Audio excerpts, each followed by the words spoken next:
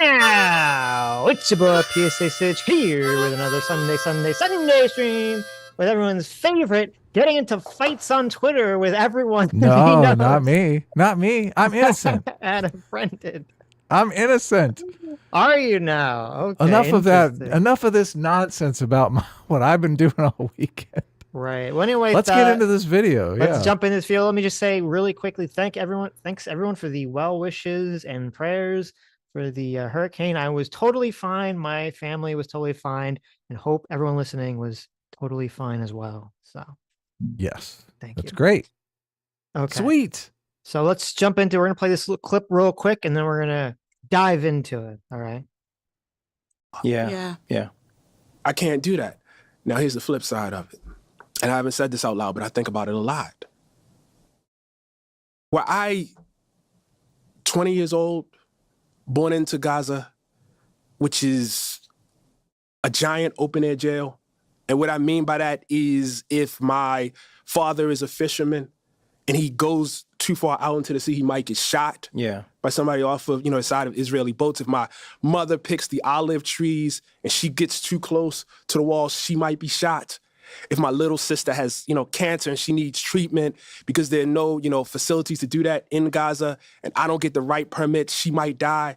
And I grow up under that oppression and that poverty and the wall comes down. Am I also strong enough or even constructed in such a way where I say, this is too far? I don't know that I am. Okay. So this is famous award-winning author Ta-Nehisi Coates talking to Trevor Noah, saying, listen, I don't know if, I was a Palestinian person. Would I have not October 7th the Israelis? I don't know. I don't know if I have the strength, right? So we're going to talk about, this is the clip that I saw that kind of got me down this pathway of jumping into this drama and finding out everything that was going along with this. Actually, a very interesting backstory to this interview and everything about Ta-Nehisi Coates. Is there any other setup that you want to bring up here? Well, Ta-Nehisi Coates recently read a book that I think is the genesis of all of this drama. And I think you said you read that book, right? He wrote a book, you mean? Yeah. Yeah, he wrote a book. Did I say he read a book? Yeah, he wrote a book. Yes. You read the book. I read He his wrote book, the yes. book. Yes. So, which was probably more painful than him writing it, you actually reading it. So it wasn't good. It wasn't good. We'll talk about it. But okay, so let me pop in here. So this all kind of spawned from this CBS interview. Our next right. So he wrote this. So Ta-Nehisi Coates, he's done a lot of things. He wrote this paper called The Case for Reparations. That is kind of funny. Crystal Ball and Sagar had this kind of big argument about this. And Sagar hates Coates and he hates this paper, the reparations paper, because Sagar believes that paper was like the genesis of wokeness invading the mainstream left. That they're all just kind of using his race arguments. And he's also written for Black Panther, the comic. And he's just kind of like, it's really weird. He's this author / journalist who he was like anointed by the mainstream as like the guy, like this super genius, brilliant guy. And I'll tell you something. When I read his book that just came out called The Message, I wasn't that impressed. Okay. I wasn't that impressed with the anointed one. Right. Was he the guy that made Jordan Peterson into Red Skull and Captain America? Was that him? It might have been actually. Here, I'll look into it. I believe maybe. he was. He might have been. Yes. Yeah, his book, essentially, it's like 3 sections. And the biggest section at the end, he talks to he goes to Palestine and talks about it. And I want you to conceptualize this. Okay. This is a guy, he's not really talked about Israel, Palestine a lot. And he says this because he didn't think, it was his place. He wasn't super knowledgeable about it. And I say, okay, that's great. That's fair, right? You shouldn't talk about things that you don't really have a lot of awareness about or information about. So what he does is he goes to the West Bank for 10 days. Okay. And he has he goes on this guided tour, essentially, that some Palestinian organization set up, that Palestinian guides guide him around and tell him all these stories. And he goes on just this tour of, Israel and the West Bank for 10 days. And then apparently he feels like that 10 days of being there grants him the mystical wisdom Oh my God. to write a book about the subject on one of the most both informationally complicated but also morally complicated subjects in modern history. And he thinks that 10 days in the West Bank is that's enough. That's enough. He's got it all figured out, Adam. He's got it all figured out. It's quite a bit of hubris there, I You would think? say. A little bit of a pretension. Yeah. A little bit of 10 pretension. days, huh? He couldn't even go for a month, right? No, he no. just had to do the 10 days thing, right? His book would have driven Week and you, a half. his book would have driven you crazy. It's like, it's to me, it's reads so hyper pretentious, and I'll tell you why. It's got like, okay, he's good at writing in terms of he writes like very pretty prose.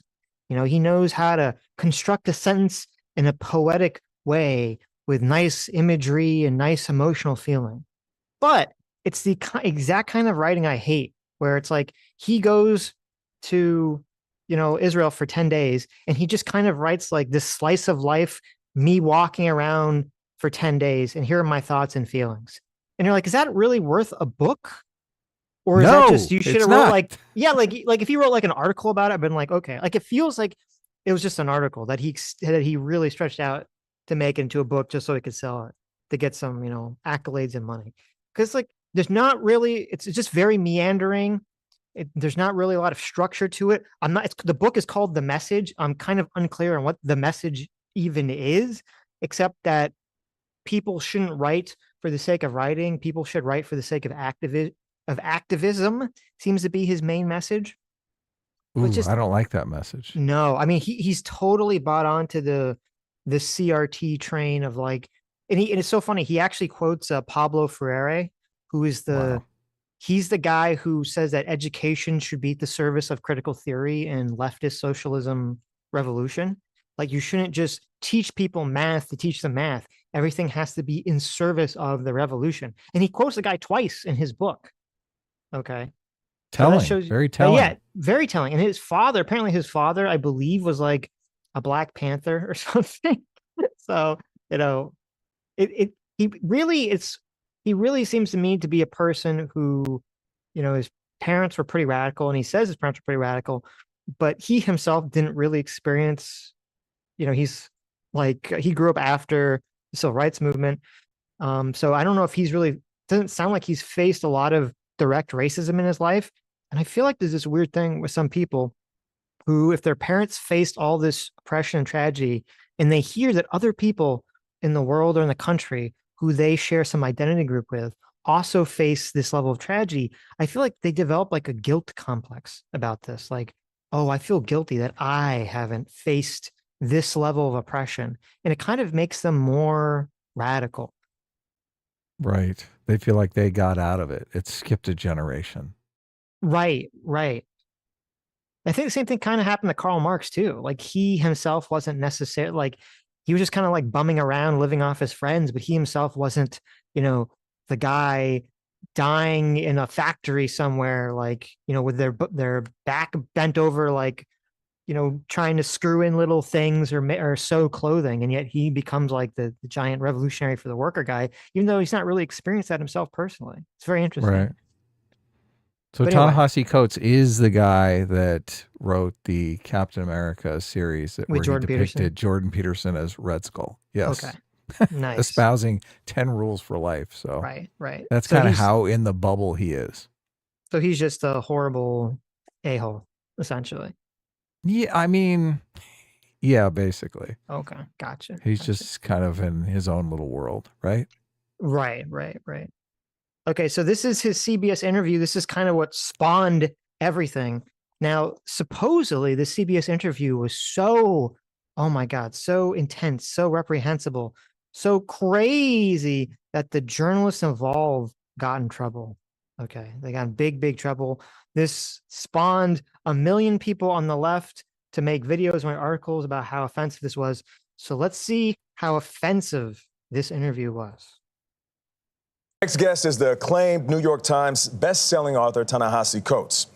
His new book, The Message, is a trio of interconnected essays that examine how the stories we tell or avoid telling can shape and even distort our reality. In the book, Coates reflects on his emotional first trip to Africa to visit Dakar, Senegal. Then he takes readers to Columbia, South Carolina, where he reports on the attempted banning of one of his books on race. And finally, Coates travels to the Middle East to witness the Israeli-Palestinian conflict firsthand. Ta-Nehisi Coates, good morning. How you doing? Thanks for having me. Good morning, guys. Yeah, thank you for joining us.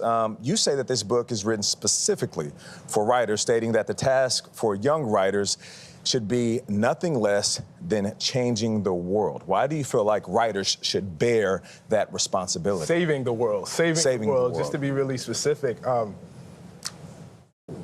Writing is how we interpret so much of everything that is around us.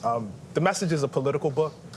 It argues that much of our politics actually happens before we walk into a voting booth, that our choices around us, that who we believe is human, who we don't believe is human, what policies we believe should be in the world, which policies we don't, are actually shaped largely by writing and the stories we tell.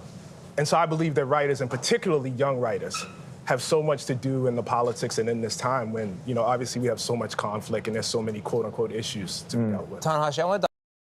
So on kind of what he was talking about, I took some notes from the first chapter of his book here. These are some things I wrote down. Okay.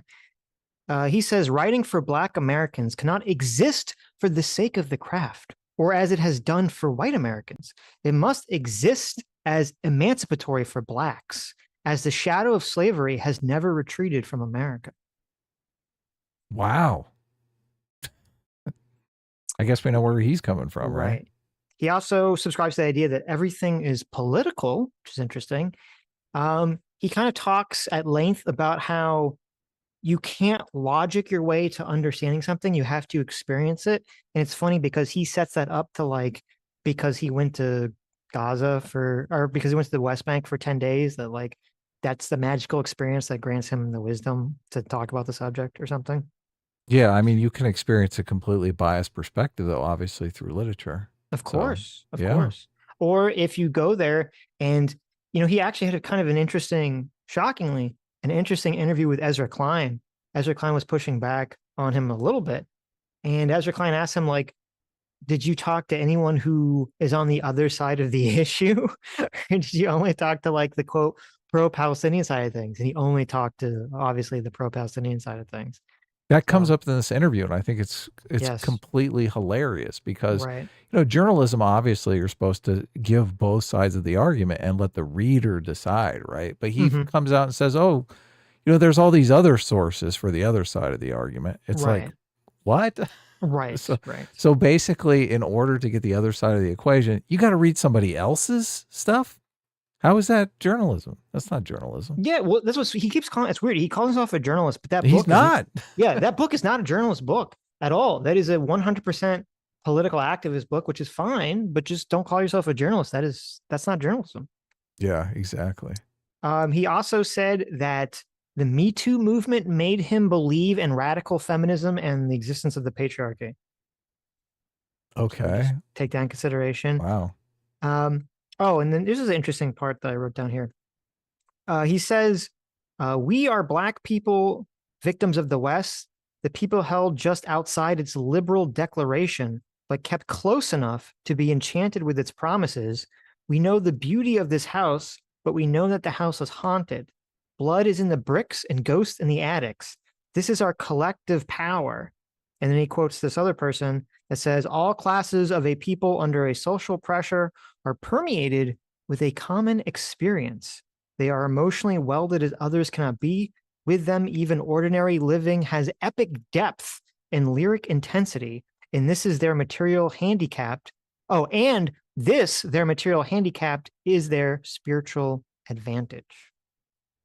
Okay, I hate this writing. Okay, so basically it's funny, what he just kind of said in very fancy ways is the CRT concept that if you're an oppressed minority, you're granted special access to information because you a minority who lives in a majority culture, you understand the majority culture's worldview because it's thrust upon you. but the majority can't understand your worldview of being in the minority or being oppressed. So being a minority, being an oppressed person, you have like the knowledge of both worlds, while, the quote white people only have knowledge of the white world. That's essentially what that all said. Right. And then the last part, which I thought was particularly interesting, where he says, their material handicapped is their spiritual advantage.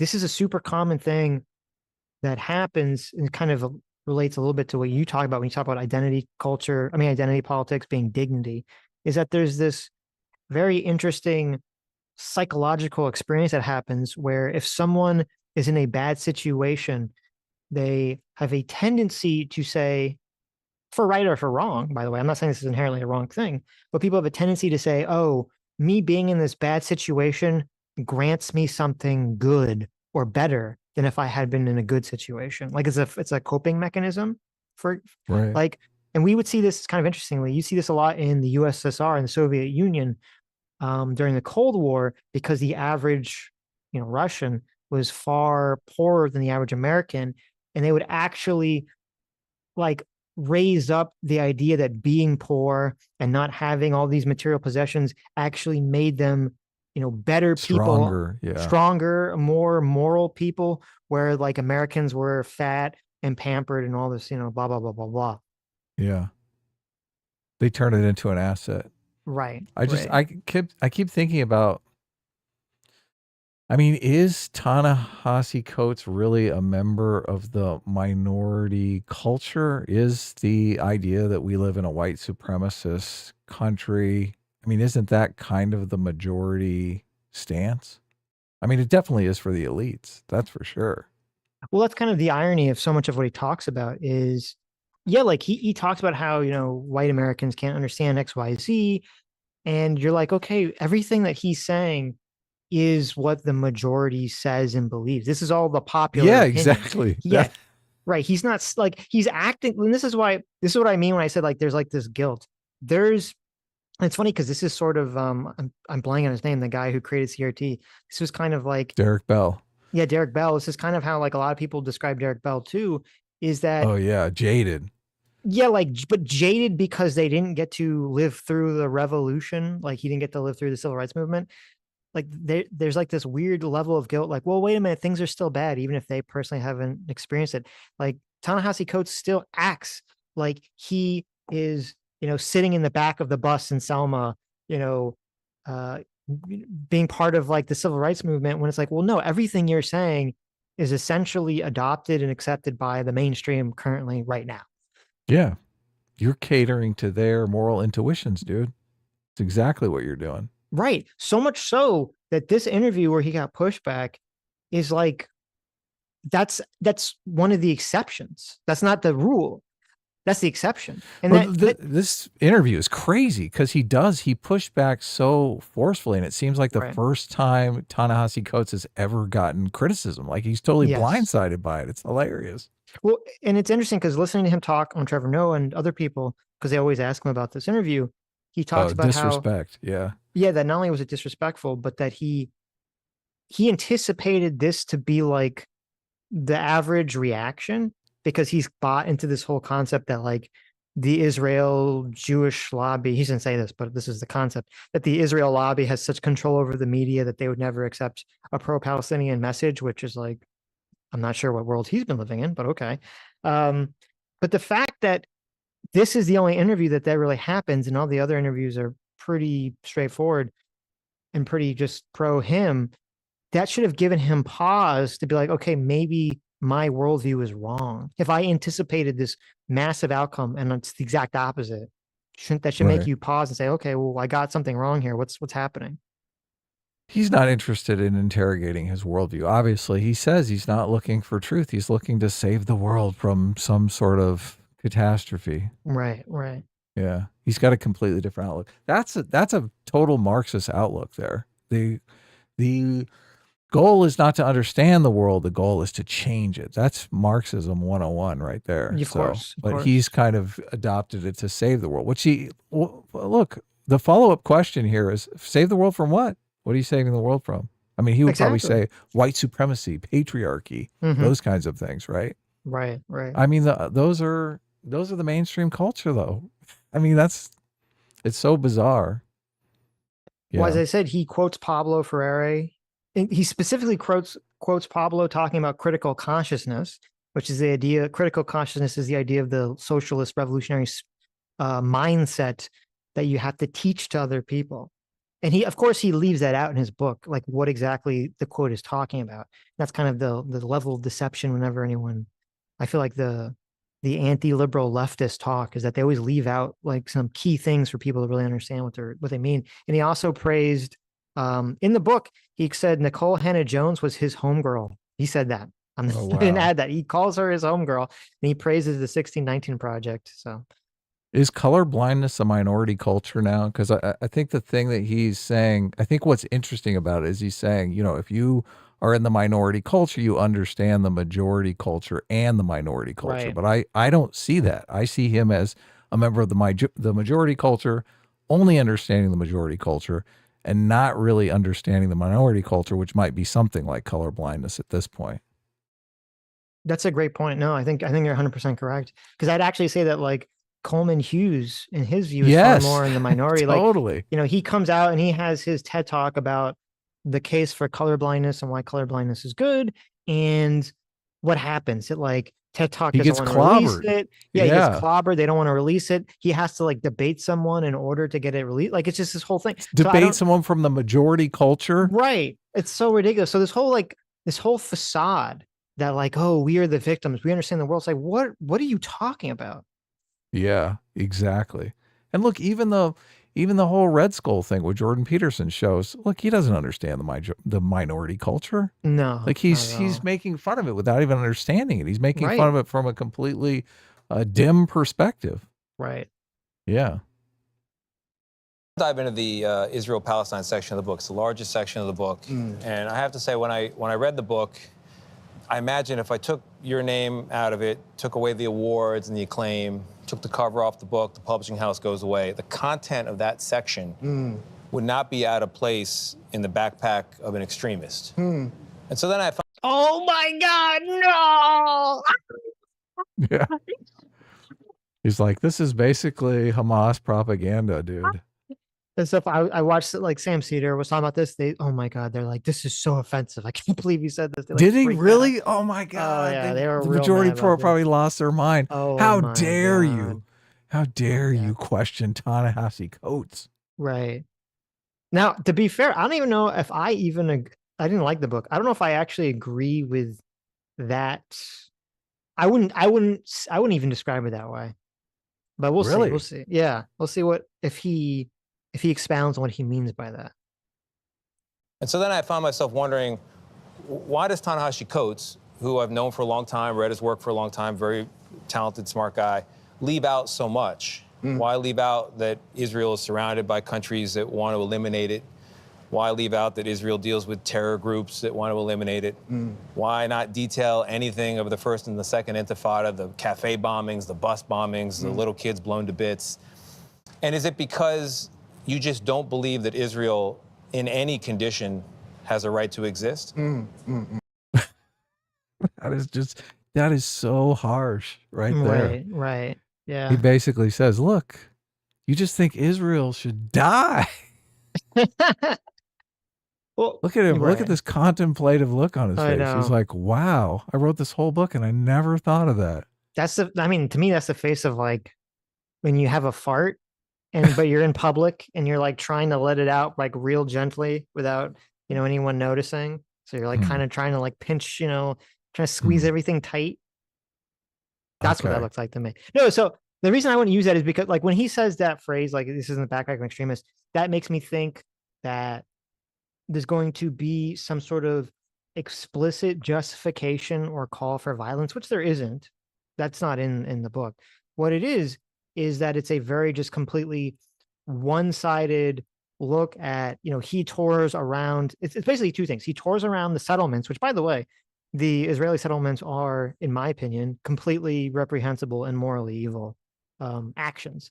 And so if you tour around the settlements and you say, wow, look at all this like evil stuff that's going on with, Israeli soldiers or private Israeli security essentially preventing Palestinians from like living in land that is technically supposed to be theirs, then yeah, obviously that's, really bad. Number one. And then number two, he kind of talks about how wrongly, historically, in my understanding, talks about how the like historical idea of, Israel being a Jewish country is kind of like a myth and not even real, which Wow. that's kind of weird. I'm kind of like simplifying it, but that's essentially the point. So you could say like, okay, maybe this is could be in the backpack and extremists in terms of justifying their actions. But again, as I would say, when I hear that, I think of something far more extreme. So I don't know. I don't know if it's exactly the most fair thing to say. I think it'd be more fair to just say, why did you write this incredibly one-sided, biased look at this at like region after just going there for 10 days at all? Yeah, that's the most damning thing right there. Right. Like, who 10 days? Really? That's just insane to me. You basically went on an extended vacation. Like, not even an extended vacation. Right. People go on vacations for 10 days all the time. And it's not like he's like, oh, I spent 10 days with, the Palestinians and they showed me around, like, and they told me their stories. And I spent 10 days with Israelis who are more on like the Israeli side. And they told me their story. And I'm trying to like, as a journalist would, I'm trying to synthesize the information together and present it in a way that the audience can make their own, choose their own interpretation. Right. No, he doesn't do that at all. He just takes one side of it and writes it down. And he even says in the book, it's kind of interesting, he lays it out very explicitly. He says growing up, his father, who was radical, did not like Israel, and his father framed to him as a child that the Israelis were white and the Palestinians were black. Wow. And his father frames that to Ta-Nehisi Coates, and then he goes there and is like, oh, look, I see everything through that lens. And he does. There's another thing, like, if I was Israeli, or if I was even if I was Palestinian, I might be offended by this, is that the entire thing is kind of framed through just this constant comparison of the region to the Jim Crow South in America, which is retarded because obviously the situation where, blacks were segregated in the South in America is so vastly different than any comparable situation to Israel and Palestine. And to me, it seems incredibly egotistical and also wrong to make that comparison on any level. Right. Yeah, I think smart people are constantly challenging their own perspective, and I don't see any of that here. This guy never challenges his own perspective. So no. Well, I would say the perspective that you just outlined, there is no shortage of that perspective in American media. That's the first thing I would say. I am most concerned always with those who don't have a voice, with those who don't have the ability to talk. I have asked repeatedly in my interviews whether there is a single network, mainstream organization in America with a Palestinian American bureau chief or correspondent who actually has a voice to articulate their part of the world. I've been a reporter for 20 years. The reporters of those who believe more see, he calls himself a reporter. Yeah. He's an activist. Sympathetically about Israel and its right to exist don't have a problem getting their voice out. But what I saw in Palestine, what I saw on the West Bank, what I saw in Haifa in Israel, what I saw in the South Hebron Hills, those were the stories that I have not heard. And those were the stories that I was most occupied with. I wrote a 260-page book. It is not a treatise on the entirety of the conflict between the Palestinians and the Israelis. But if you were to read this book, you would be left wondering, why does any of Israel exist? What a horrific place, committing horrific acts on a daily basis. So I think the question is central and key. If Israel has a right to exist, and if your answer is no, then I guess the question becomes, why do the Palestinians have a right to exist? Why do 20 different Muslim countries have a right to exist? My answer is that no country in this world establishes its ability to exist through rights. Countries establish their ability to exist through force, as America did. And so I think this question of right to Israel does exist. It's a fact. The question of its right is not a question that I would be faced with any other country. But you write a book that he does this constant, like, it's so obnoxious. He does this constant pivot deflection whenever he's asked any of these difficult questions. And he keeps coming back to this idea of like, well, I'm speaking for the unheard, why are there not a Palestinian journalist or correspondents or blah, blah, blah, blah, blah. And it's so like, first of all, it is a very CRT view. Ha, ha, ha. Right. First of all, it's a very CRT view that you need to like literally have a Palestinian tell the story or be a journalist. Otherwise, it doesn't count. Well, first of all, I don't even know there's not that many Palestinians running around in America anyway. I don't know what the population of Palestinians in America are, number one. But number two, it's a completely ludicrous thing. Like, I don't know if you saw, there's like this big controversy today. Now, we don't know what the facts of this are going to be. Oh, I did see that. Yeah. The New York Times ran this story that was some doctors, Palestinian doctors, who were claiming that, and they had all these x-rays of like children who were shot in the head by Israel. Right. And they have all these x-rays that look like bullets like lodged in their skull. And the New York Times ran this piece. And you're telling me like, oh, the New York Times, which is one of the largest publications in the country, is so massively biased in favor of Israel. And yet they run this piece that's literally about children getting shot in the head. Okay. Now, I don't know anything about the fact checks of this, so we'll see. But there are people, now again, it's Twitter, but there are people who are claiming that they are, retired military experts and been in that field, saying that the x-rays make absolutely no sense because they just show like a bullet lodged in your head. And they're saying like with that caliber round and all this stuff, like you're going to see the bullet's going to shatter in the skull or it's going to go through the skull and you're going to see all this damage. Like just the idea that you'd have all these perfectly clear pictures of skulls with a bullet lodged inside of it is not realistic. So right. They think the pictures are faked. They think the pictures are fake. Right. I don't know. I guess we'll find out. But, you have that. I remember the AP style guide. This is the Associated Press. They write the style guide for like all journalists everywhere in America. They were even talking about how you shouldn't refer to Hamas as terrorists. You should refer to them as militants. You had the Washington Post. They ran articles both blaming Israel for, remember when Hamas said that Israel blew up that hospital and killed like 500 people? Yes. Totally. And then it turned out it was not Israel. It was Hamas or some Hamas. Yeah, or some it was Palestinian a Hamas rocket went off trajectory and actually did it. Right. And it hit in the parking lot. Because we pulled up the pictures and we're like, how the heck did 500 people die? Like, was there 500 people standing in this parking lot or something? It would be like impossible.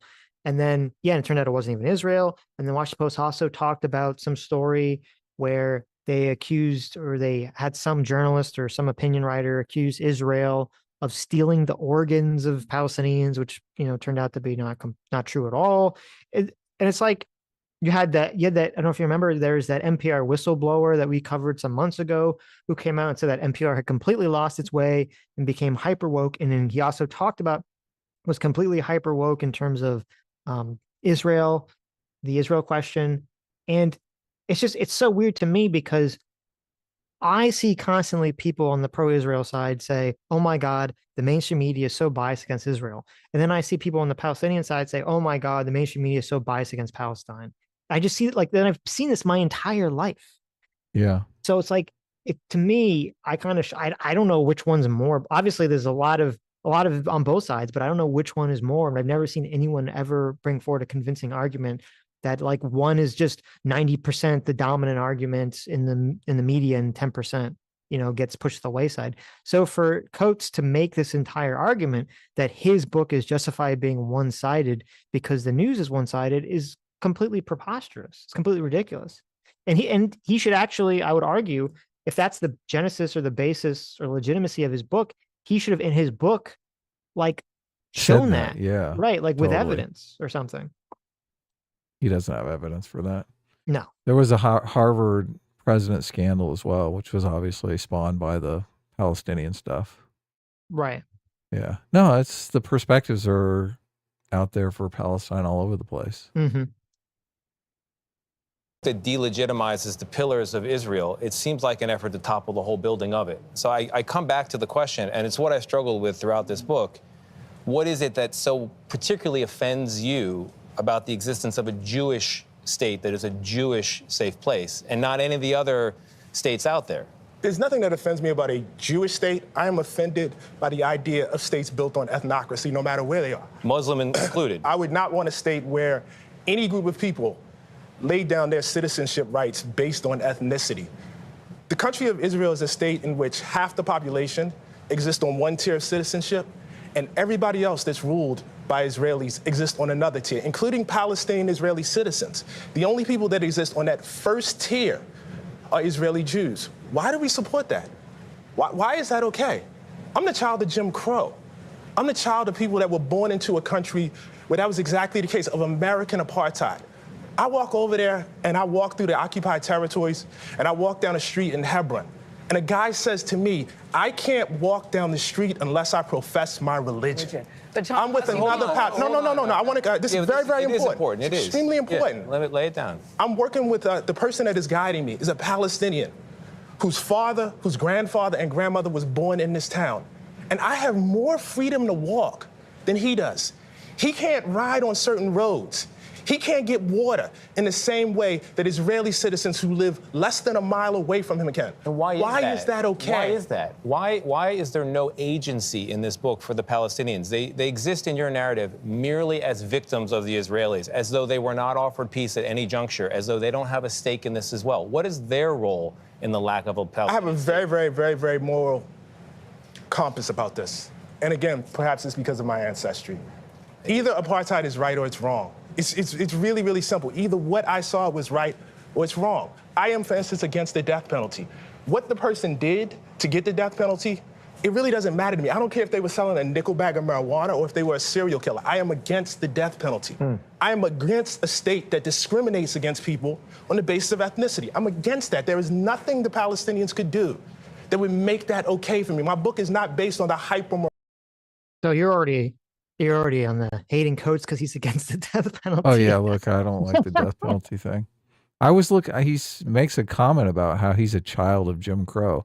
Like right. Jim Crow ended around 1965 with the Civil Rights Act. He was born in 1975, or 10 years after. He means his parents were afflicted by it. So he's the child of people that were afflicted by the Jim Crow laws. Okay. It's just, yeah. Listen, he was a Vietnam time era veteran, right? Veteran. Yes. Okay. Gotcha. I don't know. It's passed down genetically, is what he's saying. Yes. The oppression trauma, from his parents. Well, it's funny. It's weird because it's not funny, but it's weird. Like he tells a story about like he's very anti the police because he had a friend, I believe, who I don't remember if he was in high school or college, was killed by a police officer. And I'm like, oh wow, that's crazy. And I did some like cursory, like very quick checking on this. And it's very weird because it's like, okay, wait a minute. The police officer that killed him was black. Okay, it wasn't a white police officer. And the accusation was that his friend was driving his car, like trying to like run over the police officer or something. So it was self-defense. I was kind of like, but I'm just kind of like, now again, that could be, none of that could be true, right? Or there could be a lot more of the story, but I'm just like, okay, this seems like this is a little bit more complicated than like the story that he tells about, his friend was just sort of innocently gunned down by a police officer. Right, right. Yeah, this guy's completely talking his book the whole time. Right. But so he makes this analogy, and I've heard other people praise this analogy. I think this is a very bad analogy. I'm against the death penalty for any situation, so I'm against apartheid for any situation. Number one, the apartheid claim, you have to look at it from two ways. Number one, my understanding is that even if you're Palestinian, if you're an Israeli citizen, you have 100% all the rights that any Jewish Israeli citizen has, period. Yeah, that 100%. Seems sus. Right. Yeah. You actually, and there are people who even say they actually have like, quote, like a little bit like extra they don't rights. have to go into the IDF. Right, because you don't have to go in the IDF. But what they're talking about when they talk about apartheid, which is sort of fair and sort of, I don't think is the best analogy, is two things. There's a lot of people that are Palestinian that live in areas that Israel controls that are not Israeli citizens, and then obviously they don't have the same level of rights.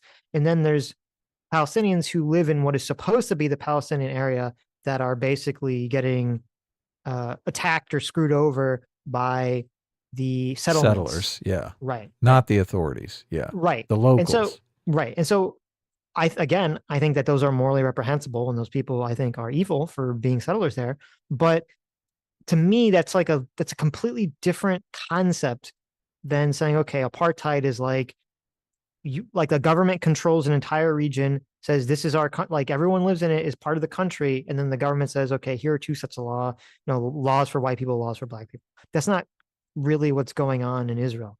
That doesn't justify the settlements or anything. I'm just saying it's a different scenario than what's going on. But even like the counter analogy I would give him is, oh, are you in favor? Do you think people should be free to work jobs and to live where they want to live and not be confined in a cage? Do you think people should have the freedom to not be and the right to not be confined to a cage, Adam, and to be free?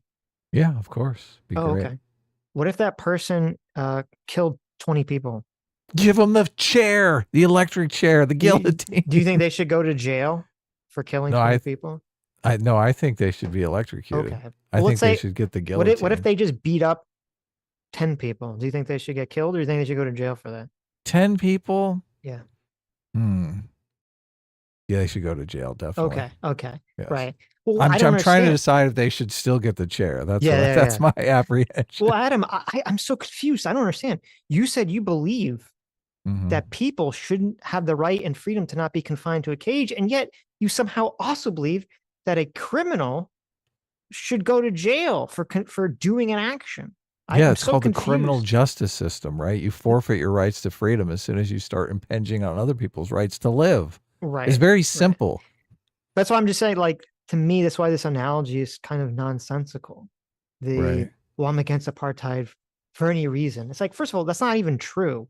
You could definitely construct a reason why, you're in favor of segregation. Segregating the criminals from the non-criminals? Well, okay. I could give an analogy and it's going to maybe get me in trouble, but don't look into this. I'm not making any direct comparison to Palestinians or any group of people whatsoever. I'm just saying this is why, to me, this analogy is bad. Is like, let's imagine that you lived in, the Lord of the Rings universe. So you had literal orcs, running around who were, created by dark magic to be evil, right? And you're supposed to, like, obviously it'd be impossible in the Lord of the Rings world for like humans and orcs to coexist properly, right? Right.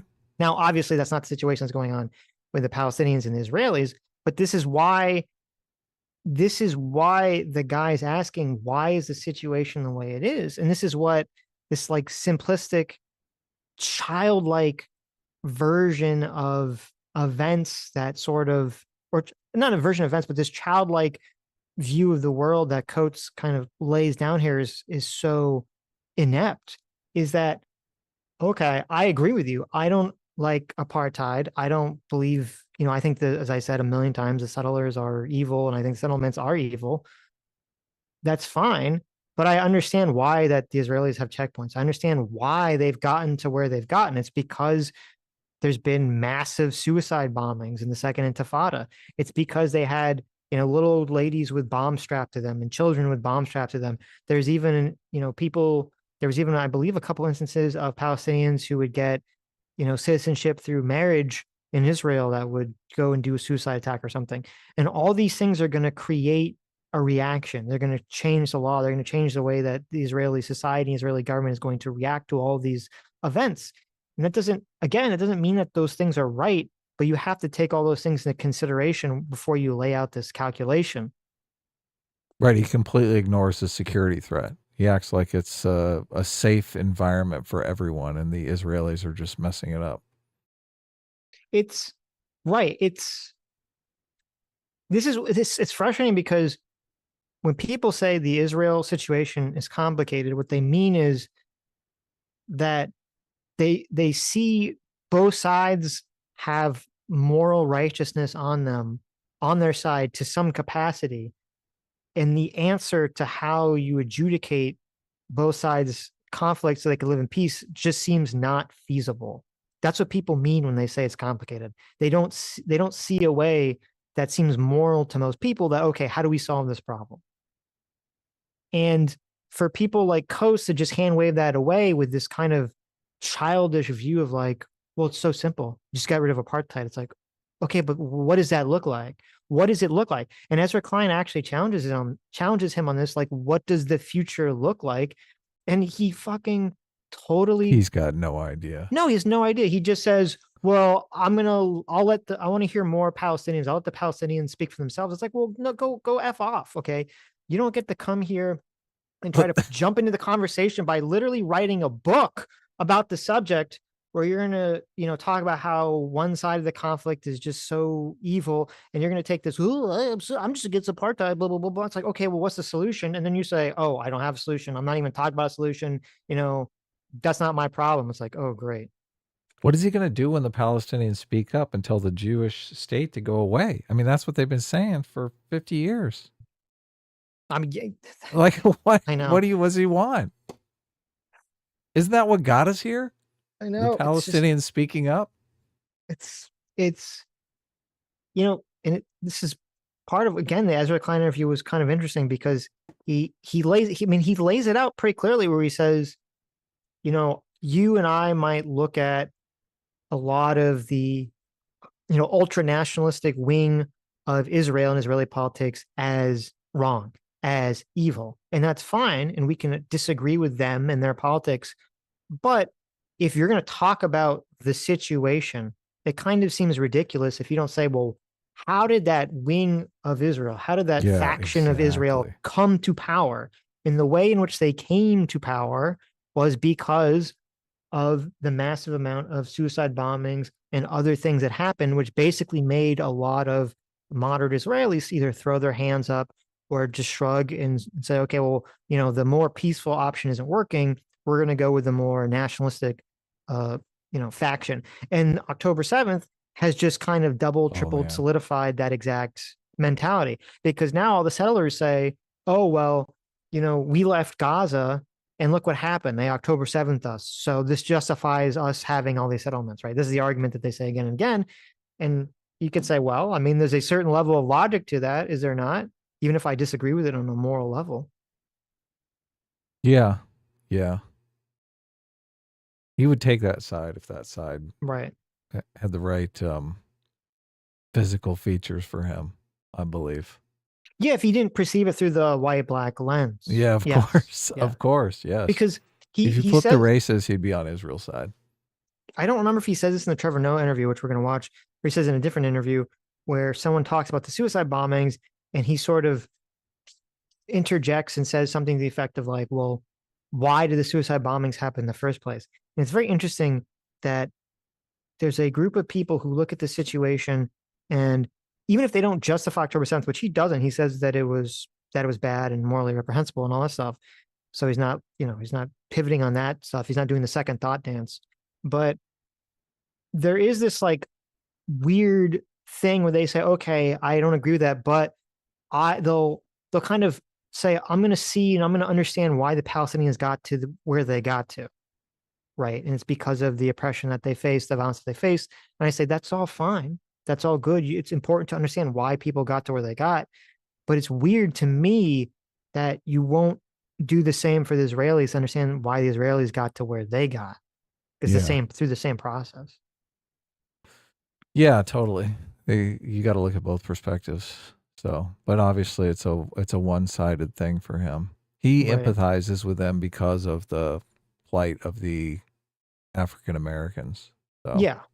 He only sees it through that lens. And he very clearly, he says it explicitly in one of the interviews, he very clearly sees things through the institutional power lens. So he says, well, because the Israelis have institutional power in a Western sense, therefore they have moral culpability, where the Palestinians don't have institutional power. Therefore, they don't have moral culpability, at least to the extent that the Israelis have. There's that lens, that oppressor-oppressed lens. Right. Yeah. Which is the so woke toxic. Lens. Yeah. Right.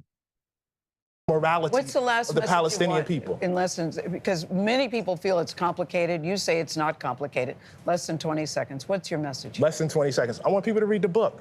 Well, And I don't make the assumption that somebody would just read the book and have read nothing else about Israel and Palestine. You're still invited to High Holidays. I'll see you at the show. That's the line that was most offensive to me. It's like, you can't just read my book, okay? and get a clear perspective of the situation, because I'm biased as fuck. Okay. I call myself a journalist. I call myself a reporter, but obviously I'm just an activist. So you got to read other books with other perspectives to show you how my perspective is full of shit. It's like, what the fuck, dude? Please make it stop, Sitch. Make it stop. It is bizarre to me that this book was even written, as opposed to him just like, if he went there, he could have just wrote an article about his experiences, and okay, that would be fine, right? You don't have to write a whole book about it that is going to be held up as some sort of tome, some sort of message about something that's important to say on the subject, when really nothing that he doesn't add anything to the conversation. All he adds is the incredibly tired idea of Palestine is like segregation for Black people in the Jim Crow era in America, which we've all heard a million times. He represents the elite college educated perspective, though. That's why it deserves a book. Okay. They want that perspective completely signal boost to the world and back to them over and over and over again. That's exactly why it's a book. Right. It just, I mean, yeah, sure, it could be an article in the New York Times, but a book is more, it has more status, more reputability, right? Again, no, yeah, obviously. That's why. More status, more reputability. There was, it's very fascinating. He kind of almost gets to the edge of an interesting concept, but he's either too he's like, it feels like he's too cowardly to really dive into it, which is, in the beginning of the book, when he's talking about his dad in his childhood, his dad was really into this sort of mythological, I forget the word, the mythological, like Afro-Egyptian philosophy that, like, the we was king stuff, right? And it, kind of obviously kind of paints a picture of why he ended up being a writer for Black Panther. But and then he kind of, interestingly, when he goes to Israel, he talks about how a lot of sort of the mythology that he sees that Jews have for Israel aligns with the mythology that hasn't been realized that a lot of Black Americans have for Africa. And he even says that he's glad that, like, the Black nationalist version of Americans, that their kind of dream never was realized anywhere else, because he fears that it would become sort of like Israel, where you have these people who were victimized by the Holocaust, and then they turn around and become the victimizers or the oppressors somewhere else. Okay, right? so he's talking about building like an African state, an African American state. That's Right. Liberia all the way. That actually happened. That's what he's talking about, right? And I'm like, that's an interesting concept. That's a unique concept. I haven't really heard people talk about that before. That'd be his unique insight. And if you actually, that's what the book about was, kind of expanding upon that idea and going into, even if I would disagree with his take on Israel, would kind of go about why nationalism based on ethnicity as opposed to like liberal principles don't work. Then I'd say, okay, he's added, like, then it's worth a book. Then he's added something. The book has a point, has a purpose, but he doesn't. He sort of just drops that in there and then just shies away from it. Because if he were to go into that, it would trigger the heck out of all of his, leftist friends. And they would be super mad at him if he suddenly starts espousing, why the American idea, even if he doesn't think it works in practice, works in principle. Right. So. Interesting.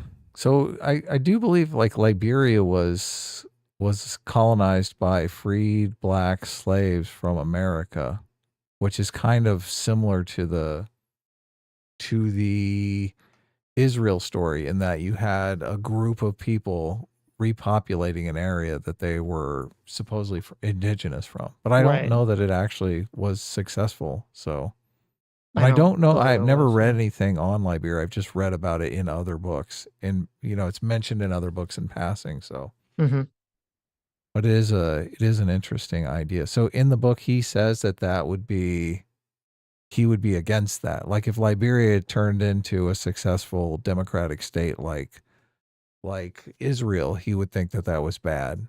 Well, he would think it would be bad if like Black African Americans or displacing, like carved out some place somewhere in the world where they sort of were creating a history and a culture based on a mythological version of themselves. Right. And Okay. like created this very ultra nationalistic movement, which he sort of relates to the Israelis and the Zionist movement. Right. And, there's a part in the book before the Palestine section where he goes to Senegal.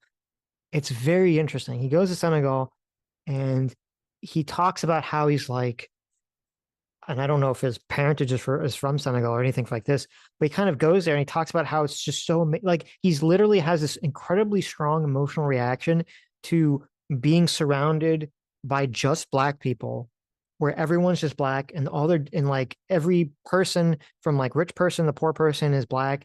And he talked about like there were Black kids that were surfing and he's never seen a Black kid surf before. And it's just like, and to him, it's just, he's so emotional just seeing like, oh my God, Black people can exist in sort of like a society together in all walks of life. Right. Mm-hmm. And wow. It's kind of an interesting passage because I'm reading this and I understand where he's coming from. And it's funny because he doesn't relate it to the two very obvious things. Number one, the obvious thing to relate it to would be, why doesn't he relate that to the Jews in Israel? Yeah, that's what they're doing. Yeah. They're the minority population in every European country. And they're like, hey, yes, exactly. we're tired of this. Right. Can't we go to some place where we're the majority population? It's so fascinating because I'm assuming like the comparison is supposed to be there because it's in the book, but he's not very explicit about it. And when he talks about the book, he's never brought it up. And it's like, okay, well, like, isn't that what's going on with Israel? Like, isn't that literally the same thing that's going on with Israel? How do you feel about that? And then also, it's kind of interesting because he goes on and on and on about this. And I'm like, well, does that make you more sympathetic to sort of the more xenophobic tendencies of people in America who are very anti-immigration, right? That they want to like live in some sort of culture where people physically look like them for whatever reason. Because I mean, it's very interesting because I don't feel that way. Yeah, very conservative perspective, is it not? Right. But that is like a lot more of the conservative perspective. It's what I think a lot of these people who are not white, who are on the quote far left, are not really left at all. I think they're actually, if they took some Heidian moral foundation test, they'd actually be pretty conservative.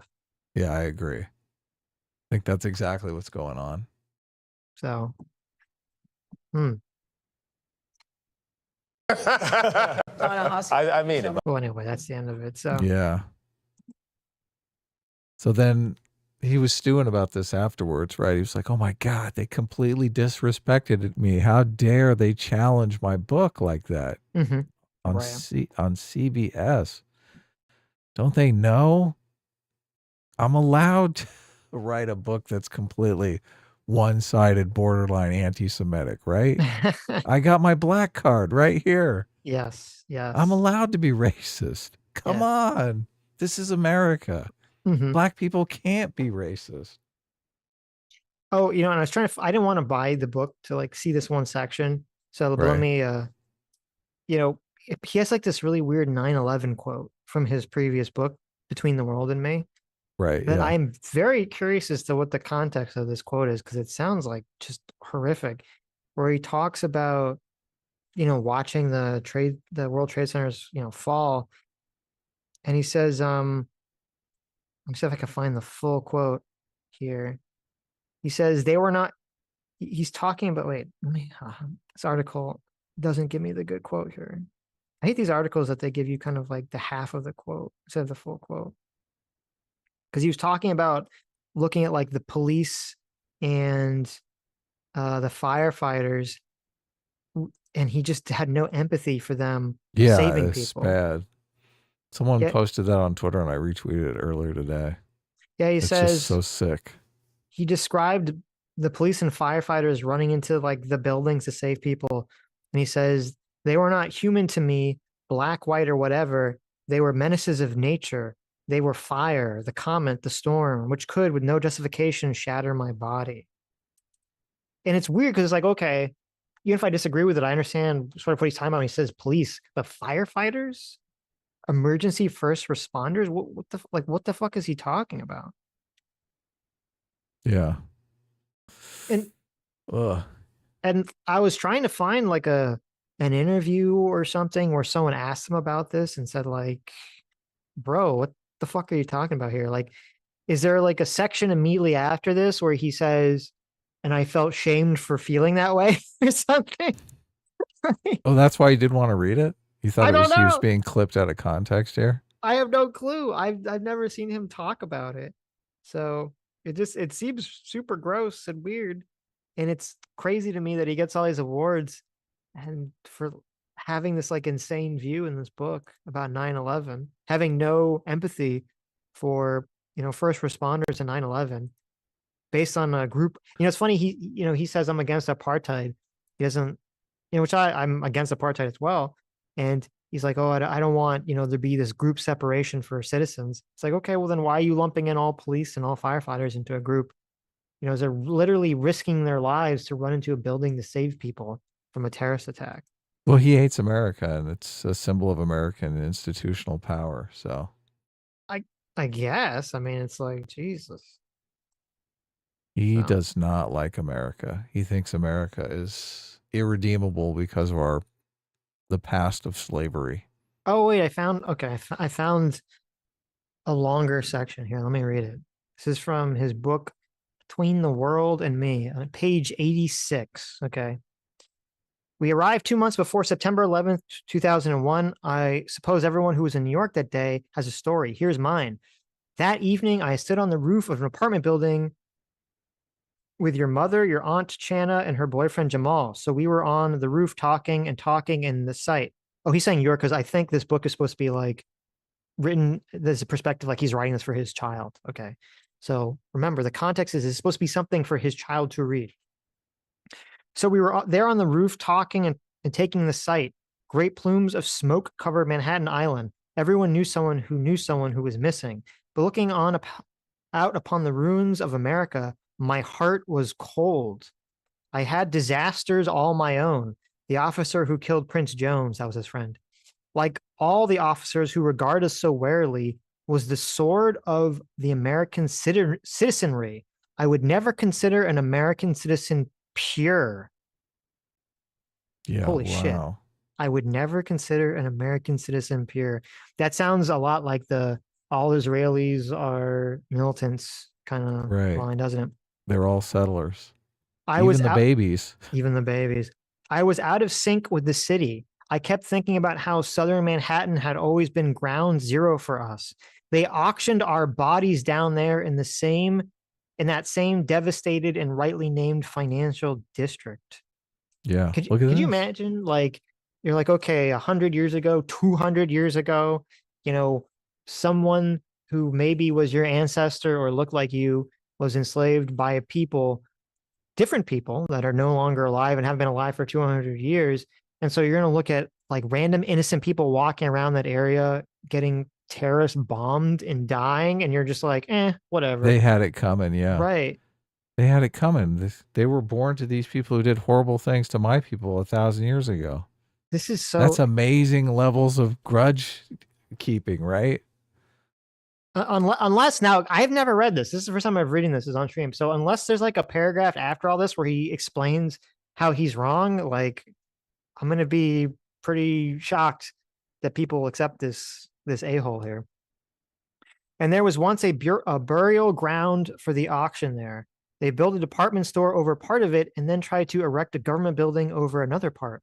Only a community of right-thinking Black people stopped them. I had not formed any of this into a coherent theory, but I did know that bin Laden was not the first man to bring terror to this section of the city. I never forgot that. Neither should you. In the days after, I watched the ridiculous pageantry of flags, the machismo of firemen, and overwrought slogans. The ridiculous pageantry of flags. Remember that after 9/11, like every American had the little American flags on their car, like on the little hang on the window and everything. Yeah, we were all unified. Right. He thinks that's ridiculous. He didn't like that. He was like, oh my God, they're unifying around slavery. That's the way he looks at it. Right. And he's complaining about firefighters. Were the firemen like? Were they racist too? What did the firemen do? Like, why are they getting thrown under the bus here? I'm sure there wasn't any black firefighters in New York City Right. in 2001. I know, right? Yeah. Damn it all, Prince Jones was dead, and hell upon those who tell us to be twice as good and shoot us no matter. You know, it's interesting because he kind of, this is his whole argument for Israel, is that, you know, they're supposed to be the good guys if we're supporting them, if they're the liberal democracy. So they have to be better than anything, you know, the suicide bombings or anything bad that the Palestinians do. And here he is, kind of the exact opposite of all this. And this is, mind you, this is a book that's supposed to be for his child. Could you imagine this being the lesson you're trying to teach your child? Yeah, he wants to get the feud going for another generation, Sitch. How This else are you supposed to get how are you supposed to keep it going? Exactly. This is, what was it, the Hatfield and the McCoys? You Yeah, know? exactly. Look. This better end with, like, remember when what was it, the guy from Taken, what's his name, the actor from Taken? Oh yeah. I don't remember. Liam Neeson. This is like when Liam Neeson tells that story where, you know, his friend got like killed or beaten up or something by, I forget who, someone of some ethnic minority wherever he was living at the time. And he was like so enraged that he was like walking around looking to pick a fight with anyone that matched that ethnic minority. And then people just were like trying to cancel him for that. And they left out the context that he says, and thank God I didn't find anyone. He knew it was wrong. Yeah. Like, yeah, that was like, you know, my emotions had controlled me, and that was like completely wrong of me to behave in that way and to act that way, blah, blah, blah, blah, blah. So I'm waiting for the heel turn. There could be a heel turn here where Coates says that this is wrong, and he's just trying to set this up for his kid to understand that, like, people feel this way, but you shouldn't act upon it. Let's see. Yeah, you got to suppress these feelings. Right. No, right. The heel turn never comes, Sitch. This is the feelings that they want you to have. Damn it all, Prince Jones was dead, and hell upon those who tell us to be twice as good and shoot us no matter. Hell for ancestral fear that put black parents under terror, and hell upon those who shatter the holy vessel. I could see no difference between the officer who killed Prince Jones and the police who died, or the firefighters who died. They were not human to me, black, white, or whatever. They were the menaces of nature. They were the fire, the comet, the storm, which could, with no justification, shatter my body. He's got a lot of fear going on here, doesn't he? Oh, yeah. I saw Prince Jones one last time, alive and whole. He was standing in front of me. We were in a museum. I felt in that moment that his death had just been an awful dream, no premonition. But I had a chance. I would warn him. I walked over, gave him a pound, and felt that heat of the spectrum, the warmth of the Mecca. I wanted to tell him something. I wanted to say, beware the plunderer. But when I opened my mouth, he just shook his head and walked away. That's the end of the section. There's no heel turn. There's no telling his son the next chapter to not act in that way. That's it. The next chapter is completely devoted to how these are horrible thoughts and that you should not dwell on the past too much and move on with the future. You should be forward thinking. Jesus. Not teach racism to your kids, right? Remember, racism is taught. Right. I mean, he's teaching it here. No, I know. Obviously. This is pretty crazy. This is pretty insane. Even if his friend was killed by the most racist cop in the world for completely unjustifiable reasons, how can he have this sort of holier than thou, I'm the righteous moral person attitude about anything, if he's going to just say, well, because my friend got killed by a bad person, I want the entire country to like burn down? Yeah, it's not good. Because it's not good. This is sort of the problem. I can understand and even empathize with that feeling. If someone close to you that you love dies in some sort of tragedy, it is unfortunately a very natural human emotion to have such anger at the world for that outcome, that you can go to the dark side. You can become the person that wants to tear everything down and wants to destroy it. And that's part of what makes you a hero instead of a villain. is having the strength and the moral clarity to not give into those sort of darker emotions of the human experience, and to say, okay, well, I shouldn't, be in favor of innocent people being harmed. I shouldn't be trying to spread my misery, my terror, my fear to the world. And yeah, but what if you're rewarded with book deals for doing that? well, then that's a different story, of course. Yeah. And like, and I remember I said this at the beginning of, the Israel Palestine, the current conflict, is I was saying that I would understand the emotions of people who, if you had a family member that died in October 7th, that you could have this mentality of just like kill all the people in Gaza, right? That doesn't, but you shouldn't. And those people shouldn't be the ones making decisions. And that's the completely wrong way to look at for like the country to act. And that'd be the immoral way for the country to act. And it's so interesting to me that here you have in his older work, essentially, Coates is living that very argument, writing that very feeling to pen to paper, and he doesn't explain that it was the wrong feeling to have. He doesn't say like, I had this feeling and then, you come back from it. It's just there with nothing. And this is, again, supposed to be for his child. It's just terrible. It is terrible. Look, and we're supposed to be giving rational justifications why the Israelis shouldn't just turn Gaza into a parking lot, right? But when you have people like Coates in the world saying basically, oh yeah, they would do October 7th too. How can you fight? How can you make those rational arguments why Israel should pull up? Israel should like pull back. Right. Well, that's what I'm saying. Coates seems he like makes the argument. Yeah. He makes the parking lot argument. That's what he makes. He does. Right. It's so stupid. They always do themselves a huge disservice because it seems like whatever goal they have in mind, they function with a strategy that just completely annihilates their actual desires. Right. Yeah. That's true. You are making Israel's argument for turning Gaza into a parking lot, Coates. Mm-hmm. Yeah. Okay. So this CBS interview was so problematic. Okay.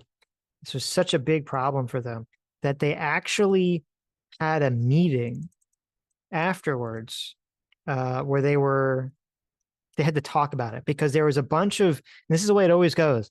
There was a bunch of woke journalists probably at CBS who essentially complained to their boss that they were offended by this interview. Now, this interview that we just watched, by the way, yes, the guy who was giving him questions, he was giving him hard questions, and it was, a little somewhat contentious. It wasn't super contentious. It wasn't a screaming match. Okay. This wasn't me screaming at Adam levels of contention in terms of an interview or anything. But was there anything here that you think like this journalist should be reprimanded or get in trouble for doing? Hell no, obviously. Mm-hmm. It's kind of funny because this is the first kind of tough interview Ta-Nehisi Coates has ever gotten, but he will make it seem like he's the victim in every aspect of his life always. It's so ironic, right? Like he doesn't face this kind of hard hitting questions. So he's just completely unprepared for it. And now everyone is super mad at this journalist because he did this. Oh, it's so you've offended my sensibilities here by asking these tough questions. How dare you? Mm-hmm. So the Free Press, which I believe is what, Barry Weiss, I don't know if she works for them and stuff, and she's involved with the Free Press. They actually got someone who was at an editorial meeting. So this interview I don't remember exactly when this interview took place. Oh, it took place. Is this like leaked or something? Yes, this is leaked. Okay. So this interview took place this is inside the struggle session. This is the leaked struggle session, right? With this guy in the suit and tie. Is that the guy that they're? Yes. Okay. So this interview took place on like the beginning of October. And ironically, there's an editorial meeting that took place on October 7th. Okay. This was the anniversary of October 7th that they have to deal with this. All right. So here, and the Free Press got this Oh, wait, hold on. I put the wrong link in there. The Free Press got this leaked recording, so it's going to be like bad quality audio, but no. All right. Thanks, Adrian, and good morning, everyone. So Adrian and I want to talk through a few things this morning, and I thank you in advance for keeping this meeting, this conversation today confidential, which is, of course, always the expectation. Confidential, oops. Right? Uh-oh. Oh, no. Okay. Oh, no. For this meeting, for every editorial meeting. And the fact is, we often use this meeting to share news with you.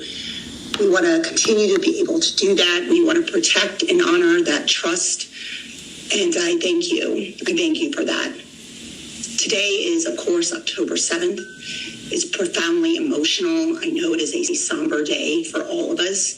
And it was 1 year ago that innocent lives were taken at a music festival at locations throughout Israel. And as we reflect on the events of that day, we remember those who were lost, and we recognize the deep impact it continues to have on families, on communities, and of course the world.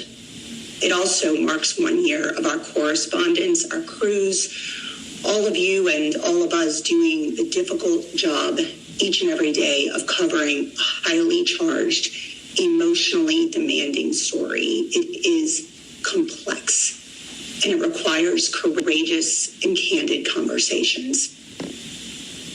Before I hand it over to Adrian, I want to thank... But don't you dare, challenge a journalist who has been anointed by the mainstream media as Black Jesus. Right, okay. Yeah. Don't you do it. Don't you do it. You're not allowed. You can't question Black Jesus. That's a blasphemy. It's racism right there. You don't want to be called a racist, right? No. If Black Jesus wants to hate Jews, he can do it. Unless, of course, it's Kanye. Then, of course, no. Well, obviously, listen, Kanye was the Black Satan. He was not Black Jesus, all right?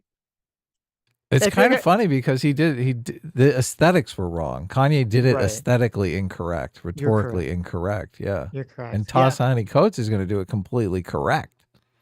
Well, then you can get away with it. Yeah, the correct way is to say you don't hate Jews, you just don't you hate Israelis. So right. That's the technique. Those of you who reached out via emails and calls to have those conversations with me. You shared your experiences, you shared your feedback in terms of our coverage, and I appreciate your willingness to do so. Please know that my door is always open for those conversations, and more important, I am always open-minded to those conversations. Okay. I'm trying to think of a way to say this without being a huge sexist, and I don't think it's possible. So I'm just going to be a big sexist. Do it. This is the problem with having, I don't want to say female dominated spaces, but female communication style being the dominant communication style for any space. And I think this is actually part of why wokeness was able to infiltrate the media so effectively and infiltrate corporate America so effectively, is that you had HR divisions across the country which run the way in which the employees have to interact with each other. And it's all just female communication sensitivity style, right? Like if this was, if this was like a quote, the stereotypical masculine style, the boss would have been like, oh, you're offended that your journalist did this interview? Shut the fuck up. I don't care. Go back to work. Don't you have a job to do? Yeah, exactly. Like, get out of my office. Like, work on your own story. Okay, it was fine. No, it was a fine interview. It was a little contentious. Get the fuck over it. Do your job. Don't come whining to me. But, oh, I'm so happy you came to me. Oh, the door is always open. I want to hear your input. You were offended by this interview. Like, no, get the fuck off. Get out of here with this stuff. Grow a pair of testicles, please. Even if you're a woman, grow a pair of testicles. That would be very hierarchical of you, Sitch. And we all know the progressives like to invert hierarchies, right? So this woman is at the bottom of the hierarchy here. All of her interns rank higher than her. None of them are homeowners. Right. Yes, they're all poor. None of them have real jobs. They're all working for free. They all live at home in their parents' basements. Okay. She feels Right. bad for these people, right? Well, they're never going to be homeowners. I think there's like it's very easy for, if you have like a dominant style of either politics or communication that exists in any realm, to, if it goes unchecked, it becomes too extreme. So you could have like a very, I remember reading the book Moneyball, Right. which or was it Moneyball? No, it Great wasn't book. Moneyball. It wasn't. It was his other book. Right. Liar's Poker. Liar's Poker. Thank you. Yeah, it was Liar's Poker, which is what was the guy's name? Michael Lewis wrote that book, and he was talking about like, what it was like to work in, these brokerage firms and stuff on Wall Street, and how it's like this hyper toxically masculine environment of like people just like the amount of risk taking and insanity, and people are like, it's kind of like the Wolf of Wall Street, if you've ever seen that movie. And he was saying that like that's not even that that's not really like a hyper exaggeration. I was like, that's just the way it was. It was like That's this a like great point.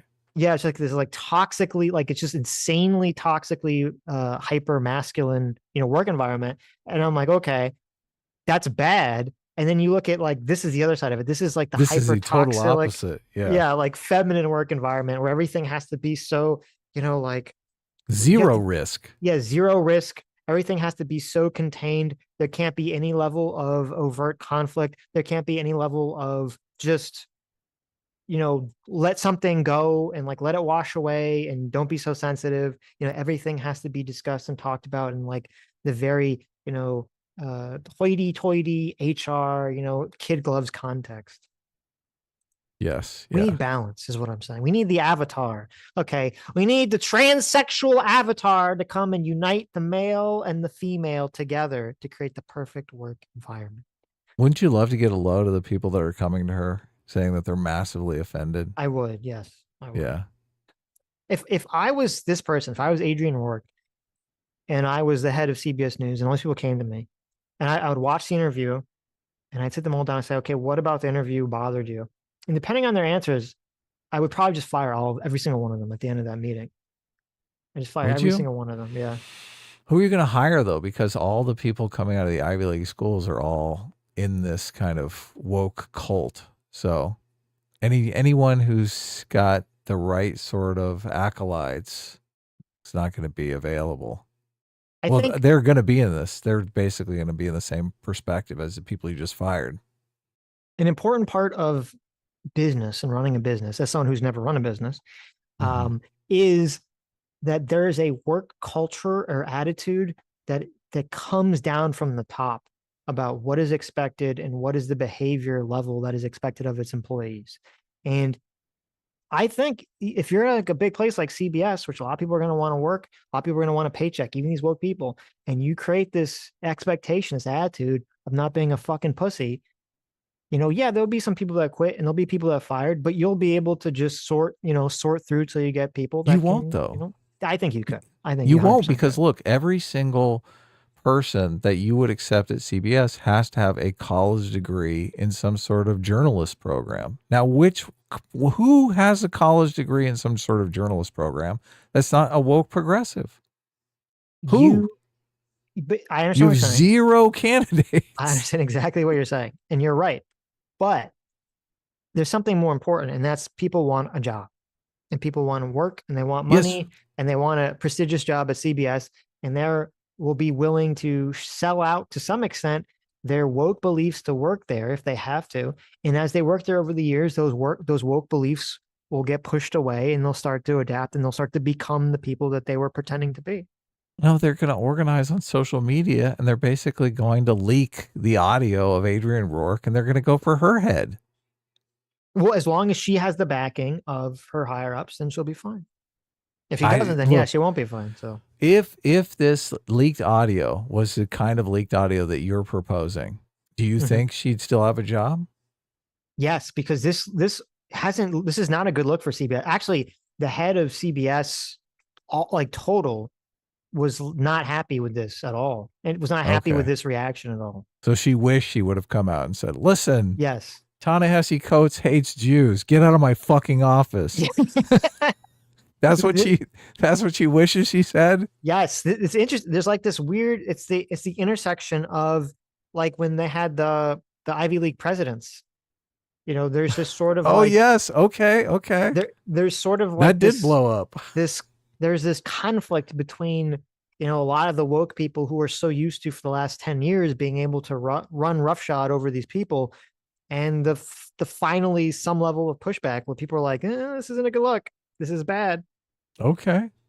Look, maybe they'll stand behind her and she'll go more strong next time. Skeptical, but I would have fired this Adrian lady if I was her boss, but. Adrian and I talked about this quite a bit over the weekend and over the last days, and I know I can confidently speak for her when I say that we're both grateful that CBS News is a place where people can feel and do feel empowered to reach out, to share their thoughts, to share their concerns. And we are both committed to it continuing to be a place that does so. With that, I'll hand it over to Adrian. Thanks, Wendy. For us as journalists, covering these difficult anniversaries is a delicate responsibility. It requires empathy, respect, and a commitment to truth. And today, it will undoubtedly be hard and difficult. And I want to acknowledge the emotional weight that it carries, not just for those directly affected, but for all of us reporting. We all feel, and we all have strong feelings and opinions. We're human. Do you think those were in order? Empathy, respect, and commitment to truth? Because I would completely invert that hierarchy. I would put commitment to truth That's first. the toxic femininity right there. Is empathy is the primary, things like, fuck that. As you said, the hierarchy's inverted. It is, yeah. I would put truth on the top. And also truth, and then respect, and then empathy. Also, the empathy is a lie because it's only empathy for marginalized people. Yeah, that are viewed as marginalized. Because if they were doing some hit piece on Jordan Peterson or someone that they viewed as on the right, yeah, there's no empathy whatsoever. So zero. Yeah, good point. Beings with unique lives and experiences that shape the way we view the world. And I want to take the time to remind us all of something. When we step into a newsroom and we pick up a microphone or a camera and we sit down for an interview, produce a story, report from a scene, or anchor a show, we need to remember that we are journalists. And as hard as this is, that means we set our personal feelings and beliefs aside. Our job is to serve our audiences without bias or perceived bias, to provide objective news that we know and they know they can trust. The legacy of CBS News is built on a foundation of neutrality. And we owe it to those who came before us, to ourselves and our viewers, to maintain that standard to the best of our ability. I mean, I think this is laughable, but I agree with what she's saying. I just think CBS News is laughably biased. So yeah, well, Coates says explicitly in his book and has said in interviews that he was not interested in hearing the other side. Yeah, so, of course. If that's, which, fair enough, you can write a book about whatever you want, but if that's your experience, and you're talking about neutrality and objectivity, then shouldn't you have to question that on your news show? Of course. Yes.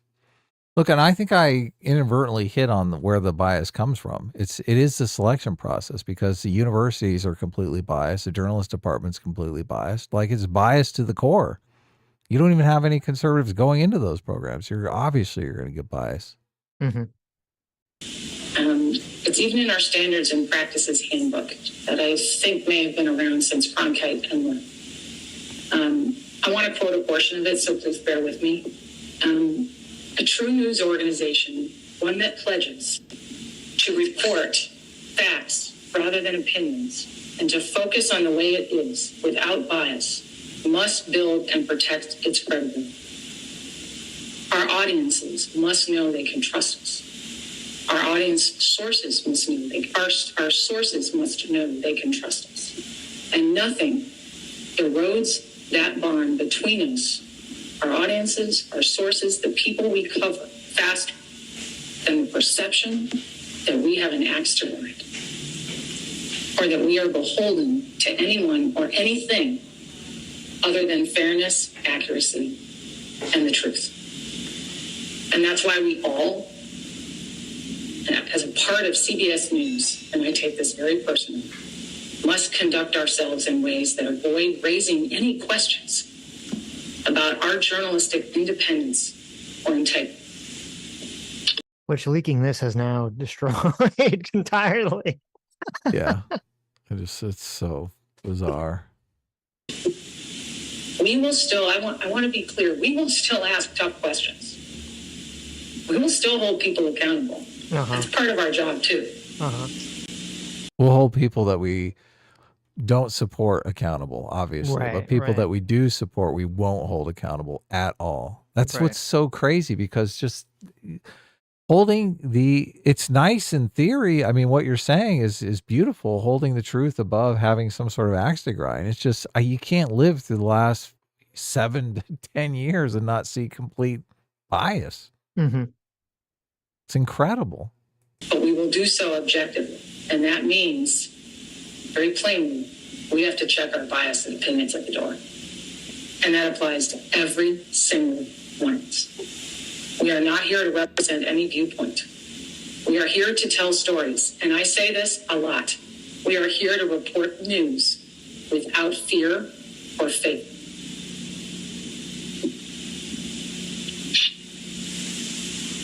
I want to acknowledge there are a lot of times that we do this really well, and then there are times we don't. And there are times we fail our audiences and we fail each other. Oh my God. Was this one of the times? Was this a failure, Sitch? I don't know. I feel it coming. Well, it's coming. This is another example, again, of like the toxic femininity, which is just be specific. Like, what is the exact problem that guy, did?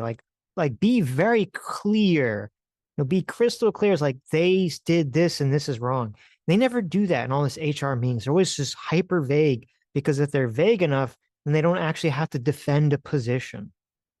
Yeah, look, is she going to come out and say him asking the tough questions was biased and wrong?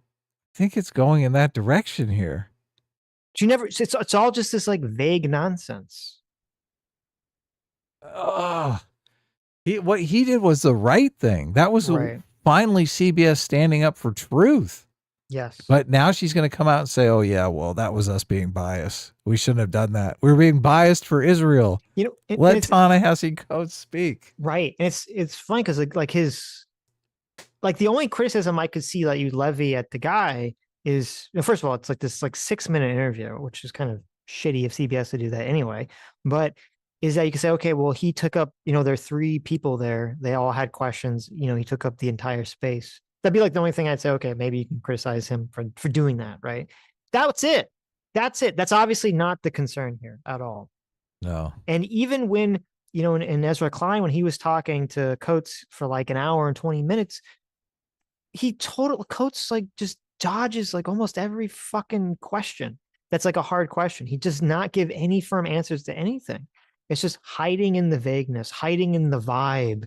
Maybe that's the way that we should conceptualize it. Is that this is what people do? They hide in the vibe. They say, oh, there's a vibe here that's bad. I don't have to be specific about what's wrong. So I'm going to hide in the vibe and just say you're bad and you're wrong without ever having to make like a solid argument. Right. It is annoying as fuck. It really is. It is. You want to hear where people stand. Yes, because guess what? The vibe can lie to you. The vibe can trick you. Okay. Yeah, the vibe does. Yes, and often does. The vibe is a series of unconscious feelings that are often rooted in your own personal biases. Yeah. Okay. That's why you have to be specific. Yeah, I hate to tell you, your moral intuitions are often wrong. Yes, you exactly. dumbass. Yeah, you got to go in and check those. That's why humility is a thing, right? Yep. We're in one of those times right now. And it's been growing. And now we are at a tipping point. Many of you have reached out to express concerns over recent reporting, specifically about the CBS Mornings Coates interview from last week, as well as comments made coming out of some of our correspondents' reporting.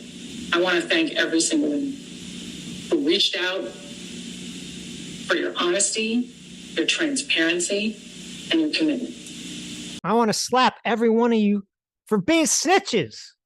Okay? Get the fuck out of my office, snitches, whiners, babies. Get to work. Shouldn't you be doing a job instead of firing off emails complaining about someone else's interview offended your sensibilities? Well, look, Adrian's supporting a genocide, obviously, okay? She's personally killing all of the Gazan children, so... Of course. She's got to come at this. That's the way they framed it. You know, half those emails were framed that way, right? You've got blood on your hands, Adrian Rourke. This is your responsibility. Right. You are paying. The money coming out of my paycheck is paying for these bombs, these dumb bombs. Right. That are blowing up children. Right. And here you are stepping all over the guy trying to stop it. How dare you? Right. Yeah, that's the perspective. So, address three things. Number one, after a review of our coverage, including the interview, it's clear there are times we have not met our editorial standards. Number two, we have since cut that journalist's dick off. Okay. We have disciplined him. He will not be taking his balls to any more interviews. Yes. This has been addressed. How'd you address it, Adrian? This has been addressed. This has been addressed. Does she say how it's been addressed? Probably not. And it will continue to be. That's what she just said. Listen. She's like, this has been addressed. So I want to address three things. Number one, after a review of our coverage, including the interview, it's clear there are times we have not met our editorial standards. Number two, this has been addressed, and it will continue to be in the future. And number three, I want to acknowledge and I want to apologize that it's taken this long to have this conversation. This is a highly charged and complex issue. I think we all know that. And it was really important for us, for Wendy, for me, to have the conversations, to take the time and the breath and think and then proceed in a calm and measured way. And I say that because this goes way beyond one interview, one comment, one story.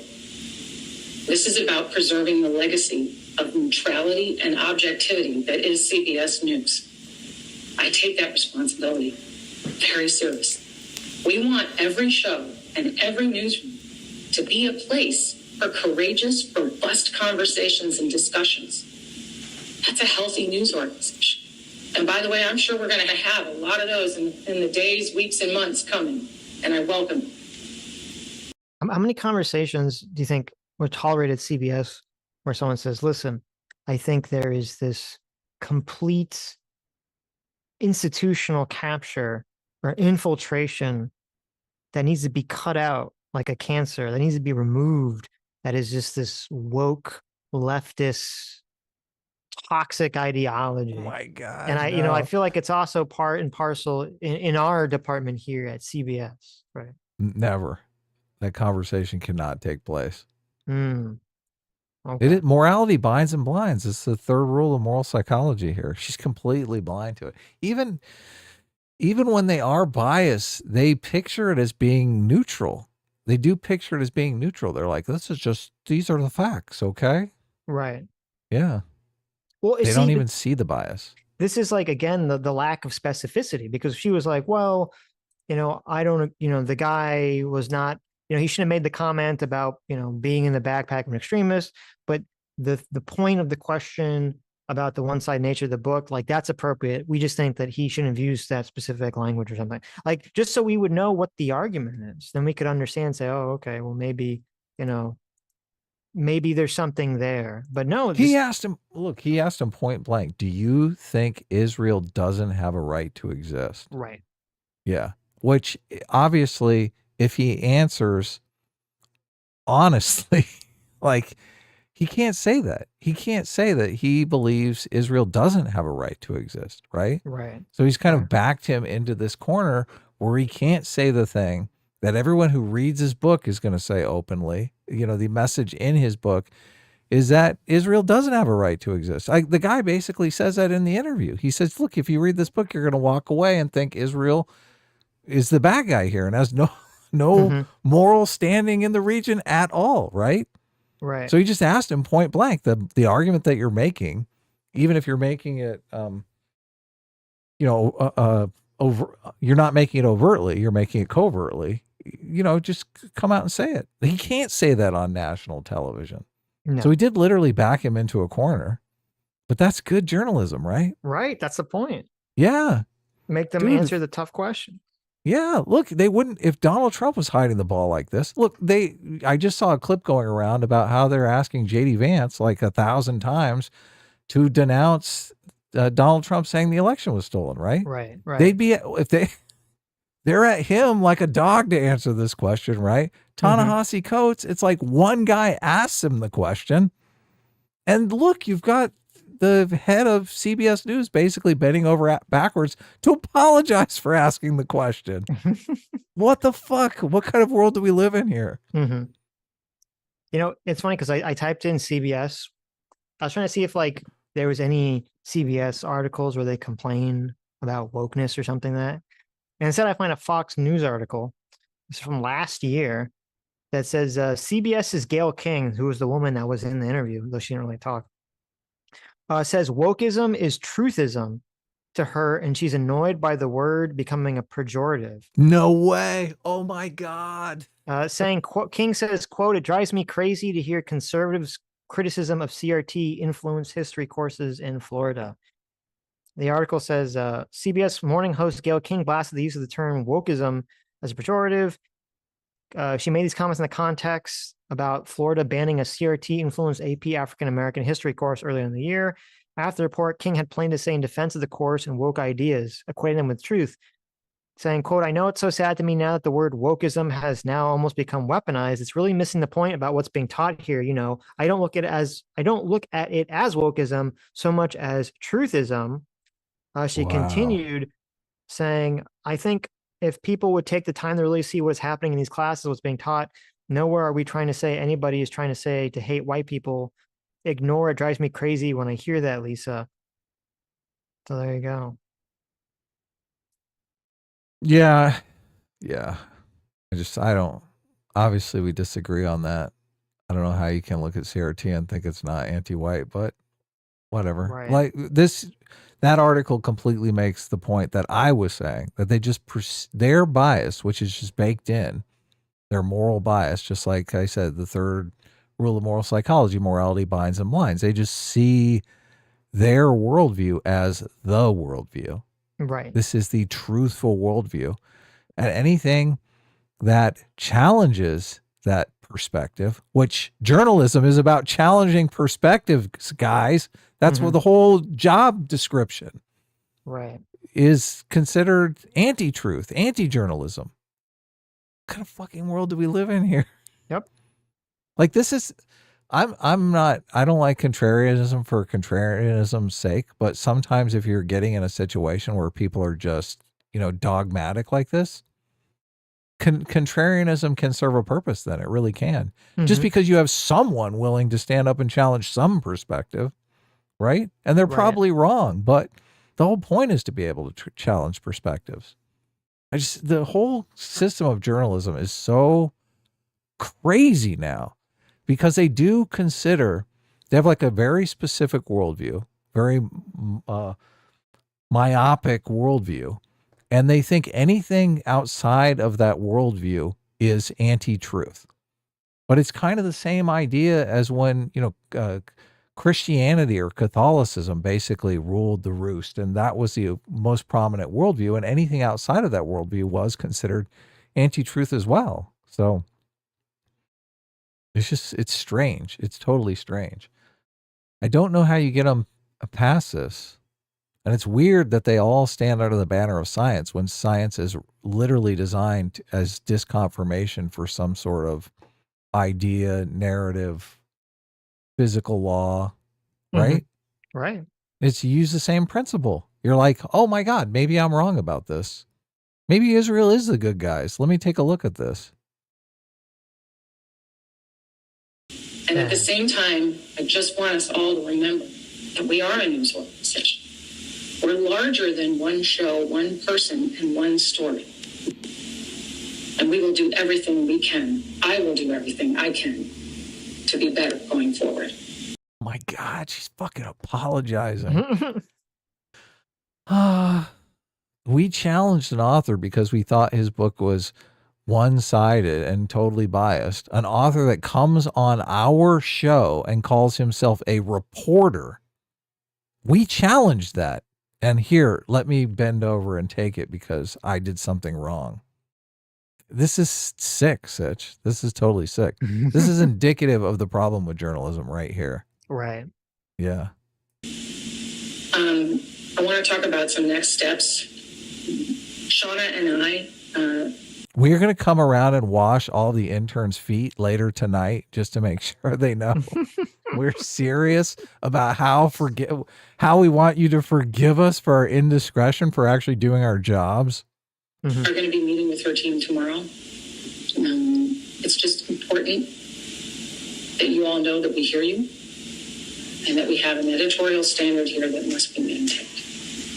And that is our commitment to you and to the viewers. See, these people have the institutional power because they are the ones doing the grunt work. They really are. They are the ones writing the copy. They're running the ship, Sitch. That's why they have all this power. That's why she has to do this. That's why Coates's worldview or argument that, like, I'm just giving the voice to the voiceless, you know, I'm the voice of the oppressed. Yeah. They're like, what are you talking about? Yeah. You're the voice of the elite. Right. Yeah. Big time. And we will be laser focused on this, on making sure we meet the moment moving forward.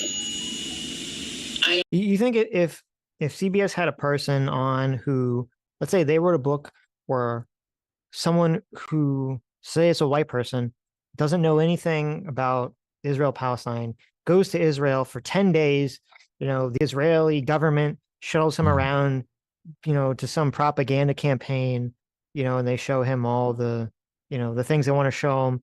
And he writes a book about it. And all he talks about is like people that died in suicide bombings, people that were kidnapped, people that were killed, raped, or murdered on October 7th.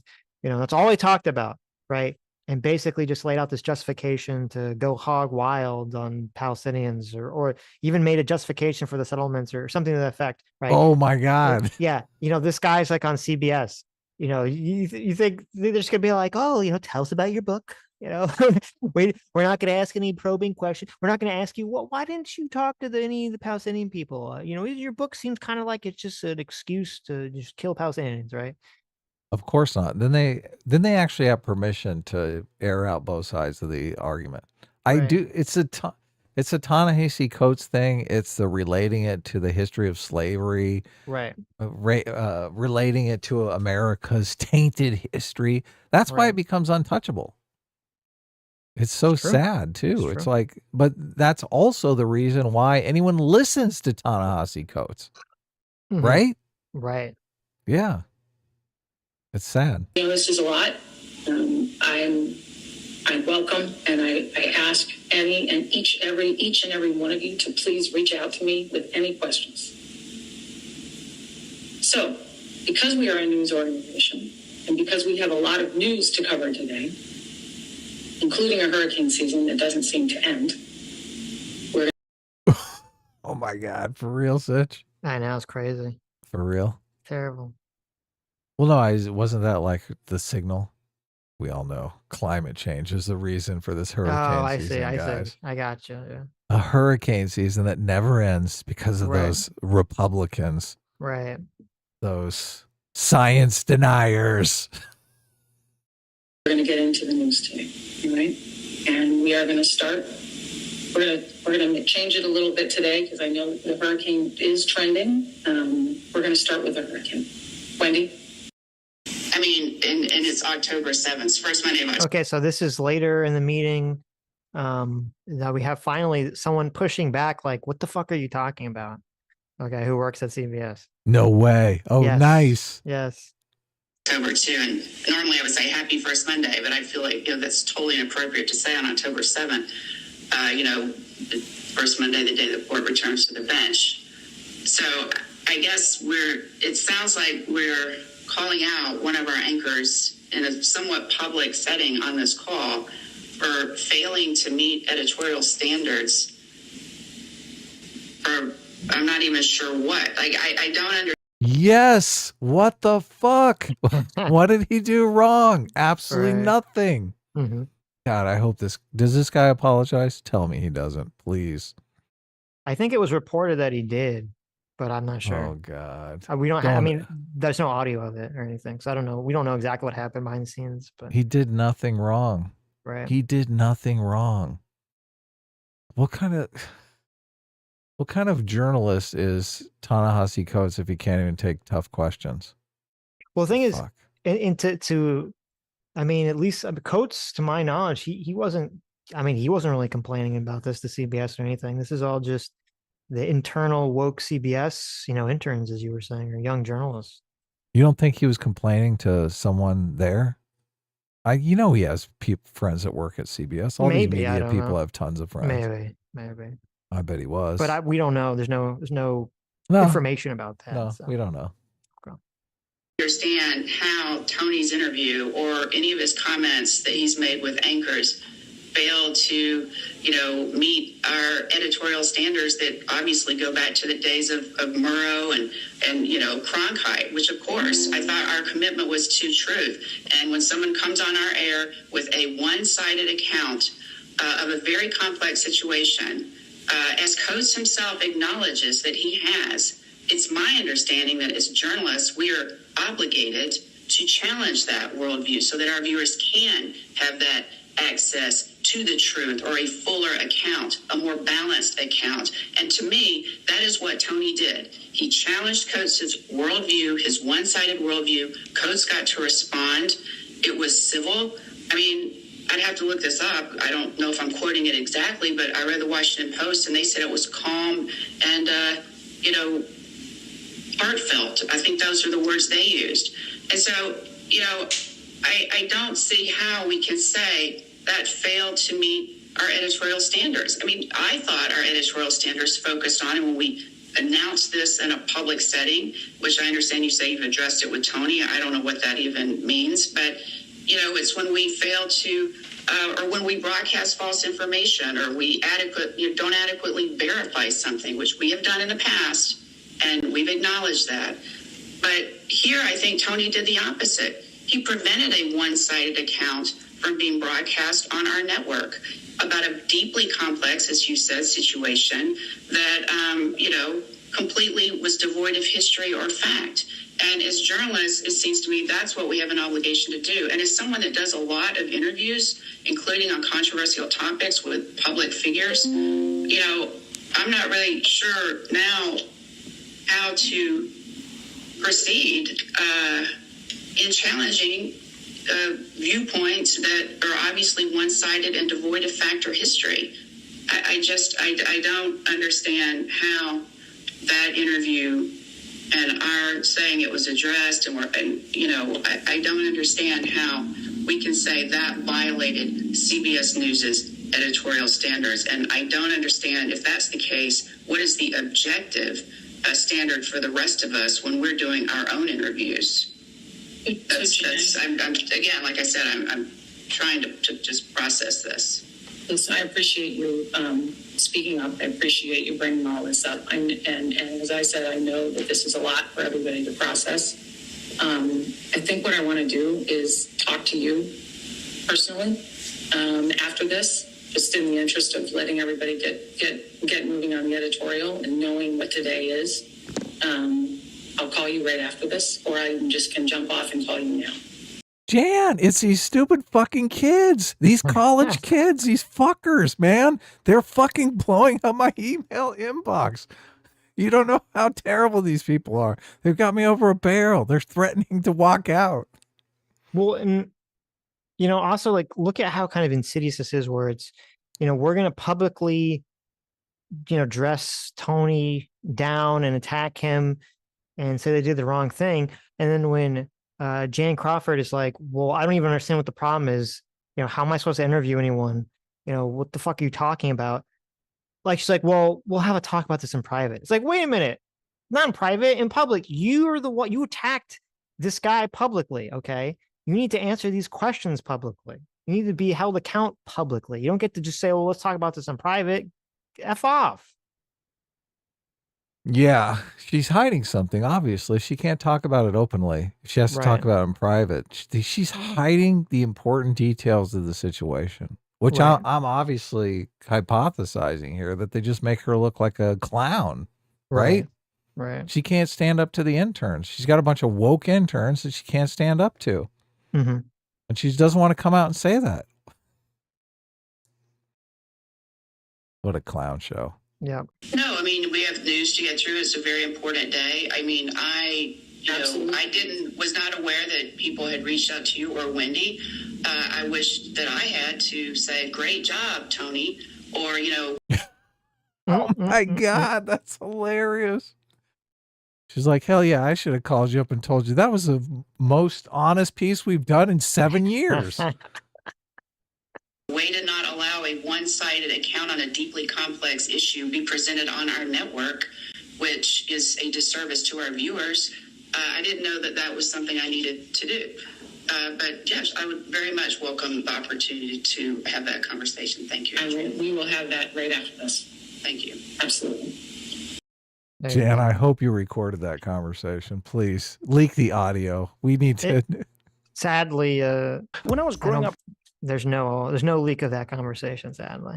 Yet. Jan, yet, we're listening. So then the Free Beacon, or the Free Press, which has been, ultra based, there's a follow-up, to this story after they leaked that audio that we just listened to.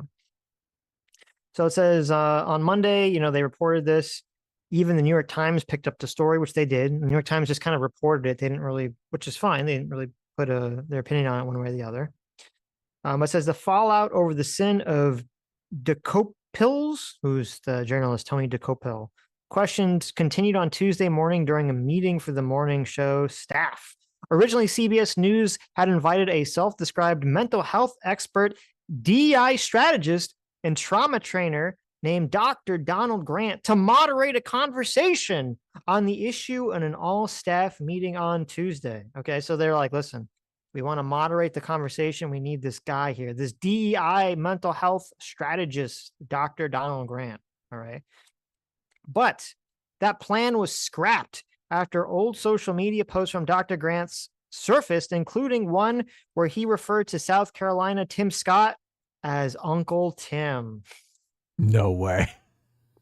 Yes. Yes.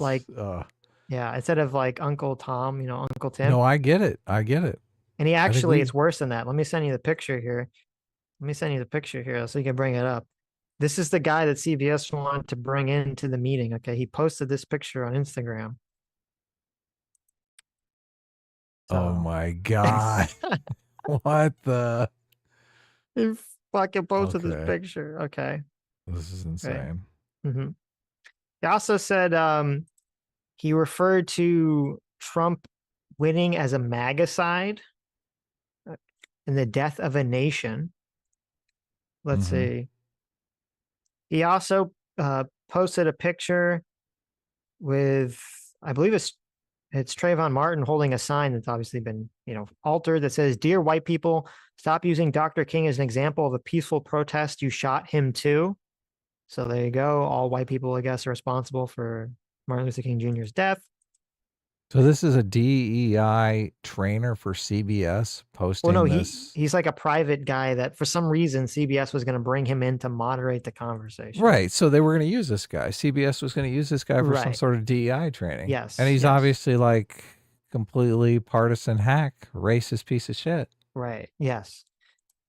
And as you see, he posted this insanely racist picture of Tim Scott. Scott. Yeah. Sitting senator. And look, did you notice in the background, there's Candace Owens in the background. didn't even notice that. Right. He's got a Candace Owens face. Hmm. Very incendiary. Right, right. Okay. But so yeah, so they scrapped that. They scrapped that. Or that guy showing up. But they still had the meeting. The meeting, however, went ahead without Grant. Staffers were not able to join from outside of CBS offices in order to prevent leaks. There you go. One source familiar with the proceedings suggested it was a, quote, shit show with various employees yelling. Shauna Thomas, the show's executive producer, was in tears, and so was DeCopel. So apparently someone reported that Tony DeCopel, who was the guy, was crying at some point in the conversation. Talk about a struggle session. I know. Just for doing your job. There was an open debate in the meeting about whether it is, quote, fair to talk about whether Israel should exist at all. There's some people at CBS who think that Israel's existence as a state should be part of a fair conversation, said one CBS source. No wonder Sherry Redstone, the controlling shareholder of CBS's parent company, Paramount Global, at least until its merger with Skydance goes through sometimes next year, is not happy. A source close to Redstone told the Free Press that Redstone thought that Tony gave a great interview and modeled what civil discourse should look like, and she disagreed with the action the company took. She's working with the CEOs to address this issue. Look at that. Nice. So there you go. Let's Should see. Be standing up for truth. Right. Meanwhile, Coates himself spoke about the controversy for the first time on Tuesday on the Trevor Noah podcast. He said, I don't think he did Nate and Gail a service. I'm really, really sorry for them. But he also revealed something where he said, he talked about Gail King. He said, Gail came behind the stage before I went on and she had gone through the book. And I'm not saying she agreed with the book. She was like, I'm going to ask you about this. I'm going to ask you about that. So that's weird. So it means that Gail King, before the interview, basically told him the questions that she was going to ask him. So it's interesting. Yeah. Right. So there you go. Some journalists think that that's unethical. Right. But so good for that leak. Thank you so much, Free Press. So before we watch the Trevor interview here, why don't you read some super chats because I had to go to the bathroom real quick. Okay. You want me to read a super chat? I can do it. Let's see here. I'll just go to the top and we will start with the very beginning here. Anonymous Coward for $20 says, I can't make sense of the polling. Both sides claim they're doing well. What actions can you look at for the reality on the ground? Do large poll swing happen because nominees don't give a F about politics until October? Well, yeah, I think that does have a big effect. I think a lot of people are undecided. I know my parents are famously like, oh, I don't have to decide. I'm not going to decide who I'm voting for until the last minute. So they don't really think about it until the last minute. I mean, I'm kind of still undecided, to be honest with you. So, but yeah, a lot of information to still gather. So the polls that I'm looking at tend to have things neck and neck. So it's really kind of anyone's guess who's going to win right now. So Alex Wright for $5 says, saw the aftermath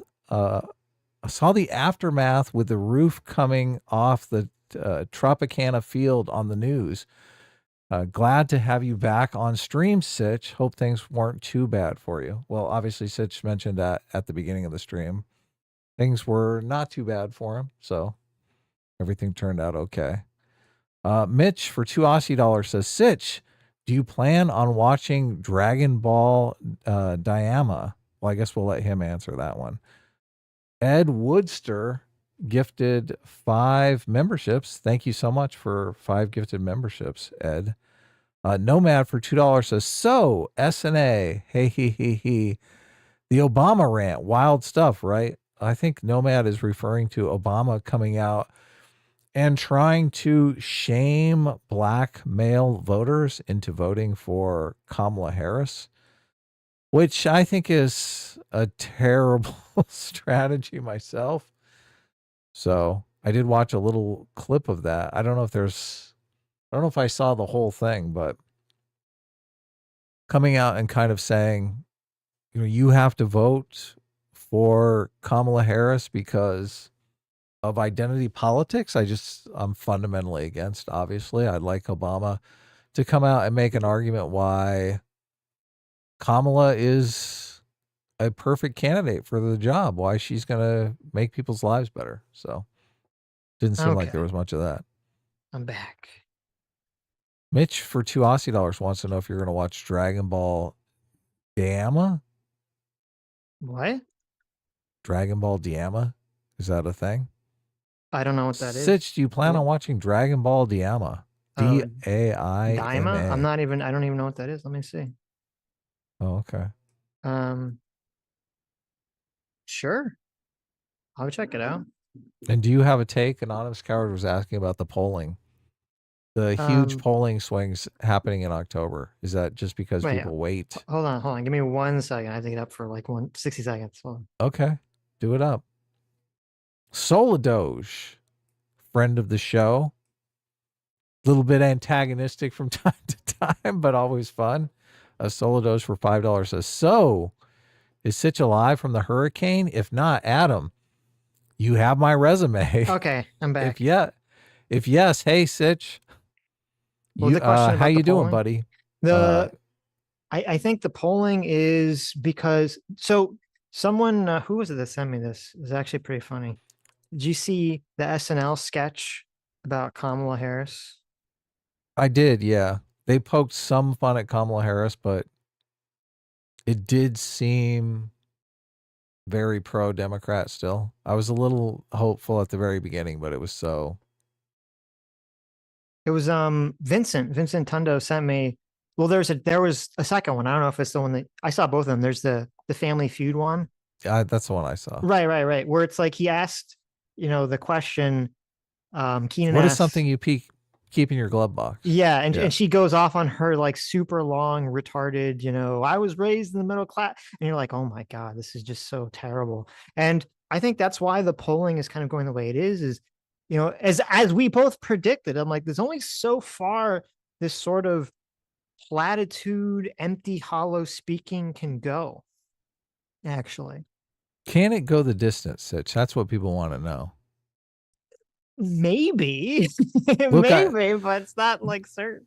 The takeaway for me from the 2020 election, where I thought Biden was obviously a walking corpse and a completely inferior candidate, was never underestimate the general public's hatred for Donald Trump. That was my takeaway.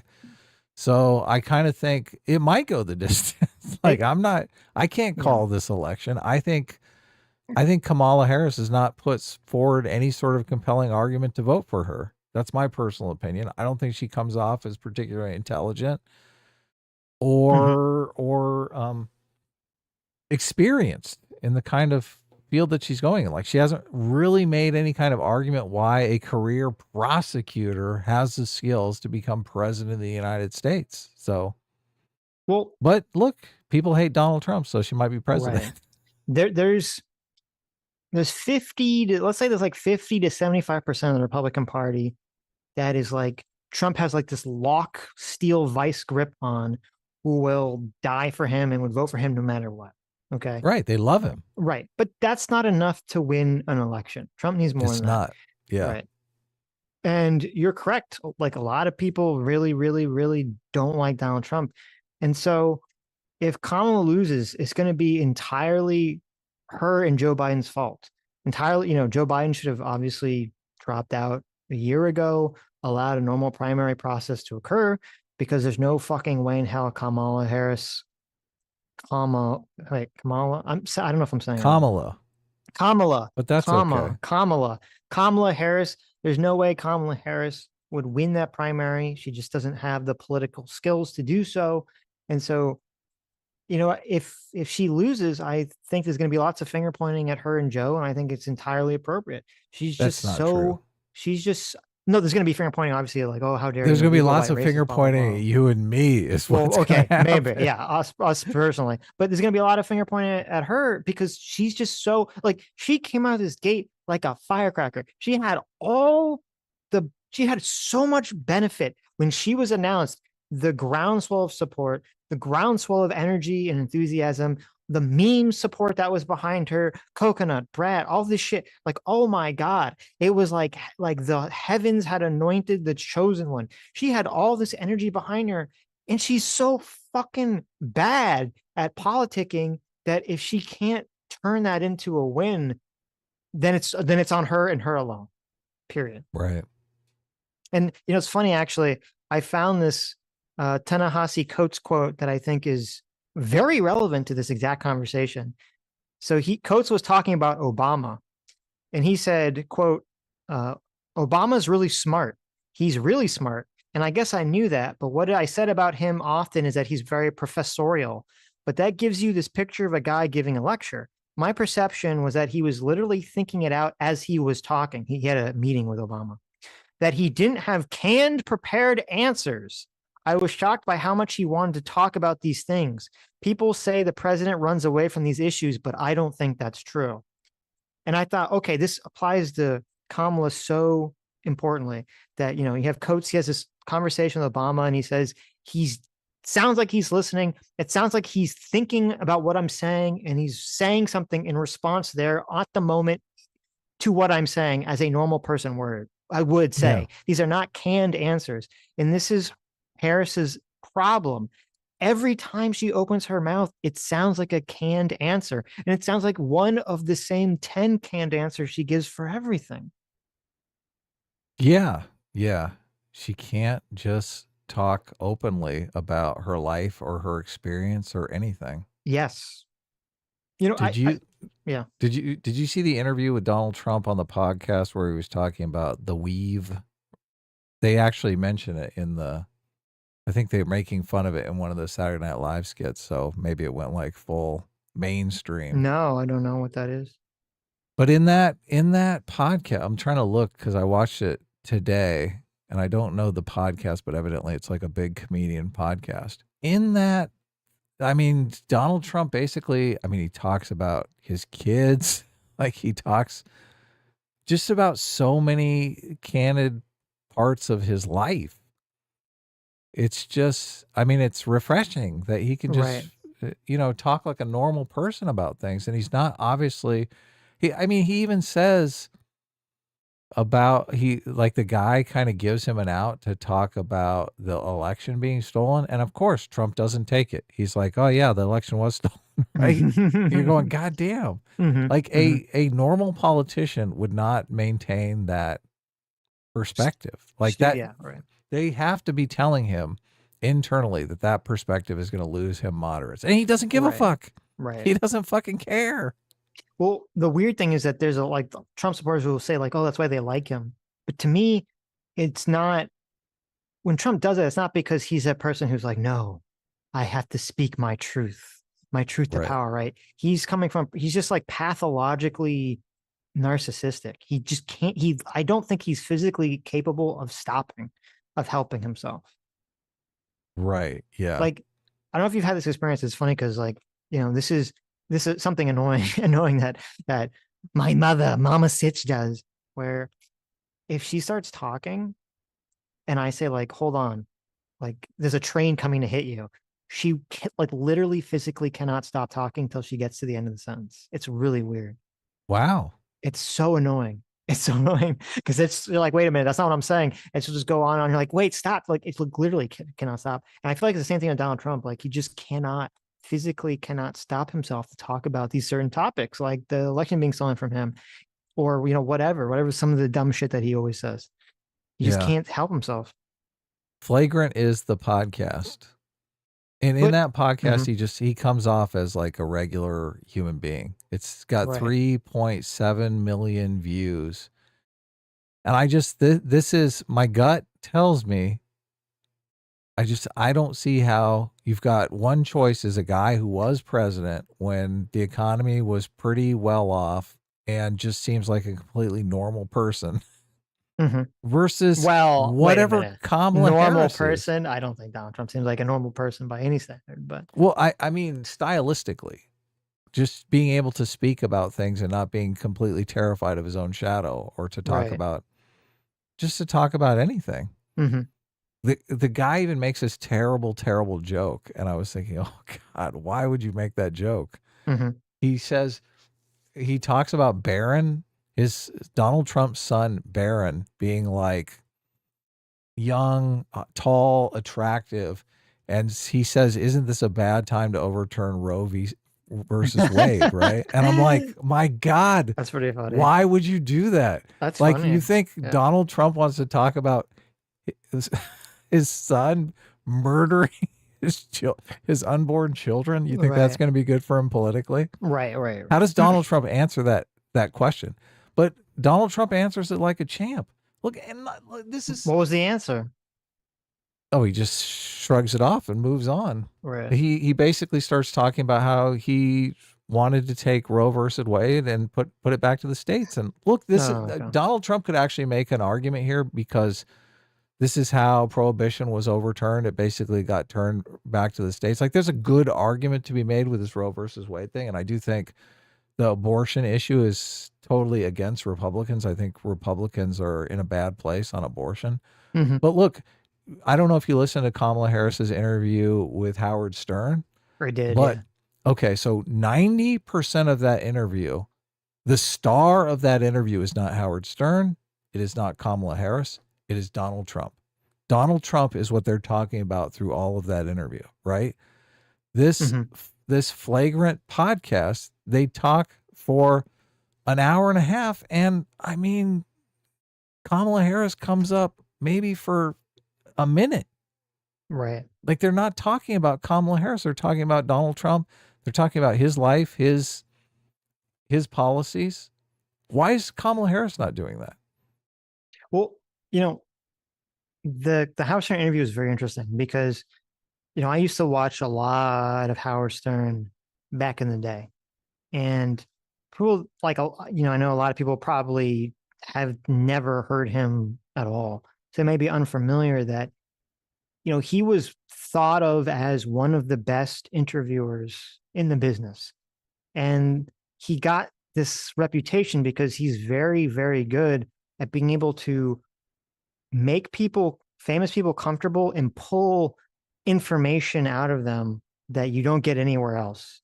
I think part of that's also because he has this reputation of like being, when he was younger, being this like wild and crazy person that kind of like feeds into people coming on the show and saying more like wild and crazy shit because they're trying to like feed into the environment around. Yeah, the Howard Stern vibe. That's right. Exactly the Howard right. Stern vibe. Right.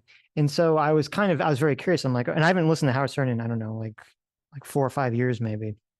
And so I was like, okay, I'm curious as to, or longer, I'm curious to see how this interview with him and Harris is, because he's so good at like, getting information out of people. And I know that he hates Donald Trump's guts, or at least his political guts. I know he used to be friends with him like before he was running for politics or anything. And so I'm listening to the interview, and it was very interesting because like Harris did better than she's done in most other interviews, but like still really poor, even with Howard Stern bending over backwards to really try to humanize her as much as possible. And one of the answers that really stuck out to me was he kind of goes, he's like asking her about the first case that she ever prosecuted. And like, I remember that. And, this is again, like Howard Stern, whoever writes the questions, very, very intelligent. This is a very good question to humanize someone. Like, and Howard's like, oh, were you really nervous? Like, that must be so terrifying to go up, your first case ever, is this like, young prosecutor and try to convince a jury that this person should go to jail. And I was like, oh, that's a great question. And Kamala gives a very interesting answer, at least at first, where she says, actually, it was the opposite. I was very, I don't remember exact wording she said, but she basically said like she was very, because she was young, she was sort of ignorant of failure. So she was kind of like egotistical about it. She had like a hubris about it. And I was like, oh, that's really interesting. Like, I was actually pretty interested to hear that story. But then she says like that one sentence and then immediately tries to change the subject to something that's boring and stupid, that is not humanizing to her whatsoever, that is not personal to her whatsoever. She immediately tries to pivot away from it. Like, she just runs away from it. And I was like, this is the thing that like, makes she's me just so right. I'm like, she's just so bad at it. Like, that was the moment that I was like, oh my God, maybe I'll actually see who's like the real Kamala Harris. Maybe I'll be able to empathize with this. Like, she's a real human being who's gone through these experiences, and she just dashes it away. Well, this is the thing that makes me think she's got major imposter syndrome, because I kept wondering, how many cases have you prosecuted? Like, give me a look. I kind of want to know, what's your job experience? What's your understanding of human nature, right? I'm trying to figure this person out. But none of these questions were ever asked. And you're exactly right. She just pivots away. She doesn't want to talk about it. She's got 7 things that she's allowed to talk about. She was a middle-class kid. She's got 2 moms, small business. Right. It's just, it is so bad. You know that scene in American Psycho where Patrick Bateman is like, he's like pulling the mask off his face, the face wash mask. Right. Yeah. And he's like, is there a Patrick Bateman? He says, like, there is no Patrick Bateman. There's just like an idea, a mask, a facsimile. And like, that's how I feel like Kamala is. Cause I just don't feel like I know anything about who she is as a person or what she stands for. I have no clue about her beliefs or her core beliefs at all. Like, you kind of view her as being stupid. And for me, I don't view her as stupid, but I don't blame anyone because she doesn't do anything to show that she's not. I mean, I'm assuming she's not stupid just because of her career. And I'm assuming that she's just hiding everything because she thinks that's what's going to make her win. She's terrified to come out and just be herself or something. But I wouldn't blame anyone for thinking she's stupid if she's not going to go out there and actually show that she has some level of knowledge or understanding about any topic whatsoever. Yeah, that's a tough thing. You would think the thing that she would know the most about is being a prosecutor, right? Prosecuting crime. She has this one thing that she always says, I'm the one that prosecuted transnational gangs. Yeah, exactly. Well, walk me through that. Yes, that's exactly. Yeah, what happened? Exactly. Right. How do you determine someone's in a transnational gang? How do you go through getting the warrants? Yeah. Like, if they're in another country, there's got to be, jurisdiction issues. How do you deal with that? How do you work that out? Right. Give me the details. And the thing that just makes me default to this person doesn't know is that I feel like she doesn't know any of that stuff. Like, she's one of these people that's a delegator. She's basically like, well, I don't know any of that stuff because I have someone else do that for me, right? That's not my job. Mm-hmm. My job is basically to be the face of the people who prosecute transnational criminals, right? They give me a teleprompter and I read off the teleprompter about the investigation. That's my job. Right. No, you're correct. And like, we said, and other people, I think, have starting to realize is that elections are really won or lost on vibes. And like, when you look at the, first of all, I hate that charge because what have we got to go off of other than vibes with her? No, I agree with you, but I'm saying, like, what is the vibe of Kamala here? The vibe is what you said. It's the delegator who maybe doesn't know anything because she doesn't give us anything. Man, I've worked for so many people like this. That's why I'm like, everybody's saying, oh, she couldn't get to her position without being completely intelligent. First of all, normally the perspective I'm hearing from the left is that you can be a fucking idiot and get to CEO, right? Yeah, exactly. Yeah. So first of all, you're completely going against the normal narrative that I'm hearing from people. But look, I do kind of buy into that perspective to some extent because I've worked for a bunch of people who, they make the right interpersonal alliances within the company and they're moving up, right? They're totally moving up. And they don't really know a lot because they always keep people close to them that know what they're doing. They're smart people in that they have the right people around them that they can delegate to. So look, and this charge could be made of Trump very easily as well. I'm sure Trump does plenty of this as well, right? He wants the best attorneys. He wants, the best people around him because they make him look good, right? But he can still sit down and have a conversation with some podcast guy and talk in detail about something, right? Right. Yeah. He talked in that podcast, and I didn't even know this, how he had one of his uncles was like a physicist who was at some Ivy League school or something. And he's like, yeah, all the physics I know from my uncle, this Dr. Trump, whatever guy who passed away recently. I'm like, that's interesting, right? I mean, that's Right. something you didn't know. Well, and it's funny because, when we talk about intelligence and delegation, like Trump is not, I don't think Trump is smart at all. I think Trump's kind of an idiot. And he's but it's funny because he's very open about the delegation process where he's like, well, I'm going to hire the best people. They're going to, we're going to figure out everything. They're just going to do it. Why doesn't she say that? And so, but that's what's interesting is because Trump kind of just says it outright. But then, as you were saying, even though he says it outright, which is better than kind of hiding it, you still get a sense of like, okay, I feel like I have a sense of who Donald Trump is. Now, I personally don't fucking like that sense, but I feel like most people that are voting for him get a sense of what they think he is. Where with Kamala, Kamala, I can't remember fucking Kamala, whatever. With Miss Harris here, it's just so opaque. It's so unclear to me who the fuck she is and what she stands for. And so, if she would just say like, oh yeah, like, I'm gonna delegate and blah blah blah blah blah. But here are the issues I know about. And you're right, like why she should really be diving into explaining the transnational gangs thing to some extent, or the asylum seeking process, or just something so that you can say, okay, like I see that she's knowledgeable about this one area, so that leads me to believe that like I see that she's intelligent about one thing. So then you could say, okay, well, I have confidence if she's intelligent about one thing, she could use that intelligence in other avenues of life or job or experiences or whatever. Yeah. So she's recently said a bunch of things that are coming back to bite her. Obviously, the View interview where she said that there's nothing that she would do differently. I mean, that's just a colossal error.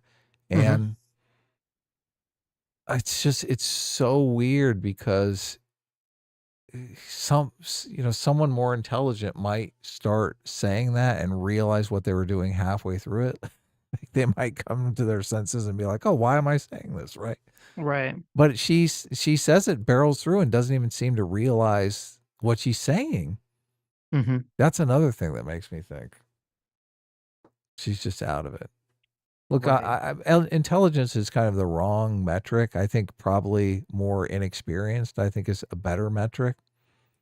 And you can rise to power in California. California is kind of a one-party state, so there's not a lot of conflict over capturing these offices. So I think that's part of the equation here. So this is probably obviously this is the most contentious election that she has ever had and will face. And I mean, we got 3 weeks to go. I'm on the edge of my seat here. I don't know how I wouldn't wager money on how things are going to come out on November 6th.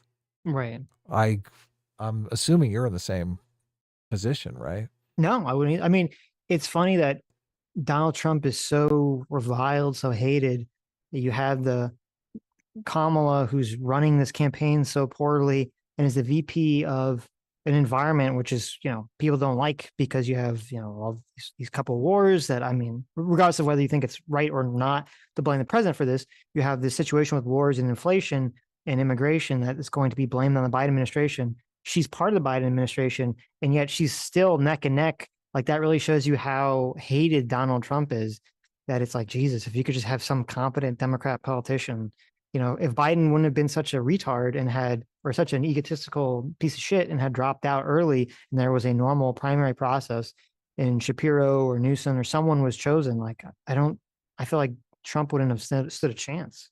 Yeah, I don't think so.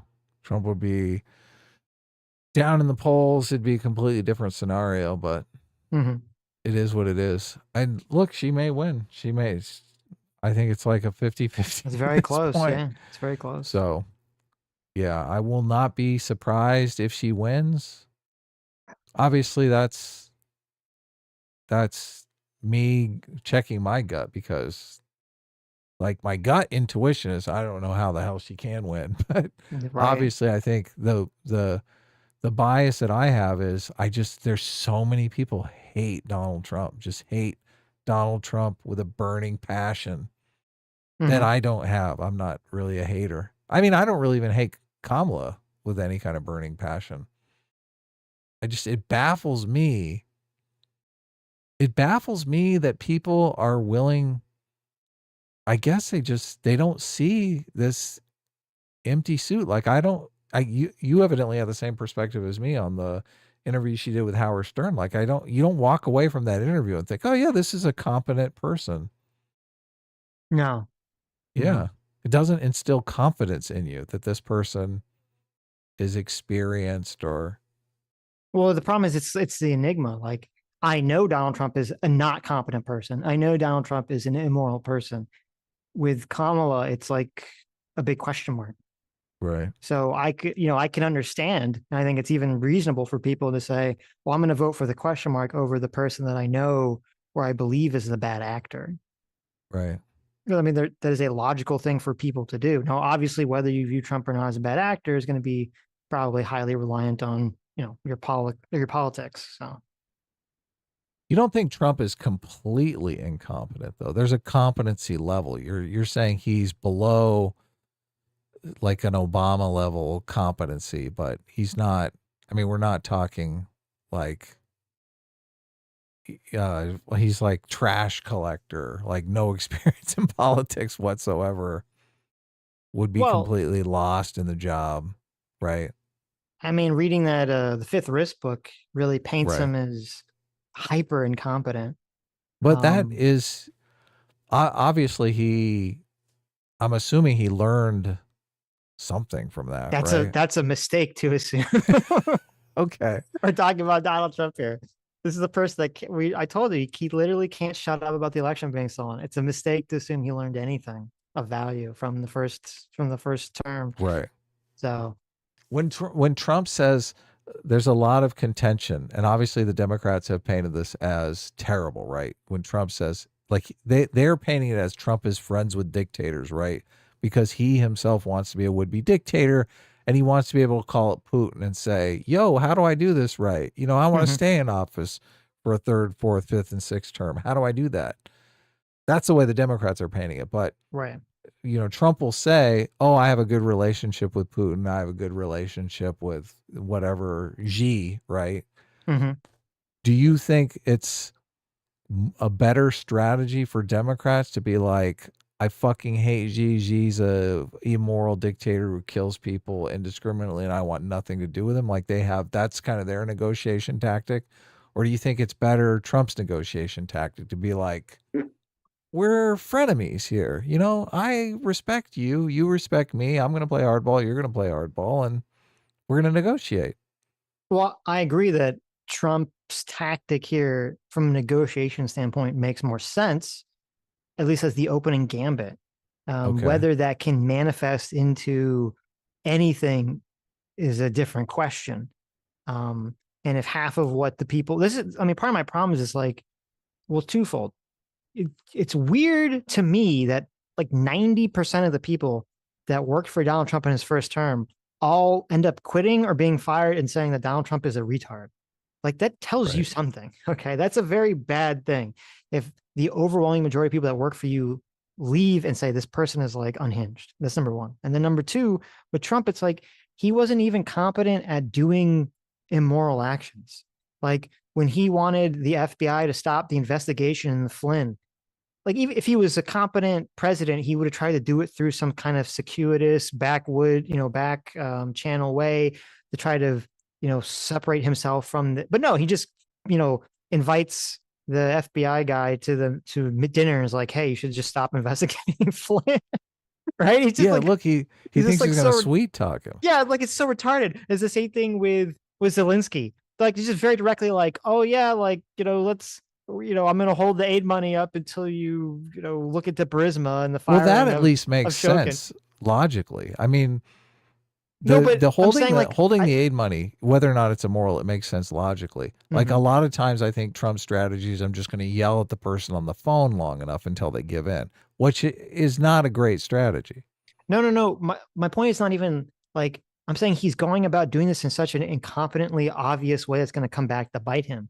Right. You know, with the Zelensky phone call, and Well, like even with the phone call with the governor of Georgia, where he's like, you know, talking about finding the votes, whether you think, you know, whether you interpret that in the most charitable light or the most negative light, the fact that he's so incompetent to not perceive like how all these things are going to look to the world. That's why I'm saying, like, when you say like, oh, do I perceive Trump as competent? I'm like, no, because even when he was doing bad shit, he was incompetent at it. Even with him, with fucking Mike Pence, like they come up with this, they concoct this like retarded elector scheme plan. And not only does Trump put his fingers all over it, so he's going to be implicated in it, but then he like goes on he goes on television. He talks on January 6th, has a fucking speech where he tells Pence, like, you got to go do the thing, Pence. Like, he's like making it so he can't not be associated with it. He went on television and was trying to direct the fucking attorney general to investigate and arrest Biden like a month before the election. He's so incompetent at being bad.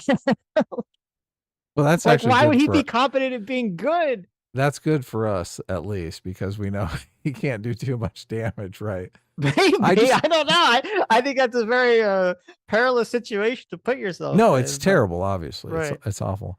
It's funny that he wanted to put pressure on Pence to do this weird thing with the electors when, you know, like, I didn't know this, but evidently he was talking about replacing Pence with Nikki Haley in the 2020 election. Oh my God, that's pulling hilarious. Pence out and making Nikki Haley as VP in 2020.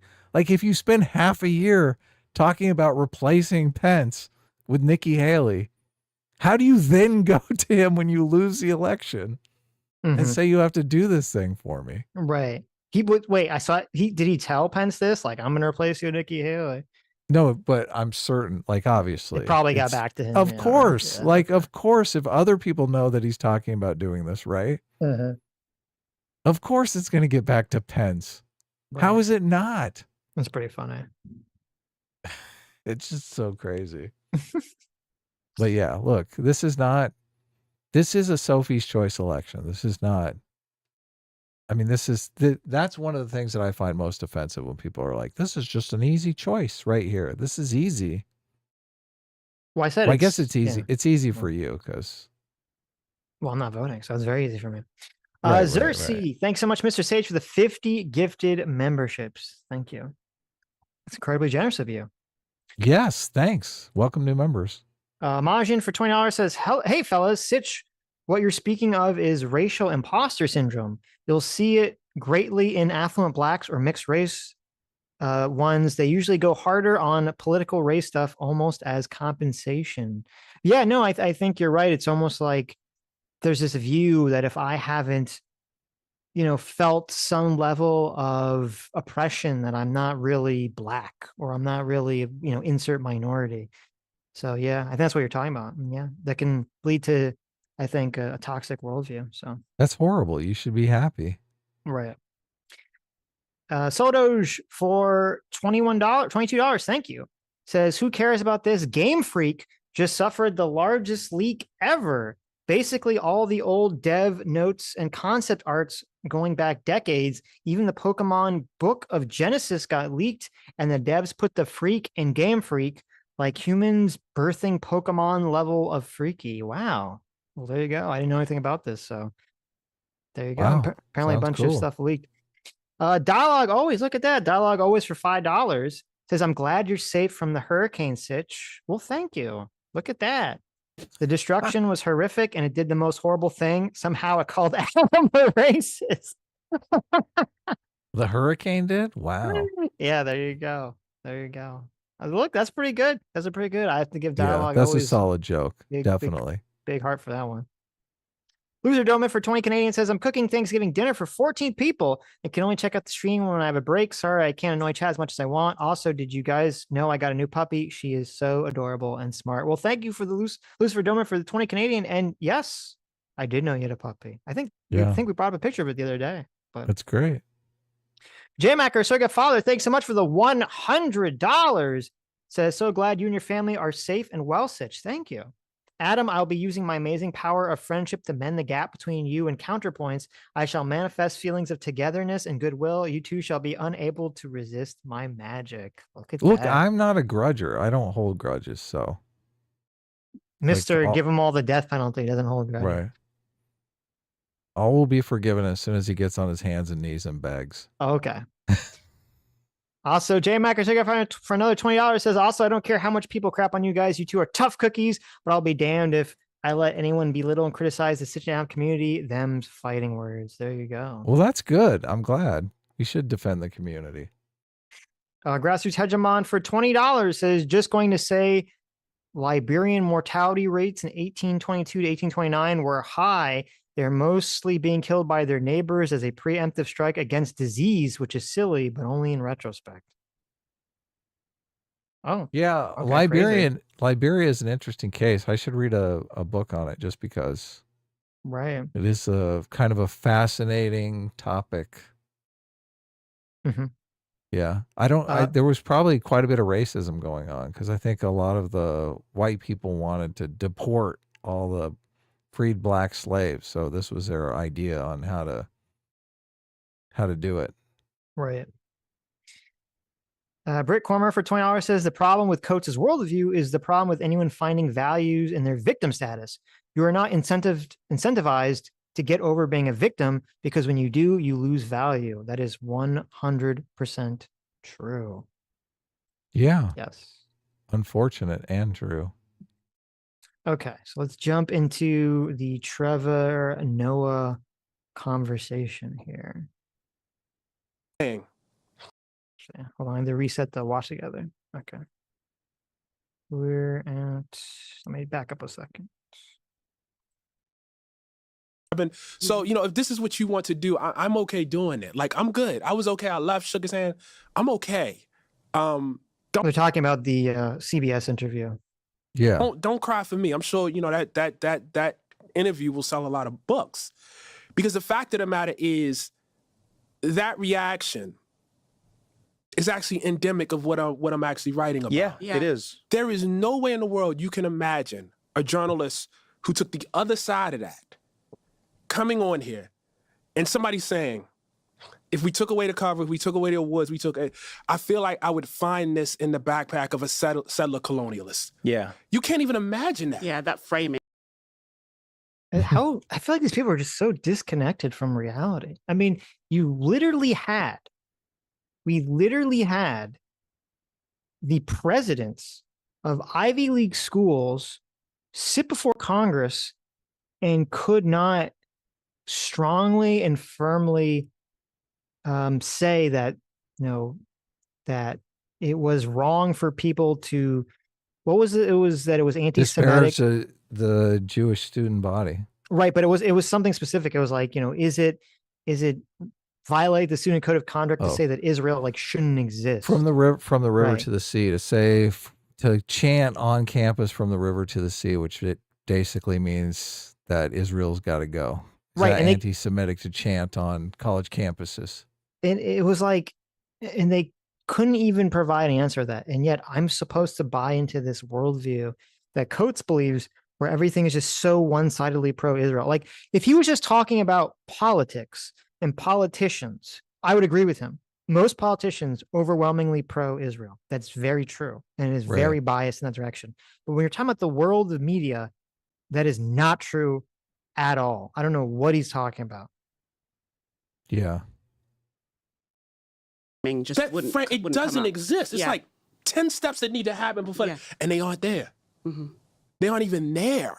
You know what I mean? And so I think to your point, sorry, I'm taking a long time to answer your question. No. This is why we're here. This is a long time. There's no 20 seconds here, by the way. Right. That's the whole point of a podcast. Yes. We don't have 20 seconds. But to your point. I mean, you just brought up that New York Times article, right? Doesn't that kind of disprove it? That's like the New York Times, buddy. New York Times literally has an article saying that Israel is shooting children in the skull. Okay. Right. Removing the context, I think, is actually essential. You know what I mean? Because if you start asking why then you really, really start to get into trouble. I mean, one of the things I've really tried to maintain, both personally and in my public presentation, is obviously my great horror at, maybe not obviously, but my great horror at October 7th. Right. The fact that I don't say that perfunctorily, but I say it because at the core of my politics is human life. Yeah. And human life really, really matters to me. And thus, by that same token, if human life matters on October 7th, it should have mattered on October 6th and October 5th too. And understanding that it didn't. When I went over to travel to the West Bank and to Israel, and I was up and down the country, I went to, from Haifa, Jerusalem, South Hebron Hills, Hebron itself, Lyd, Tel Aviv. What they told me was Gaza's worse. I know you've seen some stuff, and you let me tell you, Gaza, and this is obviously before October, they said Gaza is worse. Wow. And I was trying to get there, but there's, all sorts of things in terms of press access and everything that I couldn't. And so I just think,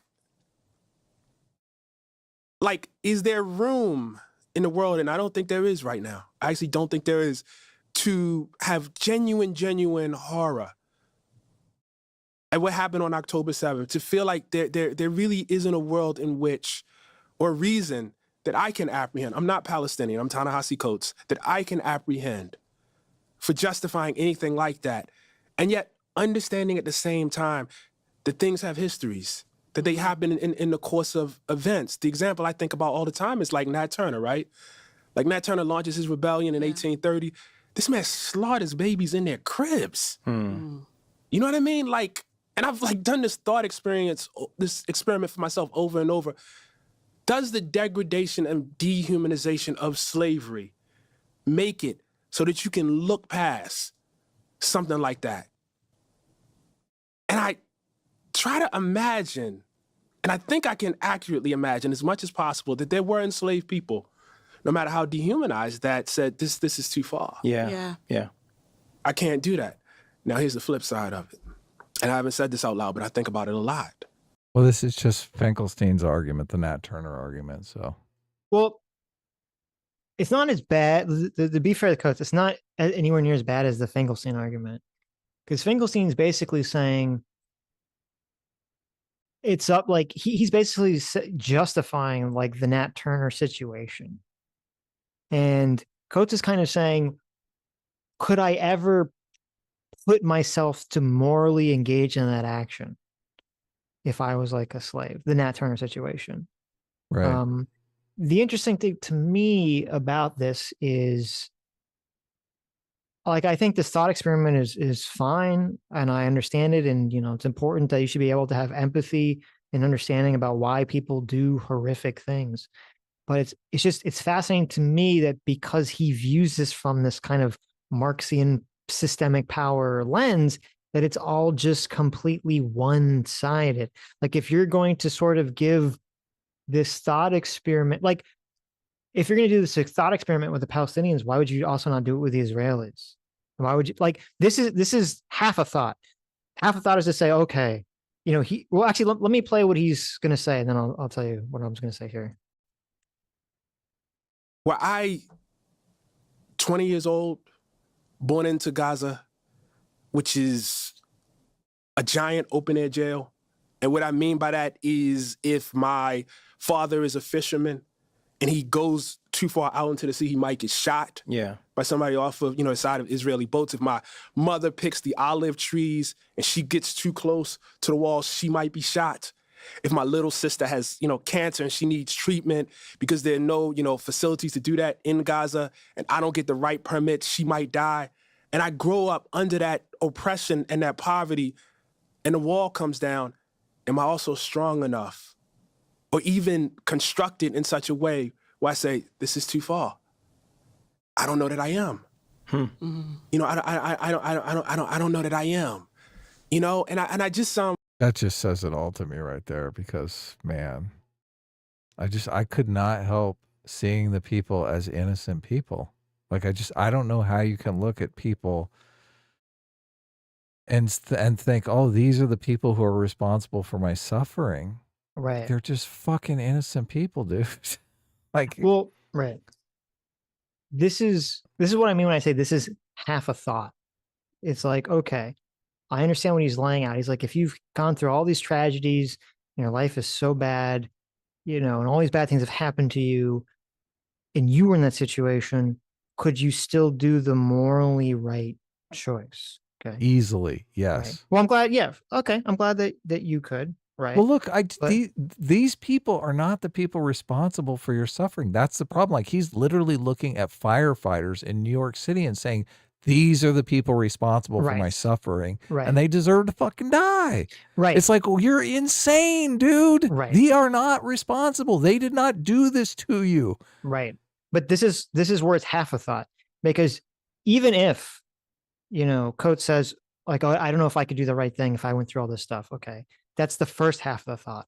The second half of the thought is to say, okay, now I imagine that I have, I live on a kibbutz near the border of Gaza, and I believed my whole life that Israel is wrongly victimizing and oppressing the Palestinian people. And because of that, I make sure that I employ, people from Gaza to be able to work for me and work in my community, because I know it's very difficult for people to get jobs in Gaza because of, the blockade and everything that's going on there. And so for my whole life, I've been trying to help people from Gaza. And then for my troubles on October 7th, the same person that I employed, like literally, because this did happen, some people that were employed were literally spies. The same person used the information of working for me, that I was trying to have work here for the goodness of, like, the right moral decision, use that information to invade my home, kill all my neighbors, kill my children, kidnap my daughter, and I don't know, kill my wife, and I don't know if my daughter is raped. I don't know if she's alive. I haven't seen her for over a year. Right. Do I have the strength not to turn Gaza into a parking lot? Exactly. Do I have the strength to not say, okay, let's just nuke Gaza? Right. That's the second half of the thought. And if you have the full thought, then you go, oh, this is why everyone on the planet who's not a fucking nitwit says that the Israel-Palestine situation is complicated, Coates. This is why, because they have the full thought. They don't have the half a thought and they just end it there, you fucking retard. They have the full thought and they go, oh, it is complicated. This is the difficulty with the situation. And if he had come to that realization, I would say, wow, listen, I'm glad he brought this information to the Trevor Noah podcast, but he didn't, because he's a fucking midwit.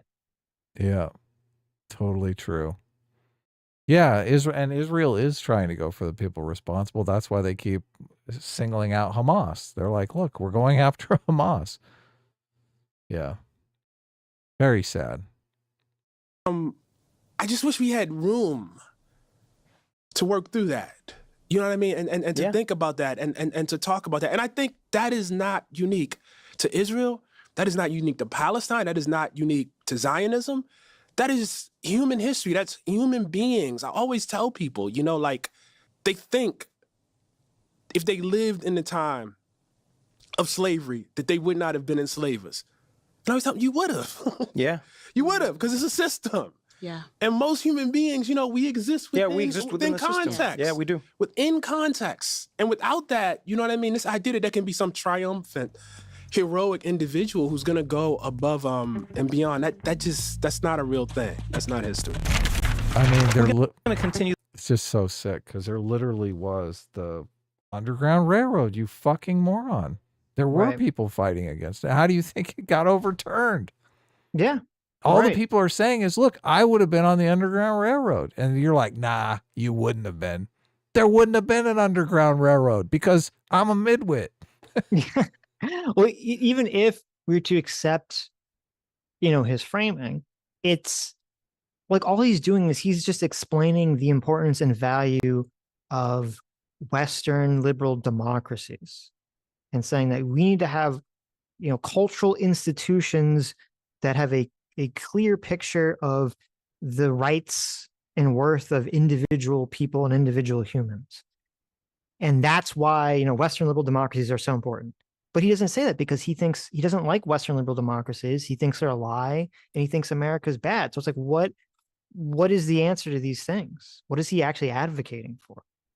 Well, look, and his framing of that just is his way of saying, nah, you would have been a racist. You're a fucking liar. Which I would rather live in a society where every single person believes in their heart of hearts that they would have been the ones working on the Underground Railroad to free the slaves than to live in a society where people are like, yeah, Ta-Nehisi Coates, you're right. I wouldn't have been working on the Underground Railroad. I would have been a fucking slave owner. Like, what kind of society do you want to live in where people believe that about themselves? No, you are, yes, obviously you're correct in terms of that's the more moral society. Society's going to believe that. Yes, but, and look, he's fighting against that society when he says this crap. He is. Right, but what I'm saying is, even if I were to take his point as true or valid, that it has to apply to himself as well. And you have to say, okay, you have to make sure that you're not falling prey to these levels of bias, which he obviously is, and he did in his book when I read that passage about 9/11, number one. And then number two, if you are falling prey to it, how do you prevent people from falling prey to it? And this is the problem with all these people that complain about systemic oppression, is that they only can possibly perceive it from their one limited perspective of that kind of Marxian frame of the oppressor, oppressed, black, white perspective. They can't see it in any other way. Right. Okay. Yeah, So that's such a toxic framework. It is. So here, let me jump ahead a second. He said it is America's participation in that specific thing. And when I think about apartheid, like I'll talk to my friends, and I'll be honest, I think this is what it is, and I think we're all guilty of it at different times. None of us wishes to be labeled something that we can never get out from under, right? Nobody wants to be called a racist because this is now a stain that they wear forever, and there's no coming out from under it, And so that's why people are so, in my opinion, people are so afraid of saying, oh yeah, that was racist. What I said was racist, what I did was, because they're like, no. I know where this goes. I know. And I've noticed the same thing during apartheid. It's so interesting that Trevor points this out, this fear of being called racist. And he's trying to say is like, because people are so afraid of being called racist, they can't really work past maybe racist things are going on in society. And if he believes that, then he should be working towards like removing the power of calling someone racist. Because as long as it is like this death sentence to call someone racist, to be racist, and the left, uses this calling people racist, like so, excuse the term, liberally, so freely, so over the top, then that's going to just create the problem that Trevor's talking about. Yeah. I think they use it completely unfairly, but obviously they don't want to diminish their power. Right. That is part of their power. A lot of their power comes through intimidation. And it is intimidation about racism. Right. But the irony is like he's complaining that essentially their power is too powerful. This ability, this spell they cast is too powerful and too effective. And it's actually preventing people from, self-reflecting in a way that he thinks would be better for society. Look, the conversation about who did a racism is you pronounce Kamala Harris's name incorrectly. Right. So I think society could be just fine without any of these kinds of conversations about racism. Seems completely superfluous, completely annoying, completely useless, tedious, boring. I just look, and of course they want to hang on to it because this is how they get attention. They're like, oh my God, you mispronounced Kamala Harris's name. You're a racist. Put some attention on me, right? Right. Yeah. It's sad and counterproductive.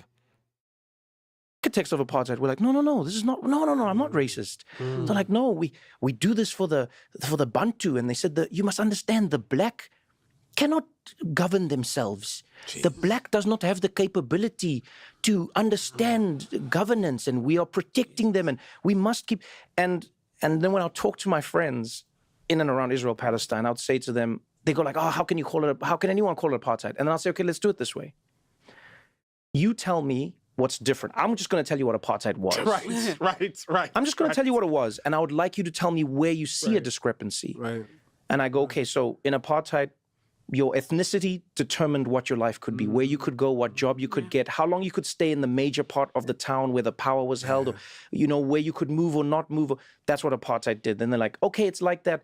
But, and I'm like, no, don't give me reasons. Let's forget reasons for a moment. Yeah. Let's just talk about what it was and what it wasn't. And I go, apartheid also said that you couldn't vote depending on your ethnicity. Or yes, but I go, you're my friend. I'm not indicting you. I just want you to tell me how it's different to apartheid. Yeah. And oftentimes it's ended at, yes, there's many similarities, but it's because. It's because. And I go, I have yet to find a thing that happened in our past that didn't have a because. It's always like. First of all, it's not based on ethnicity in Israel. It's based on nationality. So it's a little different. Are you American? Are you Israeli? Are you British? Are you Palestinian? So to kind of simplify it as like, oh, it's just about race is stupid to me. That's not number one. But number two, you could just do this about you could do this about anything. You could do this about jail. You do this about prison. You should be like, oh, well, how is it right that a person is confined to a box, right? You wouldn't allow anyone to do this. You don't think it's right for a person to have their freedoms, taken away from them, to be forced to live in a box with other people, to not be able to, go and do what they want, to infringe on their freedoms, blah, blah, blah, blah, blah. And you're like, yes, I agree with you, but the people are in prison because X, Y, Z, right? There's some action that did something. And it's like, well, no, exactly. No, shut up. I don't care about the because. I'm just talking about the action. And you're like, it's just such a simplistically stupid way of looking at the situation. And the problem is, and listen, I'm basically at the position. My position in Israel has kind of changed, I think, over the last few months.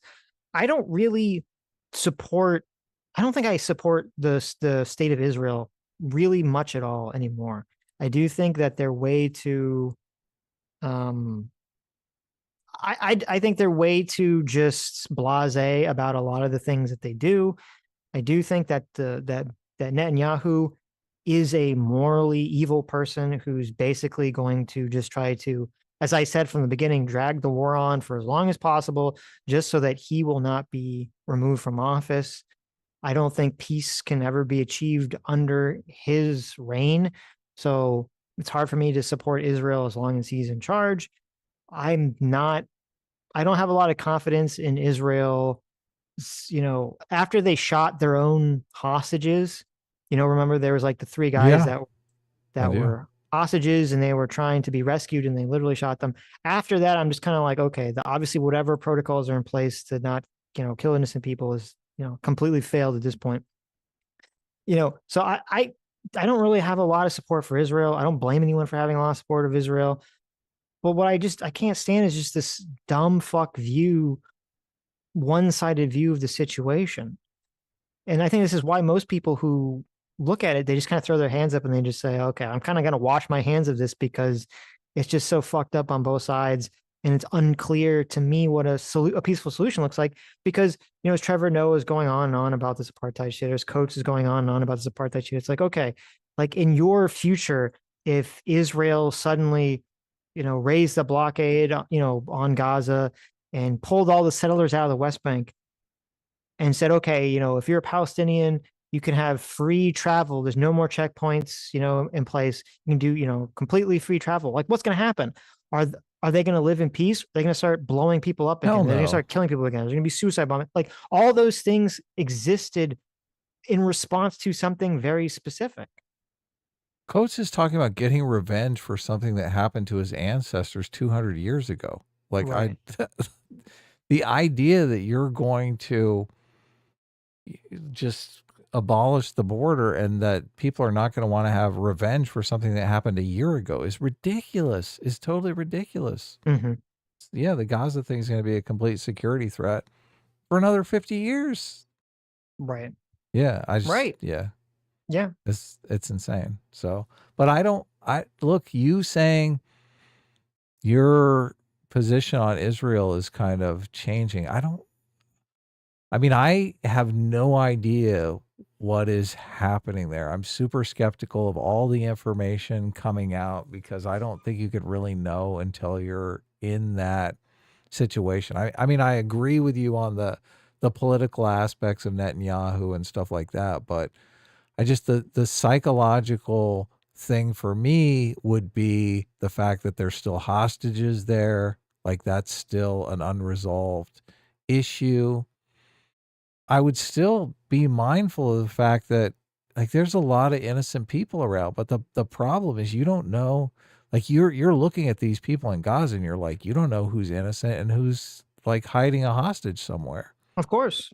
Yeah. So it's an impossible situation, but just to throw it on the IDF and say, the IDF is doing everything incorrectly. I mean, they're trying to get their fucking people back, for heaven's sakes. Have some humility here. Well, here's kind of the problem. If there were no settlements in the West Bank at all, okay, I would be more inclined to just say, okay, like I could believe that Israel, and even though they believe there's like either 81% of all the buildings are damaged or destroyed, and all the people that have been died, I'd be more inclined to be like, okay, Israel's like doing everything it can, right, to try to minimize damage and civilian casualties and all this stuff. And when they killed their own hostages and all this other, bad stuff that they've done, they've always just been kind of like mistakes. And when journalists die, it's always mistakes. But the fact that you've had for the last 20 years settlers who I think are literal evil people. I think these are evil people who have gone into the West Bank, which is not supposed to be their territory, and just taken over large swaths of it with the explicit purpose of ethnically cleansing and moving out and forcing out the Palestinian people. And that the government of Israel has gone from essentially de facto allowing it to just like not like just like explicitly allowing it to occur. I'm like, okay, well, like what the fuck? I mean, that is an evil You're action. inviting conflict. Yeah. You are directly inviting conflict at that point, essentially. And it's like, if that wasn't going on, I think I would have a much different view on the situation. But the fact that the Israeli government under Netanyahu signs off on that, promotes that, colors my view. Say, okay, I can't support Israel doing that. I can't support Israel, attacking American politicians for speaking out against this stuff. And part of it is even my own ego as an American is even if you don't like Joe Biden, he is our president. And if our country is trying to tell Israel, like, you should do X, Y, Z, and Israel is telling us to fuck off. And at the same time, our president has to bow down and bend over backwards for Israel while the Israeli prime minister is telling, America to pound dirt. Like, yeah. As an American, that's incredibly disrespectful to me. And I say, well, what the fuck why am I supporting Israel at this point if they're just going to, spit in my face? So no, I don't know. That's why my position on it has changed. Yeah, the settlements obviously make things super complicated, but within any society, you do have different factions, and you've got a faction that wants to solve the problem through ethnic cleansing and taking the land away from them. And you've got a faction that wants to basically do peaceful cohabitation. Right. Yeah. By the way, I'm not saying that, Israel should be destroyed or anything like that. And if they could get rid of Benjamin Netanyahu and get someone in who's a fucking sane person, who's not evil, who was actually willing to work to some kind of peace, then yeah, I would support Israel as a country again. But I can't support Israel under the current regime that it's been under. So. Right. But I can't support the Palestinians either because they don't, I mean, you have in there Gaza, is no regime. Right. Yeah. In Gaza, you have, terrorists. In the West Bank, you have fecklessness and also terrorism. I mean, it's just, that's why I'm saying, like, the whole that's why I said, the whole situation is massively complicated. And for Coates and other people to just say, oh, it's very simple. Who's doing the apartheid? Who's doing it? It's just so stupid. Yeah. It's funny the way he frames everything. Just like, oh, I'm a fisherman and I went too far towards the border or whatever. When Right. in that Mosab book, I was talking about how, look, all the kids throw rocks at the security forces. I'm like, that's not a great strategy, right? Right. Or, you know, this is like when they talk about the people that were getting shot during the protest where they would approach the fence. It's like, okay, you know, there was reporting on how, you know, they would intentionally have kids approach the fence. And if there was nothing stopping them, they would send some Hamas person there the next day to try to cut the fence away. Right. So they could sneak through or sneak attacks through or whatever. And Yeah. it's like, you know, and you just look at Hamas, which is just this evil organization who, even when they're getting all this aid into the region, what do they do with it?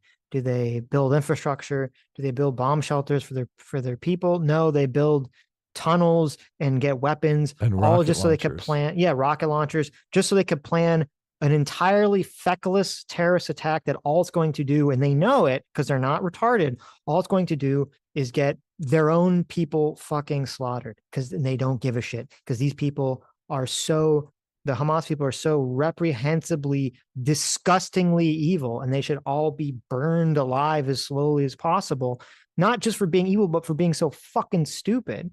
And Yeah. yet, you know, you have Coates and Noah and all these other people just kind of like, I don't know, they just shrug it off like, They oh, well, think they're the Israel should righteous just, ones. right, like, oh, I don't support Hamas. Like, I'm glad you don't support Hamas, but like, what the fuck is anyone supposed to do about it? There's not a clear solution that's fucking workable. And that's the problem. Mm-hmm. And what I don't think folks realize is that's actually a further indictment. That's actually because you sound like the thing you think you're not. Right. And you don't know the history of the thing you think you're not well enough to realize how much you actually sound like it. Yeah. You know? And so when you say, for instance, That's another thing that I hate about this whole Israel-Palestine thing. It's like everyone makes the claim that you don't know the history if you have not stopped at the point of learning the history to come to my conclusion, right? Right. It's like there are historical artifacts on both sides to support a narrative. Mm-hmm. It's very sad. you know, the Palestinians have done this, that, you know, suicide bombings, you know, terrorist attacks, etc. That's real. That's real. And nobody would like deny the pain of that. You know, the problem is the violence of the oppressed that's always the reason. Mm-hmm. That's always the reason, you know? And So, okay, did you catch that? He said the reason for the suicide bombing and all this stuff is the violence of the oppressed. So again, he's saying, I'm not going to say it's like, okay, but it's all just a reaction to being oppressed. It's like, Yeah. it's just so retarded. It's so retarded. It's like, what if, like, here's a fucked up thought experiment. Okay. If you had a situation after the Civil War where instead of freed slaves just, you know, overwhelmingly majority just trying to live and work normally, if, you know, if the majority of them had the Nat Turner view of just, I just want to like murder everyone, you know, imaginable, regardless of age or gender or whatever, and they just started going around killing all these people, like, that's what would create this fucked up Israel-Palestine situation. We'd be like, okay, listen, like, okay, obviously we shouldn't have enslaved, you know, black people, but once they're free, if they're just going to just fucking start murdering everyone left and right, what are you supposed to do about that? Are you supposed to just be like, well, we fucked up, you know, by enslaving them, so I guess we just have to die now? Like, what are you supposed to do about that? Yeah. That- You couldn't have that situation, but Right. I think the reason why we didn't have that situation in America is because they adopted Christianity. Christianity has a strong ethic of forgiveness, moving forward thinking, not dwelling on the past. Yes. So they had You're a 100% complete correct. ideology that made living together and moving forward acceptable, socially acceptable, and that's the right thing to do. That's the pragmatic thing to do. you're correct. You're correct. The dominant religion among black freed slaves was Christianity. You're correct. Yeah. And you had the thought leaders, the overwhelming majority of thought leaders in the black community were, Christian. pro, even if they weren't like promoting like Christianity, they were pro peace and pro trying to move forward and build something, as opposed to just, I must wipe out, the people who have wronged me, essentially. Right. And that's the problem, is as long as that's the attitude, you will never, ever, it doesn't matter who was right in the beginning, you'll never find peace going forward if you can't move forward. The people who did adopt that attitude, they became Muslim. That's right. That's kind of funny. So, I was on a podcast with somebody else and we were discussing this, and it's like, I just gave you that Nat Turner example, right? And I say, well, I think killing babies in the crib is wrong. Like, I don't think I could do that, right? But that doesn't justify slavery. Yeah. Yeah. You see what I'm saying? That doesn't make, you know what I mean? Yeah, like the loop, that's where the loop, yes. Because, you know what I mean? That therefore justifies, no. And I think like this is like a principle thing that cannot be gotten past. Either you think there are good reasons for segregation, apartheid, Jim Crow, or you don't. You know what I mean? And in my mind, there is never any reason. Like my dream of... See, that's so ridiculous, because the reason depends upon the situation on the ground. If there is a massive security threat, if the people are just going to be terrorists living next door, then obviously there is a reason to segregate people. Yes.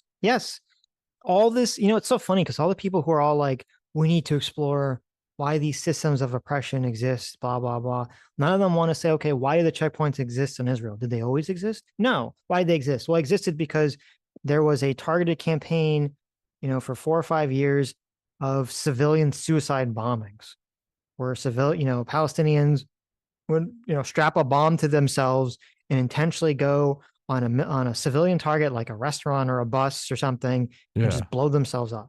Try to kill as many Israelis as possible. Right. Not a military, just try to, Civilians. inflict, to inflict terror on the civilian population. Right. And so, like, first of all, you have to literally be so fucking stupid to think that that's going to do anything good for you or your people. Right. Yeah. Like the thought process of that is just so mind-numbingly fucking stupid. Obviously, so what's Israel's response? Well, we're gonna have all these checkpoints, we're gonna have all the security. Things are gonna, there's gonna be different rules for different groups of people, because you have 10% of the population is engaged in the worst kind of fucking terrorism, and you have 50 or more, or maybe even a little less percent of the population, even if they're not engaged in the terrorism, is kind of either on board with it or just kind of shrugs to it and is not stopping it.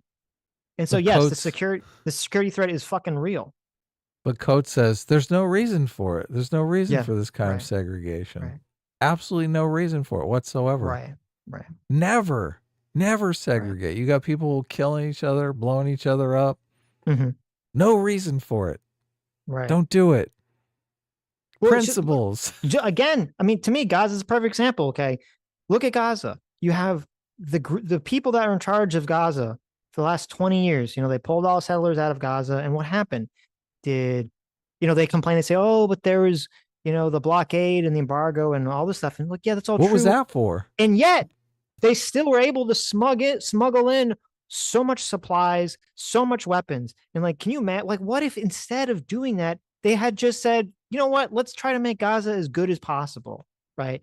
Let's use all our smuggling capabilities instead of getting rockets and weapons. Let's just use it to get, building material and try to build Slurpee out, machine. Slurpee machines, whatever, try to build out the region as much as possible, right? How different would this, like right now, Gaza would still not only be standing and be thriving, and the people, the piece of shit people in Israel who want to ethnically cleanse all the Palestinians, they would have no political power, because people would say, oh, well, there's no security threat from Gaza. Look, they're running the place for 20 years and they've turned it into, some kind of like thriving community, and they're not attacking us anymore. So we should end the embargo. We should tear the walls down. We should live with our neighbors peacefully, because they showed us that that's what they want. But no, that's not what happened. They just fucking shoot rockets and try to get weapons and ammunition and be as destructive as humanly possible. And so the people that just want to ethnically cleanse and get rid of all Palestinians, guess what? People say, well, they were right. I'm going to support them now. Teach their kids to throw rocks at the security forces at the checkpoints. Right. Yeah. Terrible.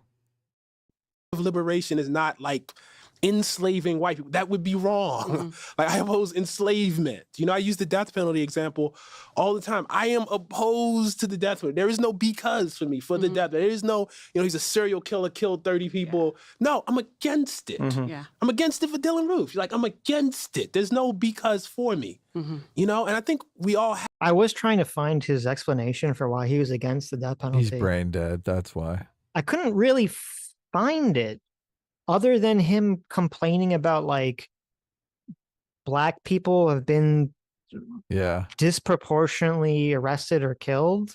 I'm like, okay, that's not really why you would be against the death penalty. And he said he's against the death penalty for even Dylan Roof. And it's like, what is, I don't know. If anyone deserves the death penalty, it's Dylan Roof. Yeah. It's like, what the fuck? Like, I don't know. It's such a weird stance. He never really explains it.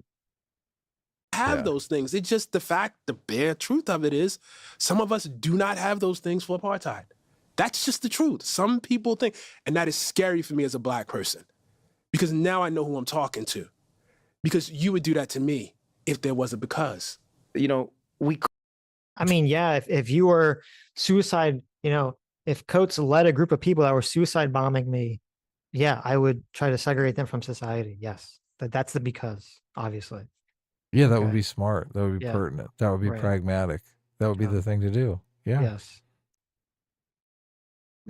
Okay, let me jump ahead here. It is great. It is really, really difficult to be within a system. I saw it with my own eyes, actually.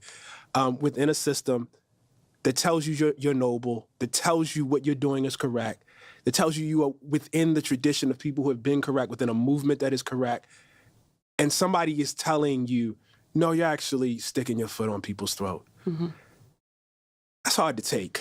Yeah. So I think the irony here is kind of funny. He's talking about, Israelis, and how they're basically young Israelis are indoctrinated with all this stuff, so it's hard to wake them up from the brainwashing to realize that they're doing wrong. I just think it's so ironic because you have Coates who was, brainwashed by his father to have these very radical views of the world about, white supremacy and America being evil and all this other stuff.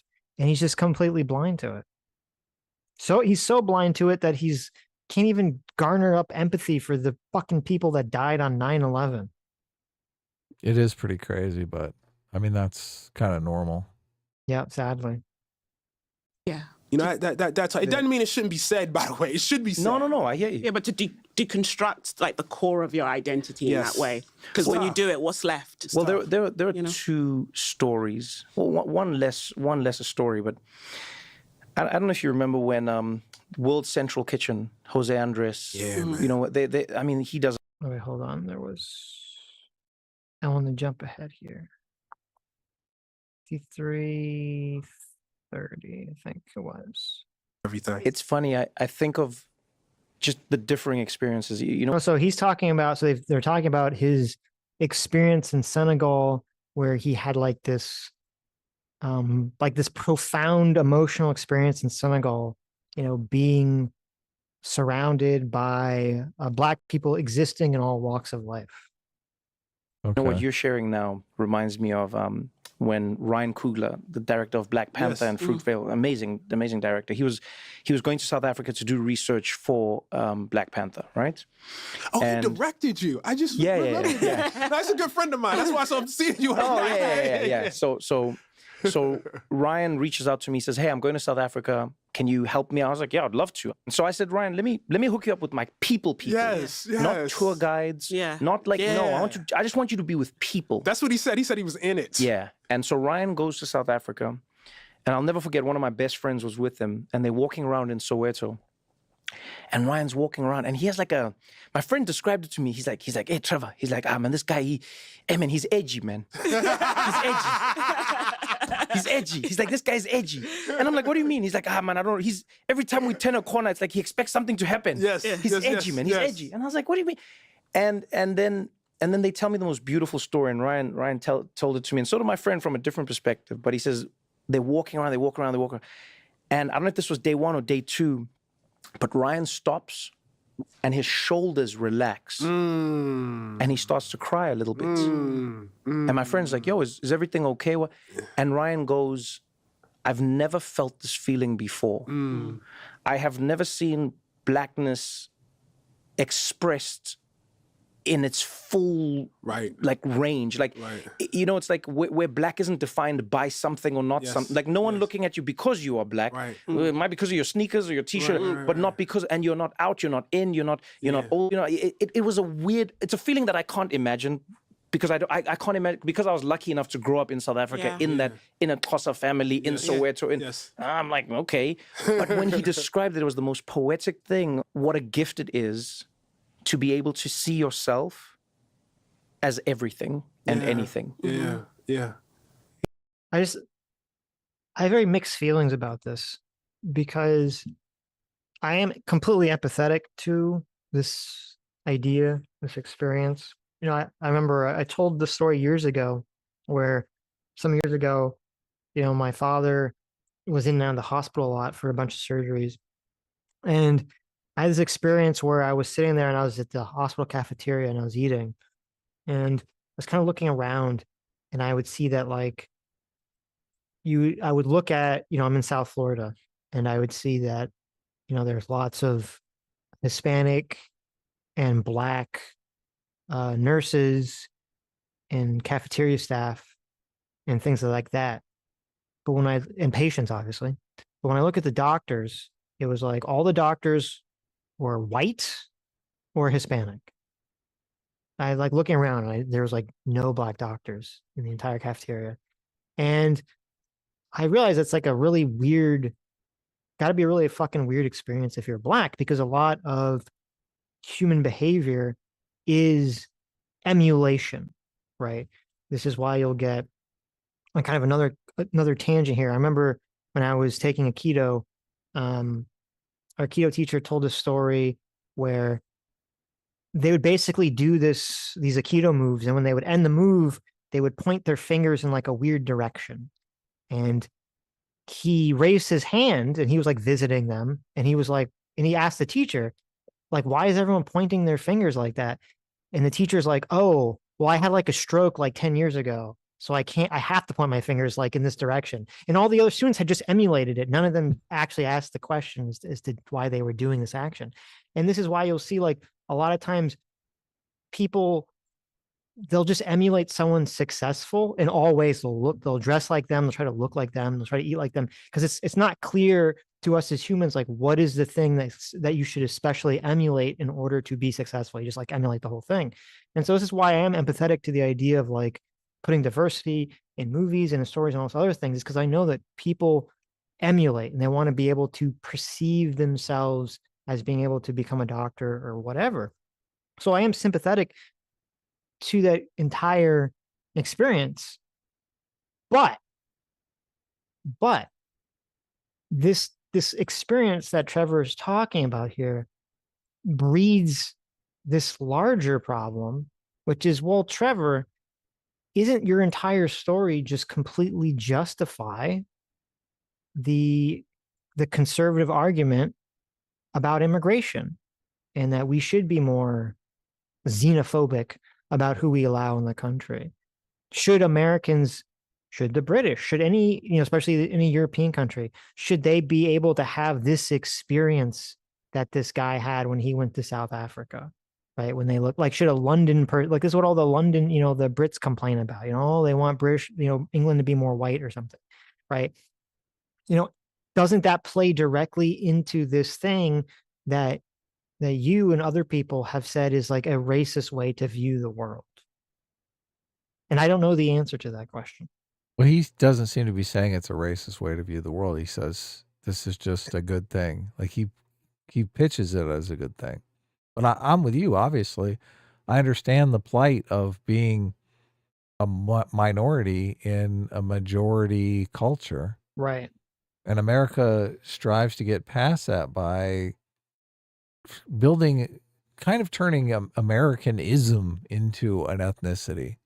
Just, I often say Americans come in all colors because that's how you get past that.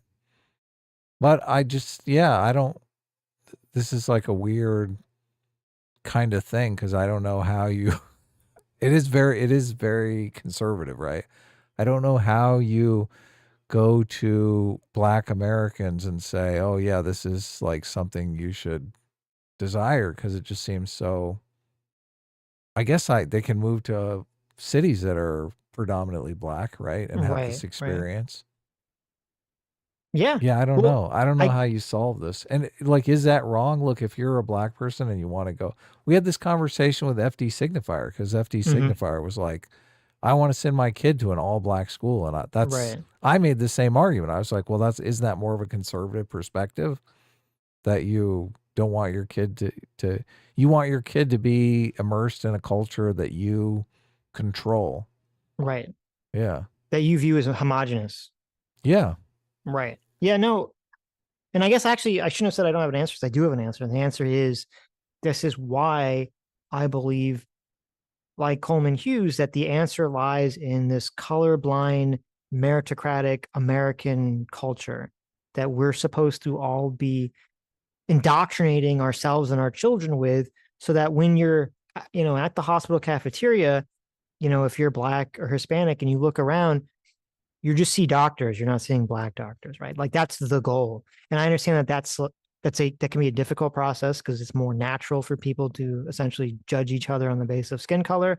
But I definitely think it's possible. I think that we were headed in that direction, and have been heading in that direction, until a lot of the woke stuff sort of ruined it. So I do think that's the answer, is the colorblind, meritocratic, liberal Western democracy. So the problem though is America, like, our highest moral intuition is individual freedom. Right. So you can say, well, look, if people want to live in these homogenized societies, why don't we just say it's okay if Black people want to start a Black city, that, they can start a Black city and do that, right? The problem is it intersects with people's individual freedom, because some white people are going to be like, I want to go live there. Or some Black people are going to be like, I want to move my white wife into the neighborhood, right? Right. Like, yeah. I have relationships with white people I want to be able to visit.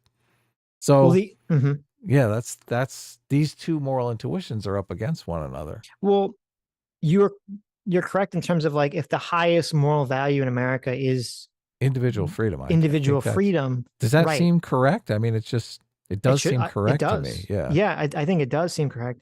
If that's this highest value is individual freedom, then that should mean that as a society, it would look down upon people of saying, oh, I want to start an all Black community or an all white community or whatever, because that's anti-individual freedom from its offset. That's saying that there's some sort of homogenized cultural group associated with skin color, as opposed to trying to say, okay, like, people in just a region of the country should have a more homogenized culture just because they live in that region of the country, as opposed to having a specific skin color or ethnicity or something associated with it.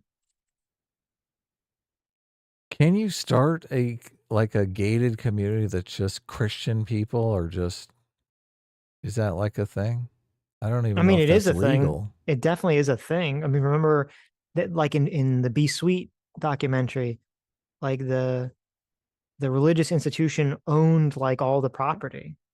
Right. That's how they would, like, kick people out of their own homes and everything. So I don't know what the legality of all that is, in terms of if someone, wants to buy a house there and they're like, well, you're not part of our ultra Mormon cult or whatever. Could you sue them for discrimination? I don't know the answer to that question. Well, the problem would be whenever some Christian person wanted to move out and they were like, but I want to sell my house to this atheist because he has more money, right? Right, exactly. That's where the problem comes into play. Right. Yeah, so I don't know the answer to that. But so I guess I just think it's ironic that there is this sort of empathy with, because it's looked through the oppressor lens. So because they look at Black people as being the oppressed, there's this empathy with this experience, but then there's a turnaround and revulsion of essentially people in America or in Europe who want to have that experience, but from a white perspective, essentially, or had that experience and felt like that experience was taken from them via immigration or something. Yeah. I read something that the black population was at once 20% of America. And now it's down to 13%. So right, because the Hispanic population has increased so much. Yeah. Right. Yep. You know, and I think that when I'm listening to you, and even when you read it in the book, I feel you moving through. It's almost. I want to question that a little bit, though. Yeah. And the reason why I want to question that is that's what I thought, and maybe it's still true. But when that sister told me about the bleaching and everything, so what is like? Where is that? This is my theory. This is my theory. Oftentimes, we look to those who we think have like figured it out and have found, like we look to those who inspire us is the easiest way to put it, right? I know this personally growing up in South Africa. Many of us looked at African Americans and we were like, yo, that is it. I mean, I look at the struggle in South Africa. The Nelson Mandelas, the Winnie Mandelas, the Oliver Tambos. Why would you do that if you have the range of humanity right in front of you? Because what you're seeing is a glimpse. What you're seeing is a moment. Does this make sense? I could be wrong because I'm not a scholar. It's so interesting. So basically, what Trevor's talking about is that there are a bunch of people in South Africa who are trying to make themselves appear visually and culturally in line with Black Americans that were, famous, like Jay-Z or, other popular Black people. And Coates is like bewildered by this. He's like, why would you want to do that when you have it, when the grass is greener on your side, right? You have the range of humanity of Blacks dominating every space of humanity in your country. Why do you want to emulate, the Black minority in America that's being oppressed by the white people? And it's just, it's such a very fascinating example of the grass is greener situation. It is. Yeah. Yeah. Because, and it really shows how, like, I'm sure a lot of, I don't know what the economic situation is in South Africa, but I assume it's worse than in America. And also America is such a culturally dominant force in the world that it makes sense that, people would want to emulate that the same way that, like, as anime has becoming more and more popular in America, there's more and more anime fans who want to emulate a lot of the Japanese style, because that's just kind of the way the influence of culture works. Yeah. America's cool. Scholar in this, but I do think in some ways it's because while there is still a struggle, it's not the same struggle, and so it sort of feels freeing in a different way, and it makes me aspire to you in another way, So like, I remember. Look at him; he just can't come out and say it because he hates America. He just can't say, "Look, America's cool." Right. America's cool. America's based, yeah. He's like, yeah, well, America sucks, obviously, because all the racism and stuff. But look, such bullshit. He knows the truth that it's because America's cool. Right. Remember, first few weeks we were in New York. Me, Joe OPO from Uganda, David, friend of ours, also from Uganda, but South African. Yeah. We were walking through the streets of New York. We're coming back from a soccer match. Cops pull us over. Mind you, I was the host of The Daily Show at this point. They pulled us over. It was like on 11th Avenue and maybe just into the teens now. Cop pulls us over. We're carrying our sports equipment. We're dressed in our sports gear. Cop goes, hey, where you guys coming from? And we're like, oh, we're coming from a soccer game. And he's like, where you going? We're like, oh, we're going home. We live uptown. He's like, you walking? We're like, yeah, we're walking. He's like, it's midnight. We're like, yeah, I mean, the game ends at midnight. He's like, you guys are playing soccer now? We're like, yeah. He's like, do you mind if I search your bags? We're like, no, go ahead. And he searches it. And we're standing there, like against the car, and he's searching. And I can't explain this to you. We could not have been more relaxed. Wow. And this all happened, and then we were done, and we're like, all right, have a good night, officer. And then we carried on, and Joe, and now we carried on talking about the game. Joe was like, no, Trevor, you have to pass the ball in the middle. No, Trevor, the thing is. And then I paused us. I think like 2 blocks up, I paused us, and I said, guys. Do you realize what just happened there? Yeah. And they were like, oh, yeah, we got stopped. And I was like, no, but because we haven't lived in this experience for that long, that to us, we treated and felt differently about, because to us, that wasn't police weren't our struggle in that way. Right. So we were just like, oh, yeah, sometimes the cops need to search you, and we just keep it moving. Yeah. that's why I say it's not a scholarly answer, but I sometimes feel like it's like you aspire to a thing that's fixed in another world and it seems like an answer in another. And you're This happened in New York. This story is taking place in New York. Yeah. Yeah. I mean, why did the cops stop him? Because I guess there's people walking around at midnight. Was he walking? They said there was a car. Oh no. It's I not they guess were walking. it He was said the they were cop's walking. car. It was a cop Okay. car, yeah. No, he worded it kind of unusually. So yeah. Right. But it's a very interesting story because yeah, it's like I don't know why the cops stopped him. If it was because late at night or they're doing a stop and frisk thing. The cop was racist. Who knows? He doesn't say the ethnicity of the cop or anything. But it's a very interesting story about how even if like how your worldview, your internal worldview is so much more important than the external world, right? Like, and kind of a, if I said this to someone who was on the left, they would say, I'm trying to excuse racism, which is not my intention. But is it better to be in that situation where, you're black and when you're with your friends and you're walking and it's midnight and the cop stops you and searches you, and then you just continue carrying on and you have this worldview like, okay, I'm just getting stopped by the police because late at night or whatever. And sometimes things like that happen. And it doesn't bother you, doesn't affect you, your life continues? Or is it better to nurse this grudge like, oh my God, this cop is racist. He's going to try to kill us. He's going to try to shoot me. I should be nervous and worried this whole interaction.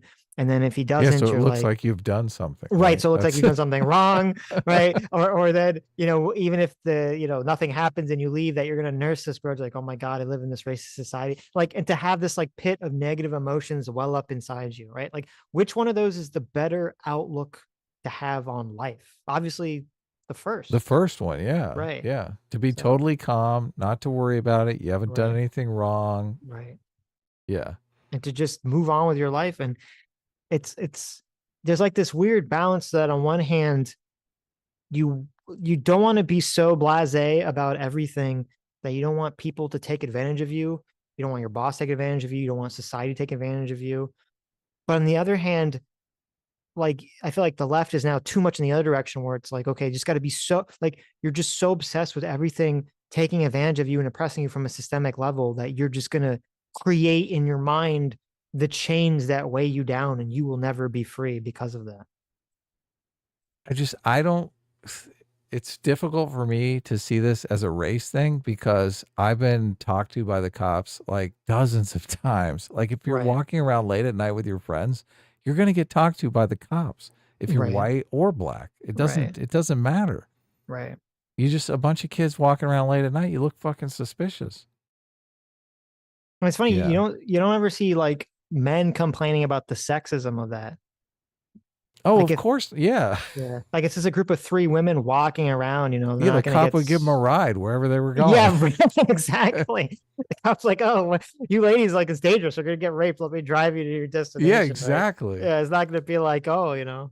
So, and you're right. And when you're a guy and you're just walking around, you're like, well, that's just that's the way it is, right?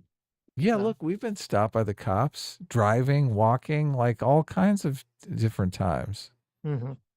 I don't think of it as a race, obviously, because it wouldn't be a race thing. So, just a situation.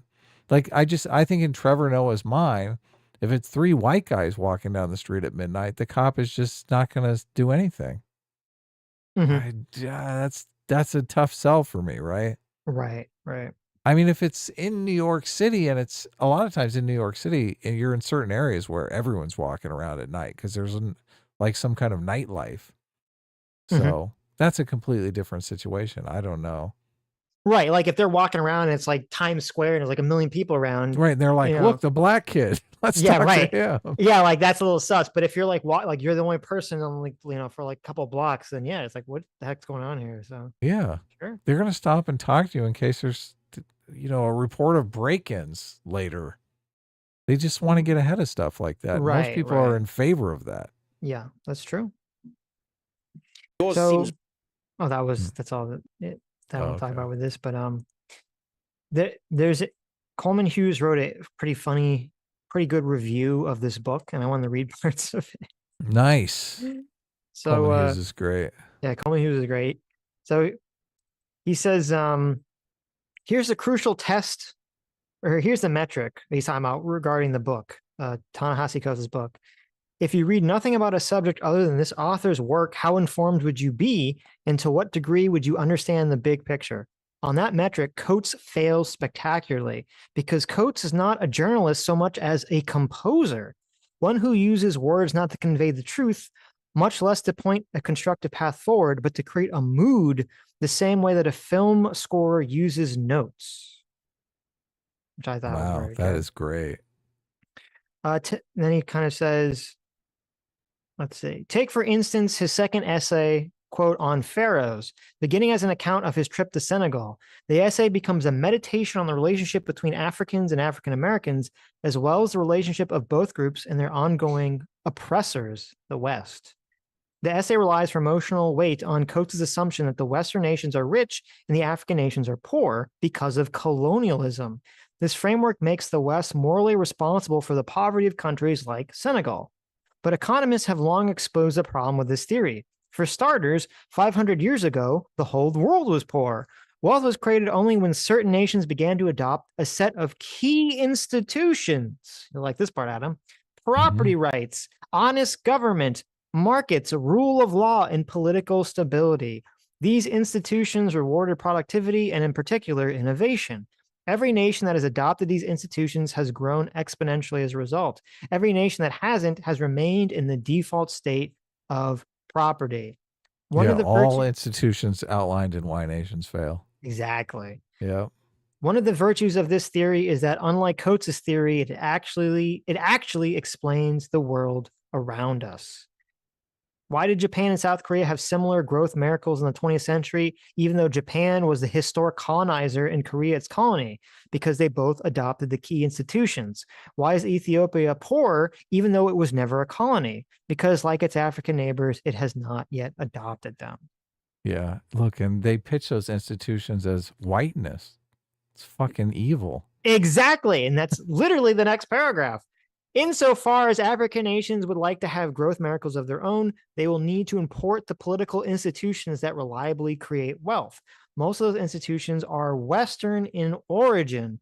Thus, it does no one any good to nurse in Africans a hatred of the West and its institutions, except perhaps Western liberals, many of whom derive a perverse pleasure from castigating themselves, their country, and their ancestors. Wow. That'd be this spitting facts. That'd be an interesting analysis. Is, it's weird because like the Japanese people are like a very proud people, and yet they were like able to adopt a lot of this Western stuff. And I don't know enough about Japanese culture to know why that was. Was it sort of this idea of like, well, we were defeated, so we should adopt the views of our, defeaters because they're strong? I have no, like, I'm just making this up. I have no fucking clue. Right. Yeah. I have no clue as to why Japan and Korea were able to adopt, these institutions. I'd be curious if there was some like anthropologists that could measure, like, I don't know, like a pride index to show you how, like, because that's really the problem here. And this doesn't just apply to other, cultures, other nations. When you look at like poor white people or like the white trash people, and I think what's his name talks about this in the Black Rednecks book. Oh yeah. The Black rednecks and white liberals. Right. There is a pride, and I talked about this earlier with the Soviet Union. There's a toxic pride that gets associated with failure and poverty. And this is true even in like white, lower income white communities or white trash communities. There's a certain pride with that lifestyle, as opposed to saying, okay, my lifestyle sucks, I should throw this away, I need to adopt whatever is the lifestyle that is the successful one. And yeah, I wonder if that's basically when you see a lot of countries that are failing, if that's what's going on, is that there's a national cultural pride away from Western attitudes. Yeah. I don't know. So yeah, it's difficult to say. There's so much of it is wrapped up in the victimhood culture thing, though, where people are actually, gaining social status from being a victim.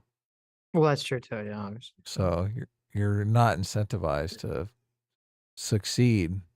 Mm-hmm. You're succeeding through victimhood.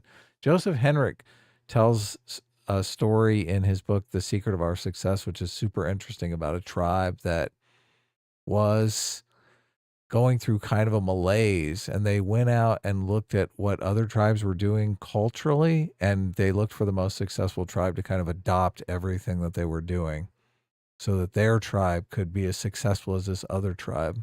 Right. And he tells a story about how they adopted like singing to the pigs, and how this was like something that probably wasn't effective in their success.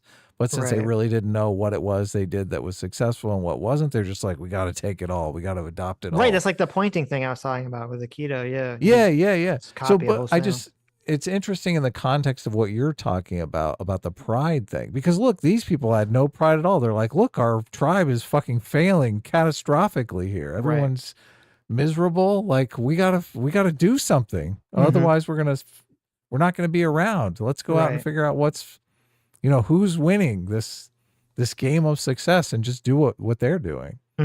But you can't really do that in this day and age. It's like, oh my God, you're giving in. You're totally adopting whiteness. You're gonna be on time. You're gonna adopt capitalism. Right. Yeah.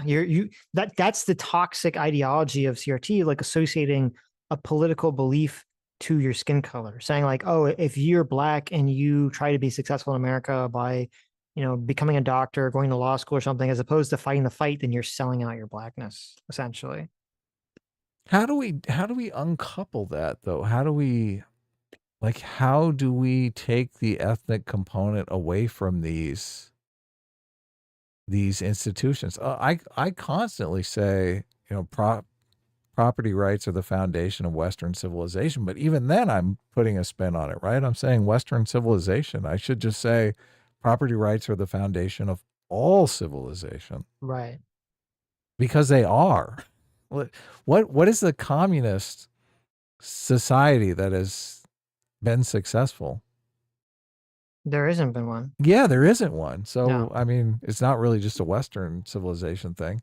Even in China, which is not Western, they've adopted some form of property rights too, right? Because they were like, oh, our society is not going to be successful unless we have some sort of incentive structure to make people work hard. Right. Yeah, it's fascinating. And let me read one other part from this review. You guys check out the whole thing. It's really good. Coleman says, though Coates didn't look into Israel-Palestine until his 40s, according to his recent New York profile, that may be his greatest asset, according to him, a pair of fresh eyes, as it were. But far from an asset, Coates' hasty research is a liability, resulting in errors that always come at the expense of Israel. For instance, as an example of Israel's Jim Crow-like two-tier society, he asserts that Jewish Israelis who marry Jews from abroad needn't worry about their spouse's citizenship, where the state tracks Palestinian non-citizens through a population registration and bars Palestinian citizens from passing on their status to anyone on that registry, abroad or in the West Bank. The implication conveyed by this sentence is that the Israeli law treats Arab Israelis differently than Jewish Israelis is simply not true. The law in question is neutral as regards to the race of the citizen attempting to naturalize his or her foreign spouse. The restriction is instead based on the nationality of the spouse. Passed during the Second Intifada, the citizenship and entry into Israel law erected barriers to one's spouse obtaining Israeli citizenship if that spouse was from the West Bank or Gaza.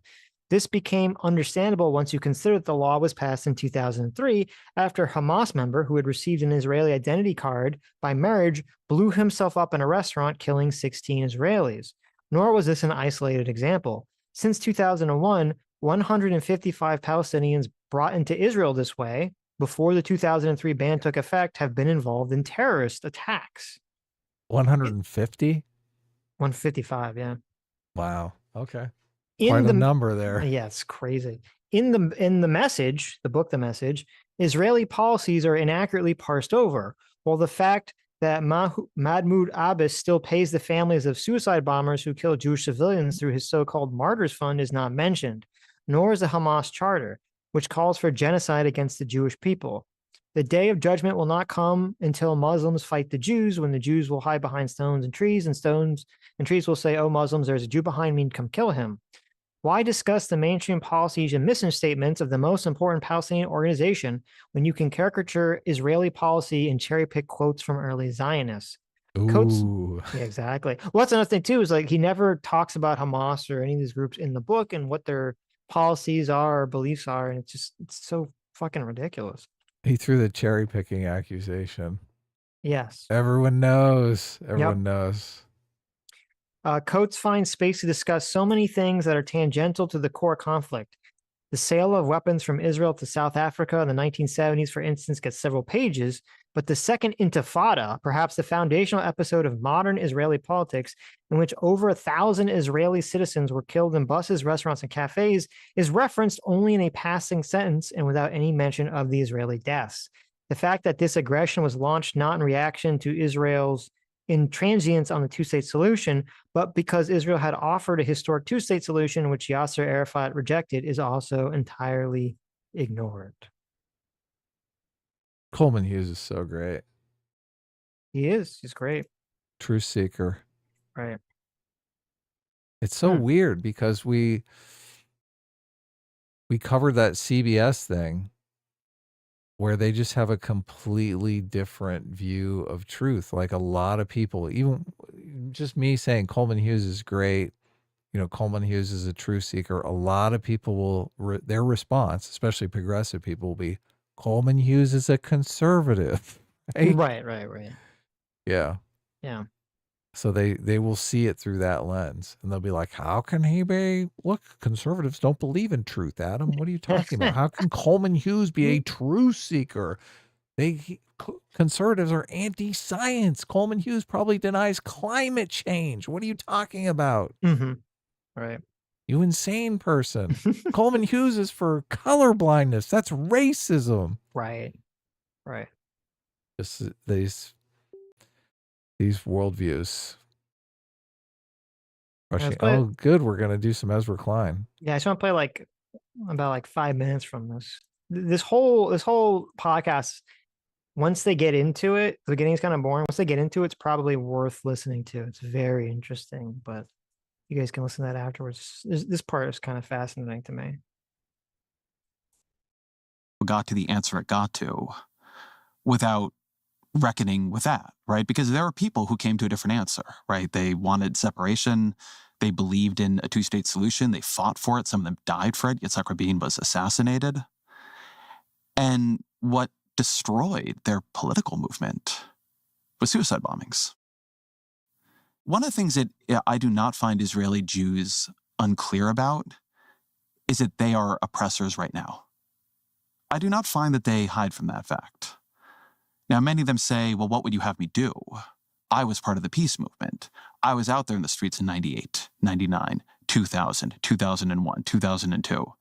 I don't always have a good answer, but that is their self-conception, right? That they understood this had become something that was lurching in a monstrous direction. They had built political power to try to change it. That's a tough thing to respond to right there. Right. Yeah. Like I was there, offering my hand in peace, and they cut my fucking hand off. It's like, And what they feel lost them that chance was not just failures on their own side, although I think many of them will admit to many of their own political failures, but agency on the other side. Deals met with violence, with blowing up buses and children dying. I mean, you know some of the story. I know you've read a bunch of these books. How do you think about that? I can't accept it. Which part can't you accept? I can't accept that your interest in a true democracy was destroyed by violence from your partner. I just can't accept that. That's such a retarded answer. Oh my God. Such a bafflingly stupid answer.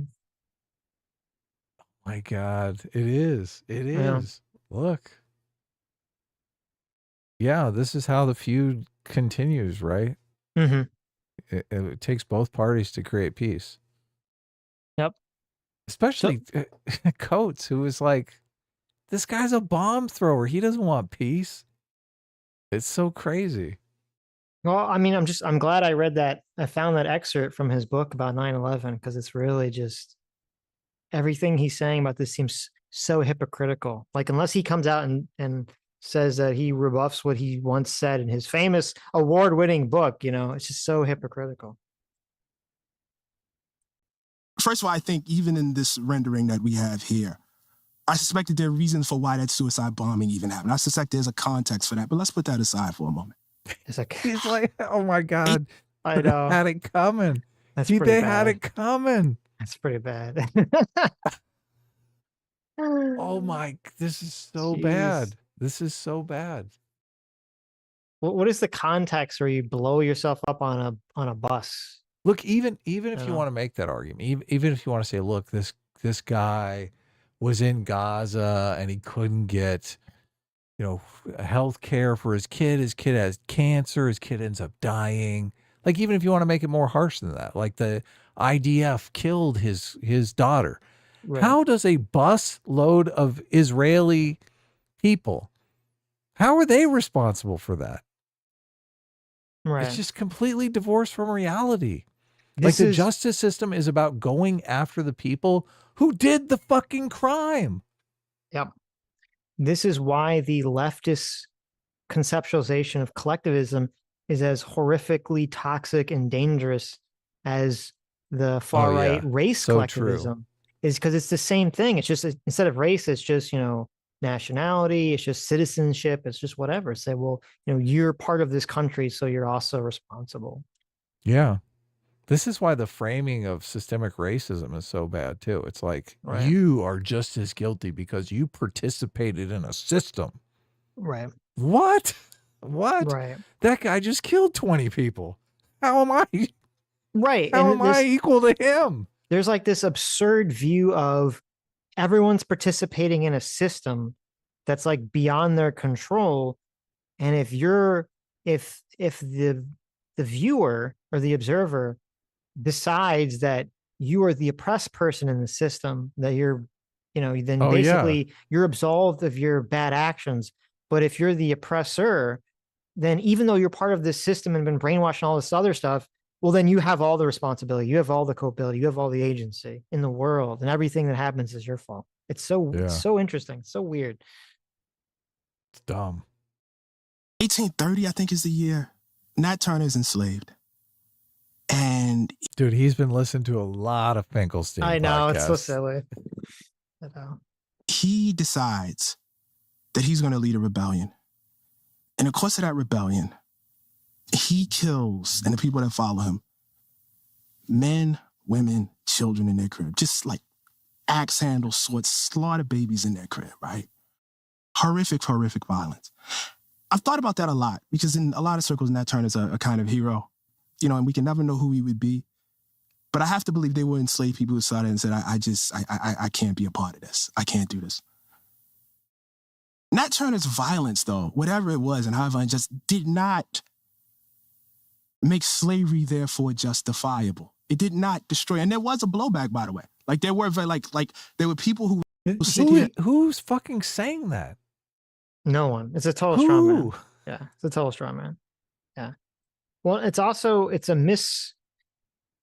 a misread of the analogy, because the analogy would be, well, wait a minute.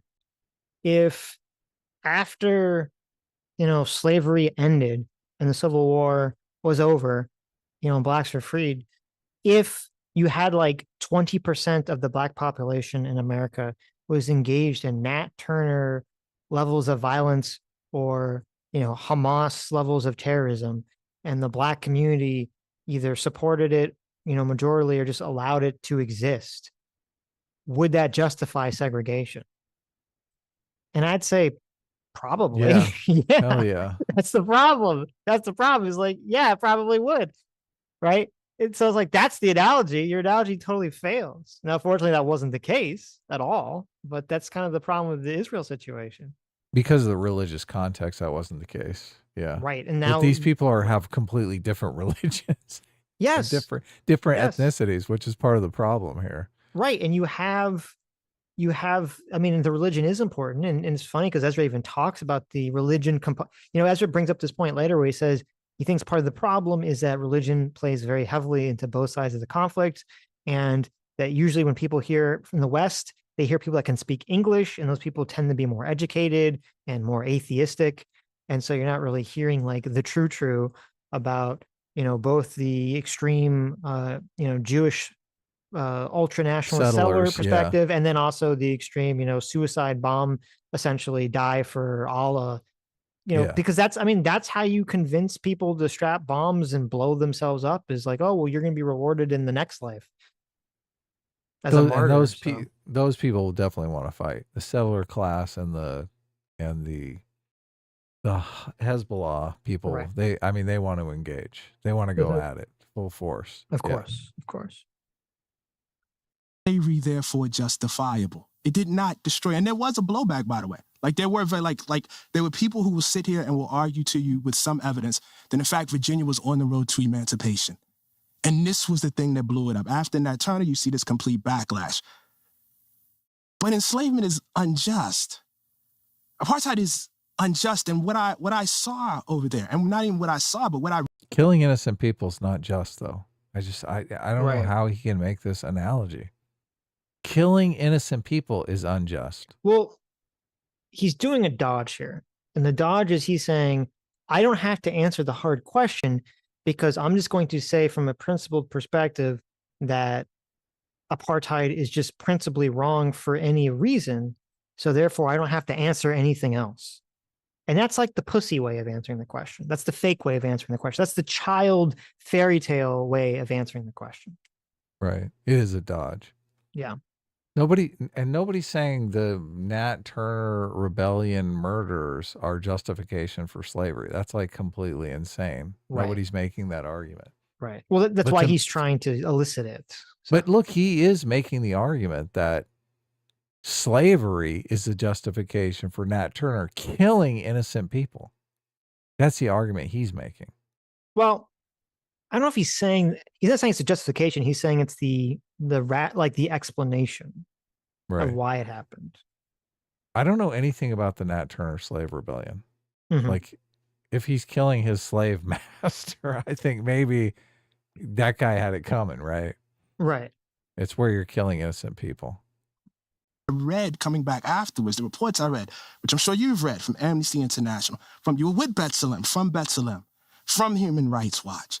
Hearing Benny Morris, him whose policies are probably not mine, say, yes, in fact, on the West Bank, it really, really is apartheid. Reading about, we're going to talk about this later with books, but reading about the history of Israel's cooperation with South Africa and the back and forth, which goes way, way, way back. I just, I can't accept that the violence committed by the people who have less power somehow relieves you of the burden of forming a just society. I have had a long and really contentious relationship with the idea of nonviolence among African Americans, okay? We have endured so much violence from this country, just so much. I mean, when he says we, what's he talking about? I don't like these people that are like, let me step in here, my Ivy League degree, and talk about the violence that we have experienced, right? Mm-hmm. It's just... It's funny because we were talking about religion. So I was looking up Nat Turner. Nat Turner was very religious and was like, believed that he was receiving visions from God and was like super... claiming that he spoke for the voice of God and everything. So he was also using religion to sort of get, people on board with the rebellion. So interesting. And yeah, the problem, my understanding, because again, I don't know super much about Nat Turner.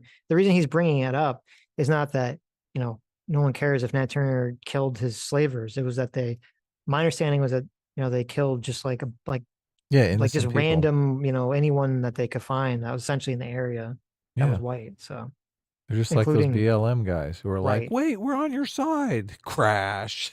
Right. Yeah, exactly. Yeah. Including children and stuff. So We work on the Underground Railroad. right. Oh, damn.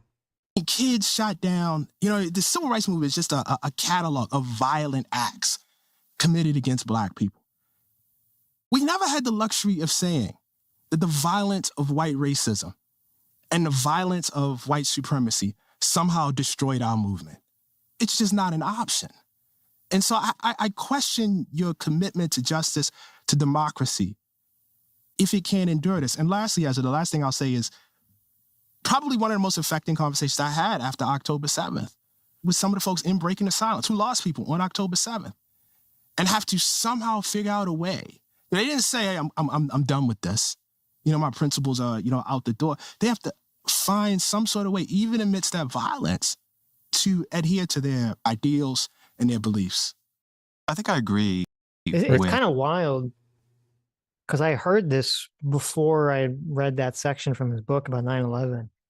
That, and I'd be very curious for someone to ask him this question: is how can you be confronted with, you know, talking to Israelis who were victimized or their families were victimized on October 7th, and they still adhere to the moral strength, the strength of character, of resolve to adhere to a sense of peace or democracy or something positive and hopeful.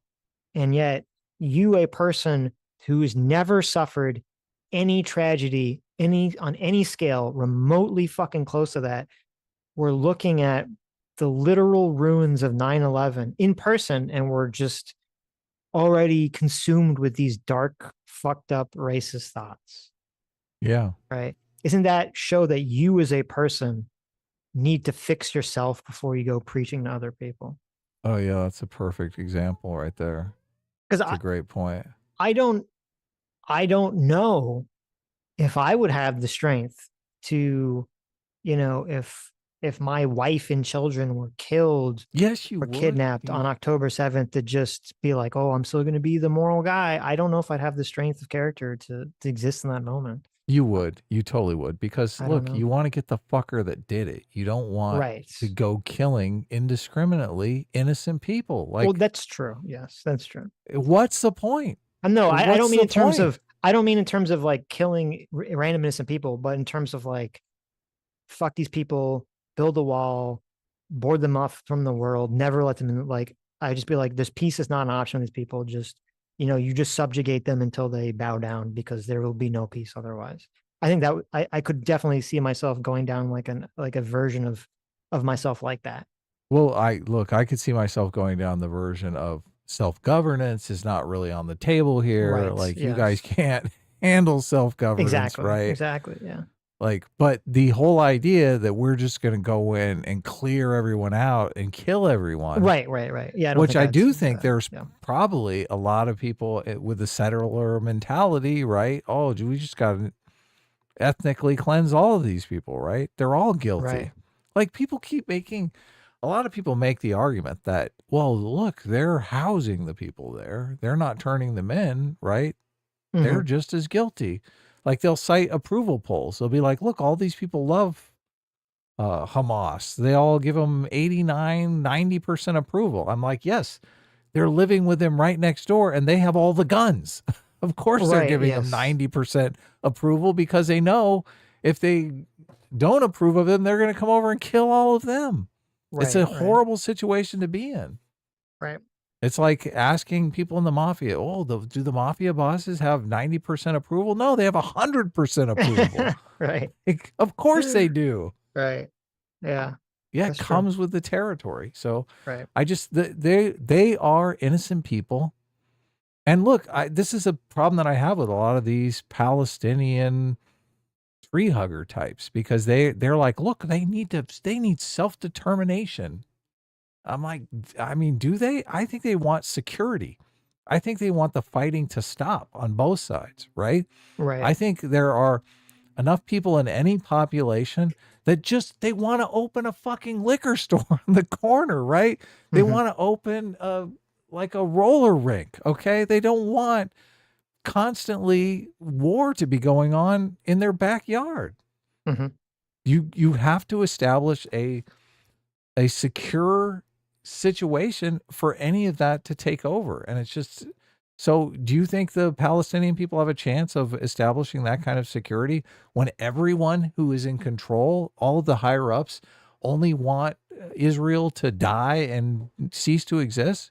Do you think they're going to be the ones establishing some sort of security state so some guy can go out and just open a business, start an auto repair shop? No, it's not going to happen. It's not going to happen. Yeah. So look, who is in a better position to start that? Look, in the political environment is terrible for this, right? Obviously, especially if you have the settler mentality where they're the ones who have most of the political power, and they just want to take out their aggressions on the Palestinians because of October 7th. I mean, I don't deny that that's going on, but hopefully Israel is going to have a strong enough institutional power to put a stop to those people. See, this is a problem with the Netanyahu situation because he's probably not putting a stop to them, right? No, it is probably he's arming more, them. Yeah, it's probably more like a literal Jim Crow situation where if white people in the South want to take out their aggressions on black people, the police are just going to turn their heads and look away, right? Right. Yeah. That's not sustainable. No. Until the state steps in and stops that kind of stuff. I mean, look, how long did it take us to get from the Jim Crow South to what we have today? And you still have people like Coates here acting like we still live in the Jim Crow South. Right. Yeah. Yeah, I know. It's like we're talking 100 years from now. Right. No, it's true. October 7th is just, I mean, it's pulling it back. I don't understand why people like Coates, I guess just because he's a dimwit, like he doesn't understand this is the kind of thing that we should be advocating for. And people who are advocating for the Israeli government to do the right thing, I mean, they're on the right side of this because they really do. I mean, they're the only kind of security force in the area. So until there is some situation where the Israeli government steps up, and I don't know much about the situation. Maybe this is already happening. Are there situations where the settler people are getting out of line and the Israeli security forces are reining them in? I feel like I have seen stuff like that, right? Wasn't there some settlers that killed a bunch of Palestinians and the Israeli forces got pissed off at them and I'm not sure. Incarcerated them? That's the kind of thing you got to see. Right. I mean, we saw it here, right? Mississippi Burning is a movie about this, right? Sure. Yeah. Sure. That kind of thing has to take place over there. Is it fair?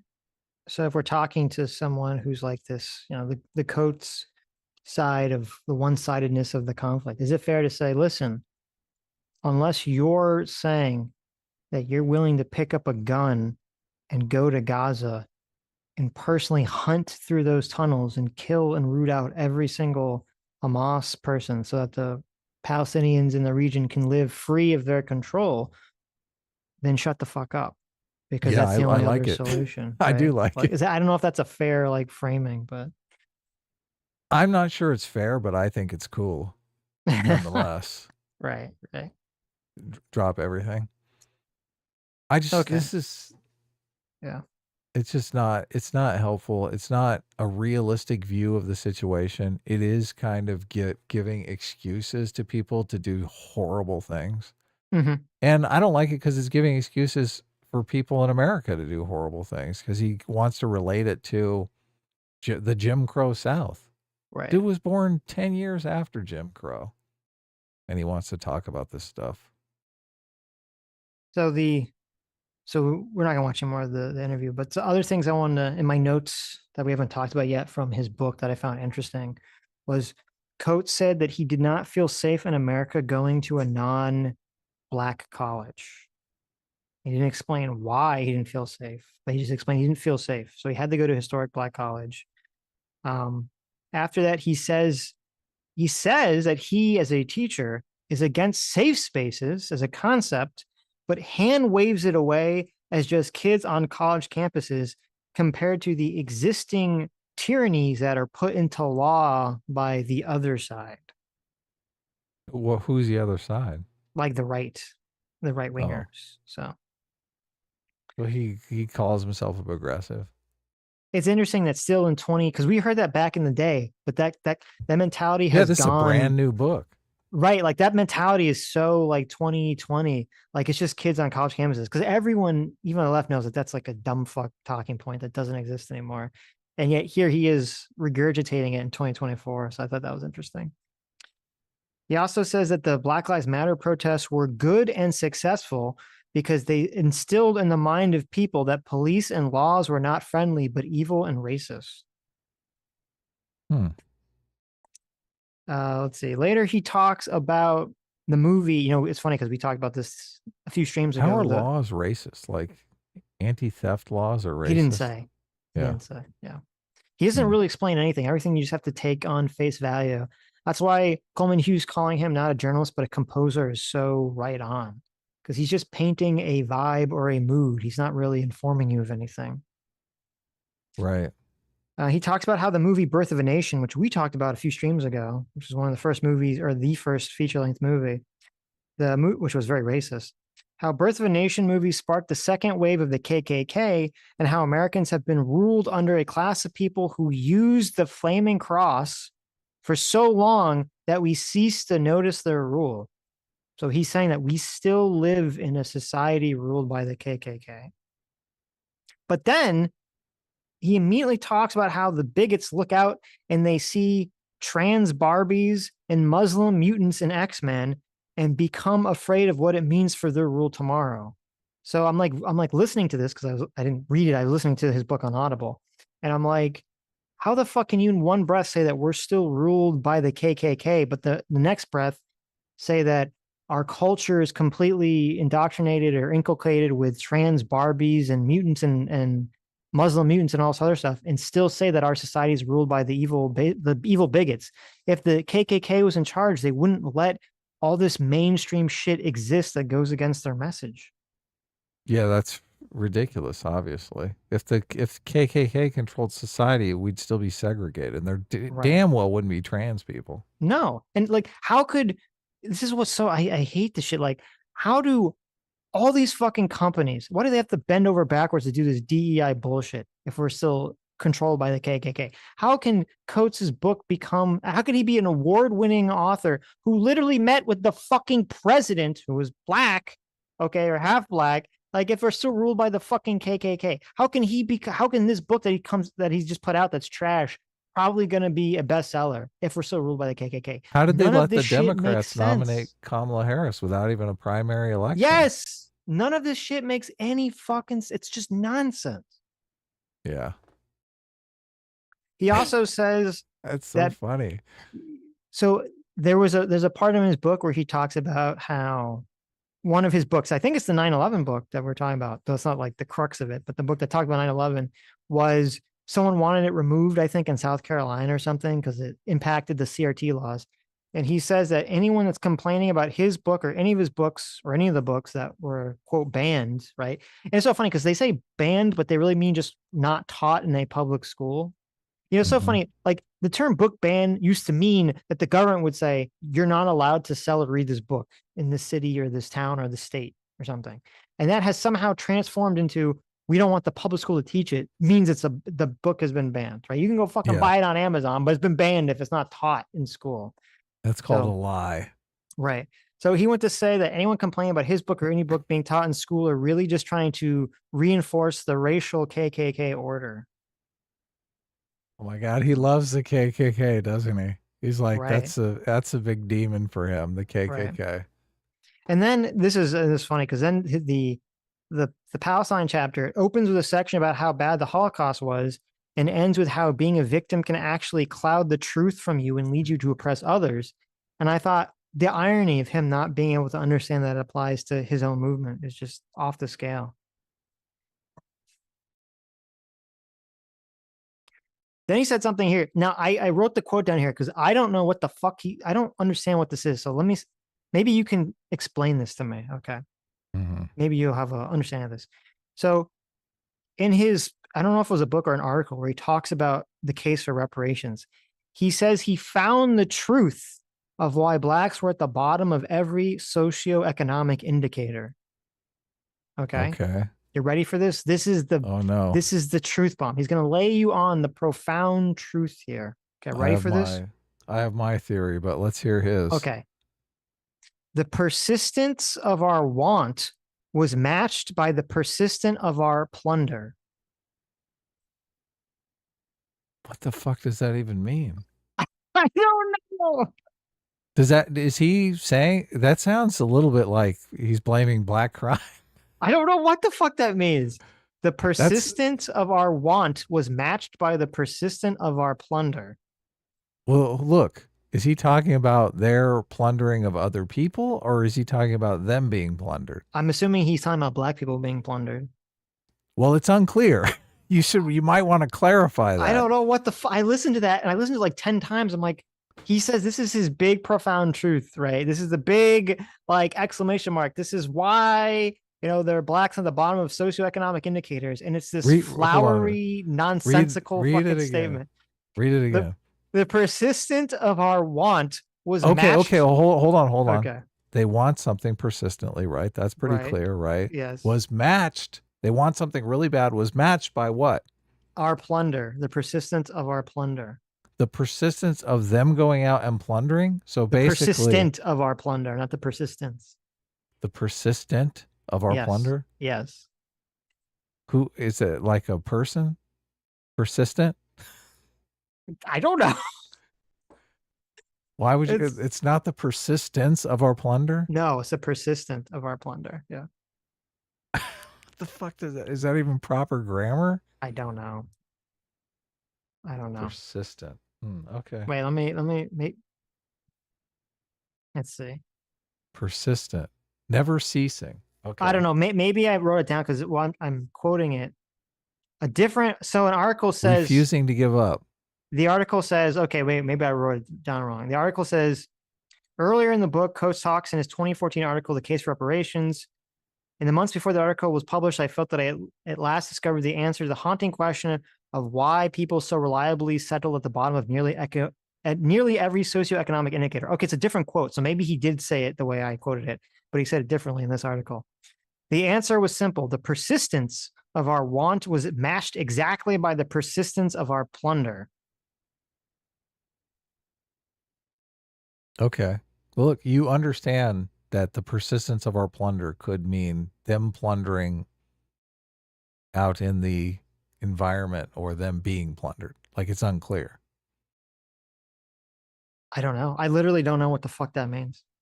I just read it again and I listened to it again and again. I'm like, what the fuck? If you have some great profound answer to a question, shouldn't you make it like very clear? Oh, clarity. Right. Look, that's my best friend. This to me is like, this reads to me as like the highest level of charlatanism, right? Yeah. Like, vapid. Here's the great profound, and like you climb the mountain to get to the guru who lives atop the mountain, and you ask him what is the meaning of life, and he gives you like the fucking cookie cutter, fortune cookie, vague platitude that you're like, what the fuck am I supposed to do with this? I think people are, regardless of race, gender, sexual orientation, I think people are generally lazy. If you give them any excuse to be lazy and not do anything with their lives, that they will take that excuse. And unfortunately, I think a lot of these race grifters like Ta-Nehisi Coates and what's the other big one that just got exposed? I can't think of his name, but all these race grifters, Robin DeAngelo, she's even white. She's a fucking race grifter, right? You give these people this excuse: society's stacked against you. There's no way that you can ever succeed. The persistence of your want will always be outmatched by them plundering your stuff from you. You're never going to get ahead, right? Right. That gives people the perfect excuse to say, why try? Why should I try to get ahead? People like, why should I fill out a job application? They're just going to be racist against me. Like, why should I engage in capitalism? Why should I try to get a bank loan and open a store? Why should I try to have a family? Why should I raise kids and be a happy, productive member of society? Exactly. You are the one creating this problem. Exactly. Yes, Exactly. this is your fault. Yes. You and your vacuous, oh my God, here's the answer. Here's the solution. The pride of failure. That's really what this is. The pride of failure. Yeah, of course. Oh yeah, Ibram X. Kendi. That's the guy. Thanks, Chad. Right. Yeah, can do. Let's see. Then later, after that, he says the point of his reparations article was to use his writing talent to make it so that the idea was no longer so easily laughed at by the robbers. Mm-hmm. That was his words. And by robbers, he means all white people. Right. So people in the chat are talking about how this fits in with UBI because I'm bringing up everybody being lazy. Oh. Look, right. UBI literally forces everyone to shut the fuck up about all this racism nonsense. It's like everyone basically has their basic needs met. How can you say you live in a racist society when society literally meets everybody's basic needs? Right. Yeah. So, but here, this really shows that he adheres to like CRT notion of society. So he says, let me read the whole part. He says, I'll repeat myself. He says, the point of the reparations book was to use his writing talent to make it so the idea of reparations was no longer so easily laughed at by the robbers being white people in white society. Making a charge according to the law of those you wish to indict is a dangerous business. You are in their world and thus compelled to speak to them with their symbol and their stories. So he's saying like laws and everything. This is all like the white people symbols and the white people stories. Yeah. It's so strange to me. Like my family that immigrated to America in the early 1900s from like Russia. And I think, from like Russia and Romania, and I think from England or something. Like why is just because I'm white, these are my laws now, even though Jews were discriminated against, even though, Russian immigrants and Romanian immigrants were discriminated against in America. Who cares? Yeah. If it's a good moral system, a good economic system, a good justice system, who cares who founded it? So the reason he wrote this, the reason he wrote this whole book was because when he wrote his reparations article, he cited how Germany basically is like, pays reparations to Israel as like a positive thing. And he got all this flack from the lefties and the leftists. So this is like this is him making up for that. Oh my God. They called him out. They're like, oh, can you believe it? Germany is supporting an apartheid state, a genocidal state that wants to kill all the Palestinian people. Yep. He talks about how his father instilled in him the sense that Israelis were white and Palestinians were black. Quote, which is to say the former are this is what he says. Quote, which is to say the former, the Israelis, are the oppressors and the latters are the oppressed. And then he says, even if he couldn't explain it, it was an instinct. So he's just being very explicit with the CRT P plus P plus R perspective. Wow. It's an instinct. He relates the whole thing to the whole Israel-Palestine situation, segregation, Jim Crow. And he explicitly in the book says he has no interest in hearing a defense of Israel, saying that journalists are BS when they talk about both sides, says he would sooner, I didn't make this up, he says in the book, he would sooner hear a defense for cannibalism than for Israel. What? Cannibalism. Israel's worse than cannibals. That's some crazy shit there. He calls World War II, he blames the Nazis on America, right? He calls World War II a race war that was rooted in America. And he blames America because the Nazis used American race laws in some situations as basis for their own laws. So even though America defeated the Nazis, we're also to blame for the Nazis. Didn't we do that after we defeated them, though? Didn't they adopt our laws afterwards? I mean, they weren't adopting our laws when they were running around. There were some Nazi laws that were adopted from after World War II. No. Before, there were no Nazis after World War II. Before Right. World War II, the Nazi regime took over. They created like some race laws or anti-miscegenation laws that were rooted in some racist Southern state laws. Oh, okay. So. Ick. Right. Let's see. Oh, it's weird. He relates. He keeps equating Israel to blacks in America and Jim Crow, and then he somehow relates this to Confederate flags, which I think is disgusting. Let's see. Oh, here's another interesting quote. He says, "The elevation of factual complexity over self-evident morality." Okay, so this is how he describes people, journalists talking about Israel and Palestine. The elevation of factual complexity over self-evident morality. So talking about the complex facts is bad. All you should talk about is the very obvious to him self-evident moral claims.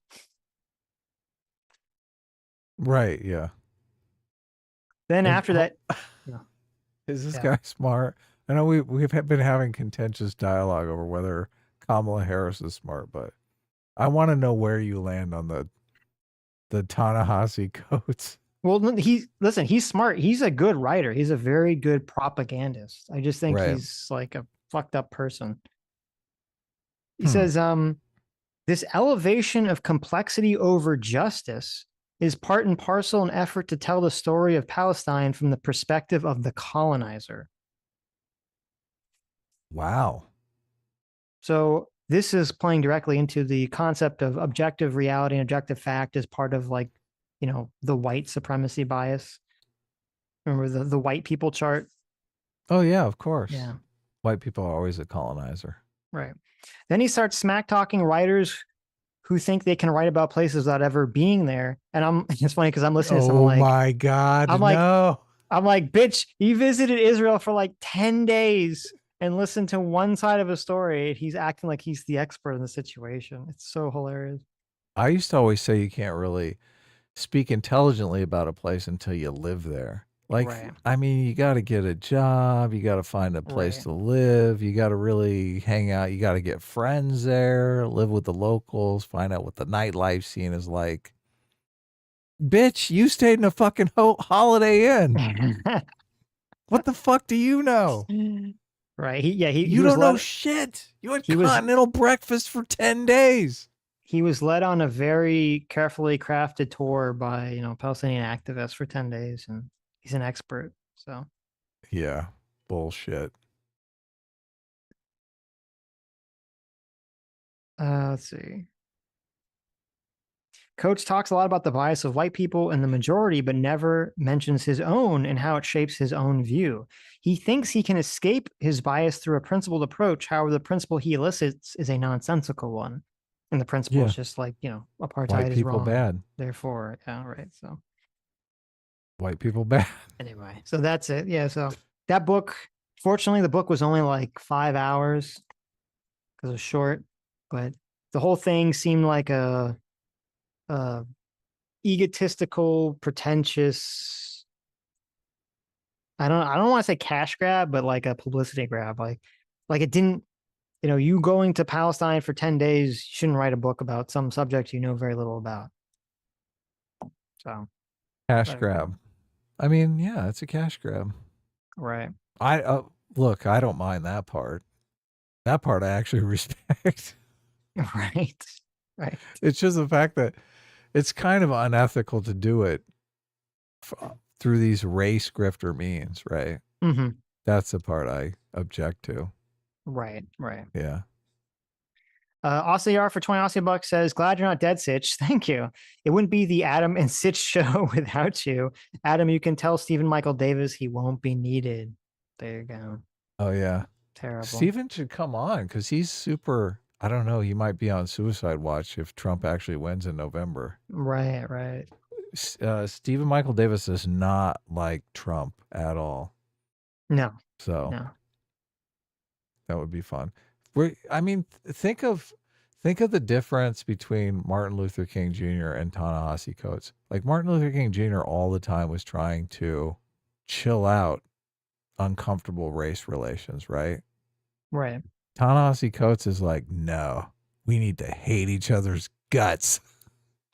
I got to read, and I meant to, I didn't have time, but I wanted to read his really long, his reparations article, because Sauger, when he was arguing with Chris about this, Sauger says that like all the tired talking points we've heard about Martin Luther King Jr., like the communists and the leftists always say, like, Martin Luther King Jr. said the right language isn't heard. Martin Luther King Jr. said this.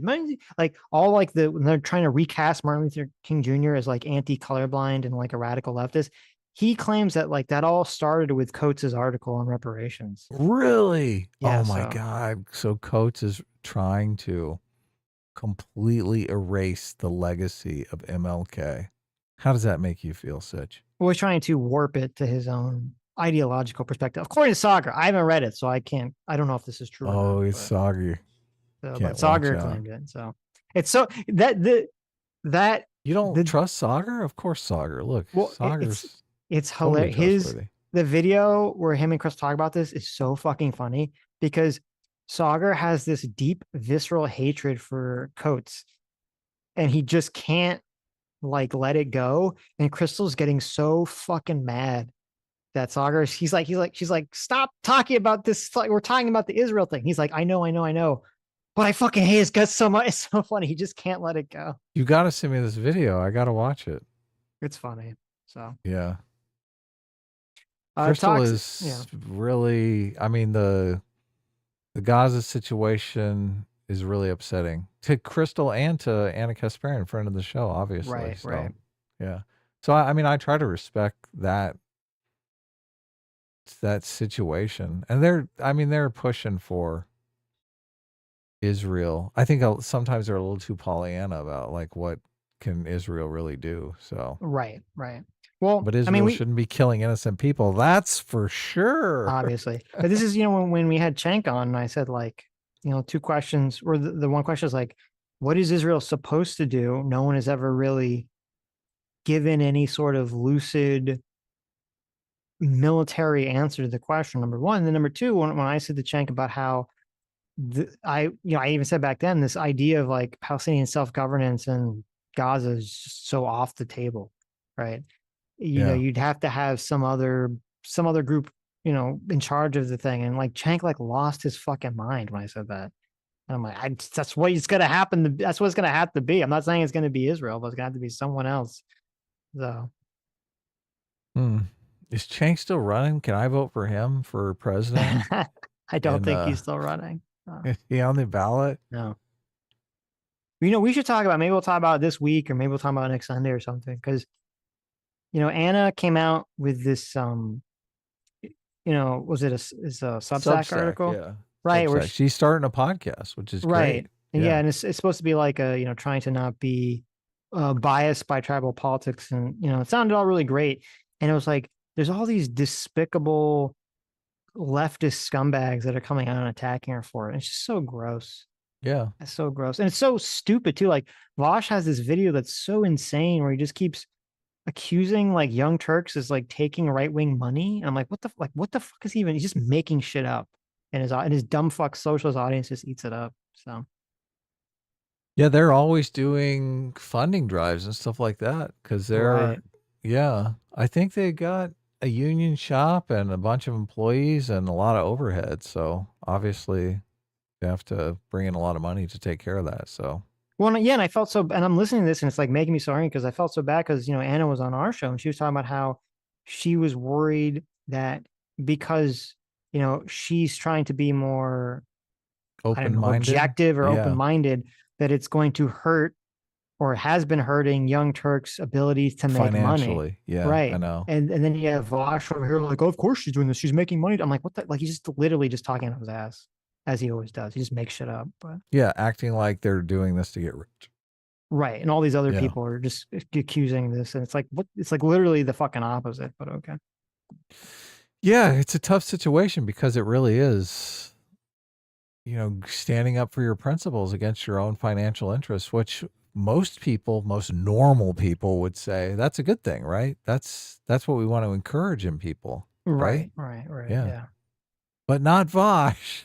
No. Vosh is like, let me just spend this in the most bad way, faith way possible, because this person called me trash on their show one time. Which, I mean, Vosh is objectively trash. So, I mean, that's just objective journalism. Mm-hmm. You agree, of course. I agree. Toxic Mix for $20 says, glad you're still with us, Sitch, and your family as well. A Shoe and Adam show might have been easier on the eyes, but I don't want it that badly. And Kasparian and Adam doesn't really roll off the tongue. Well, you'd have Anna and Adam. So you'd have be A and A. Yeah. Anna is going to start her own show. It's going to be a huge success. Anna is much more famous than me, much more charismatic than me, much more intelligent than me. Like, Anna's going to hit it out of the park. So there you go. Okay. I need to use the bathroom real quick. So you read super chat. God, I we know. need Look at a this. super chat reader to come in. I know. How terrible. I think Vanessa's come on and read super chats for me before. Wow. It might have been Chitachi. Uh-huh. Yeah. I can't believe you'd mix those two people up, you fucking bigot. They might have both been on. Okay. Vanessa, you've been on before, right? I believe she has. So I don't remember, honestly. But I don't remember anything. So anyway, BRB. this was quite some time ago, so forgive me. So who wants to come on and read some super chats for me? Is Connor is ContraPoints? Is ContraPoints in the audience? Can ContraPoints come on and read some super chats so that I don't have to actually read super chats? I guess I could give it a whirl. I could give it a try here. Let me go to fan funding and pop up some super chats here. Should I just read the last one? Is that fair? That seems completely unfair. Look at this. Become the Knight says, look, I'll come on. I'll read super chats. I don't think it's fair for me to read like the last super chat that came in because other people super chatted way before that. So I'll just read PCs here. PC for $5 says, Coates needs to listen to Kamala. Be unburdened by what has been. Oh, PC, you're so correct. If only I had any faith that Kamala understands what that saying means. It's kind of ironic that that is her go-to saying when I think she doesn't really mean it. But Stug for $5 says, you either die the villain or live long enough to see yourself interview Coates. Ezra Klein. Well, look, we've covered Ezra Klein being a complete crazy person. It is cool that Ezra Klein is pushing back on Coates. So that's a good thing, obviously. And Ezra Klein's the guy to do it because everyone perceives of Ezra Klein being super on the left. So they're not going to give him a hard time. They're not going to call him racist and a Nazi. Yes. Oh, you're back. I'm back. I have been on before and I cannot believe you two don't remember. Wow. Oh, Vanessa, no, I do. I thought you'd been on. But look, I do think Chitachi's been on as well. I think both of you have been on. So I do. Now that I'm thinking about it, I do remember Vanessa coming on. I don't remember what you talked about. I can't remember which one of you came on and read super chats for me because one of you did actually read super chats and I was like, oh my God, I'm in heaven. See, if I ever, that's the thing. Sitch is just, he's irreplaceable. He is the super chat reader. Terrible. That's all you use me for. My ability to read words in order. Remember when I did a Thursday live stream on my own channel when Sitch and I were just doing the Sunday show before we started streaming like every day. Yeah. And oh my God, reading super chats was just always work for me. So it's funny. I don't know if you watch any of Gary's content, Nerdrotic. Yeah. Gary gives me hope because I mean, I love Gary. I don't want you to get the wrong impression, Gary, but Gary's not a great super chat reader either. Like we're both maybe middling super chat readers, but we just have to, we have to press our way through. But I do think one of the reasons why the show is so successful, why we get so many super chats, why so many people are completely jealous of all the super chats we get and try to say that we're secret right wingers and are, just catering to our right wing audience, is that we do read every super chat. Sitch is the amazing reader, so he definitely does a good job reading the super chats. And we'll respond. There's like a lottery type component to our super chats. Like Sitch and I will literally argue for half an hour over a $2 super chat. So that's not going to happen on Tim Pool, right? That's never going to happen. So, yeah. Mm-hmm. And I think people like that. People like that lottery type atmosphere where they're like, look, this will get them. There you go. This is something good to talk about. Vanessa says that it was not her reading the super chats. So it was Shitachi then. Okay. But Vanessa has been on. Yeah. Sweet. Okay.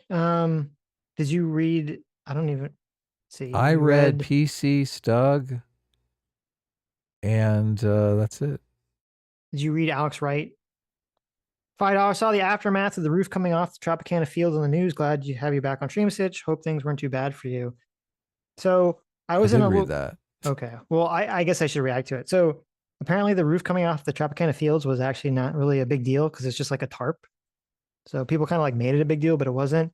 The storm, I guess I should talk about the storm. So I was in a place in Florida which looked to be in the danger zone. So I basically evacuated to a place in Florida that was not in the danger zone. And then it turned out, as very often happens with hurricanes, the hurricane moves and shifts, and the place I was at was pretty unaffected, so leaving was pointless, essentially. So climate change is not real, guys. That's not. There you go. But it's actually, it's pretty scary and weird and terrifying because,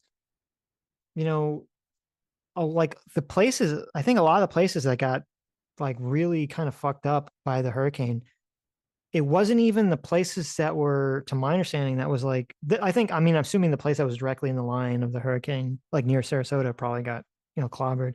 But some of the places that got really fucked up were like and I'd be so fucking mad. We're on the other side of Florida. We're on the East Coast or in like Central Florida, where when they were like in this like area where the hurricane spawns tornadoes that would cause like crazy amounts of destruction to people's houses.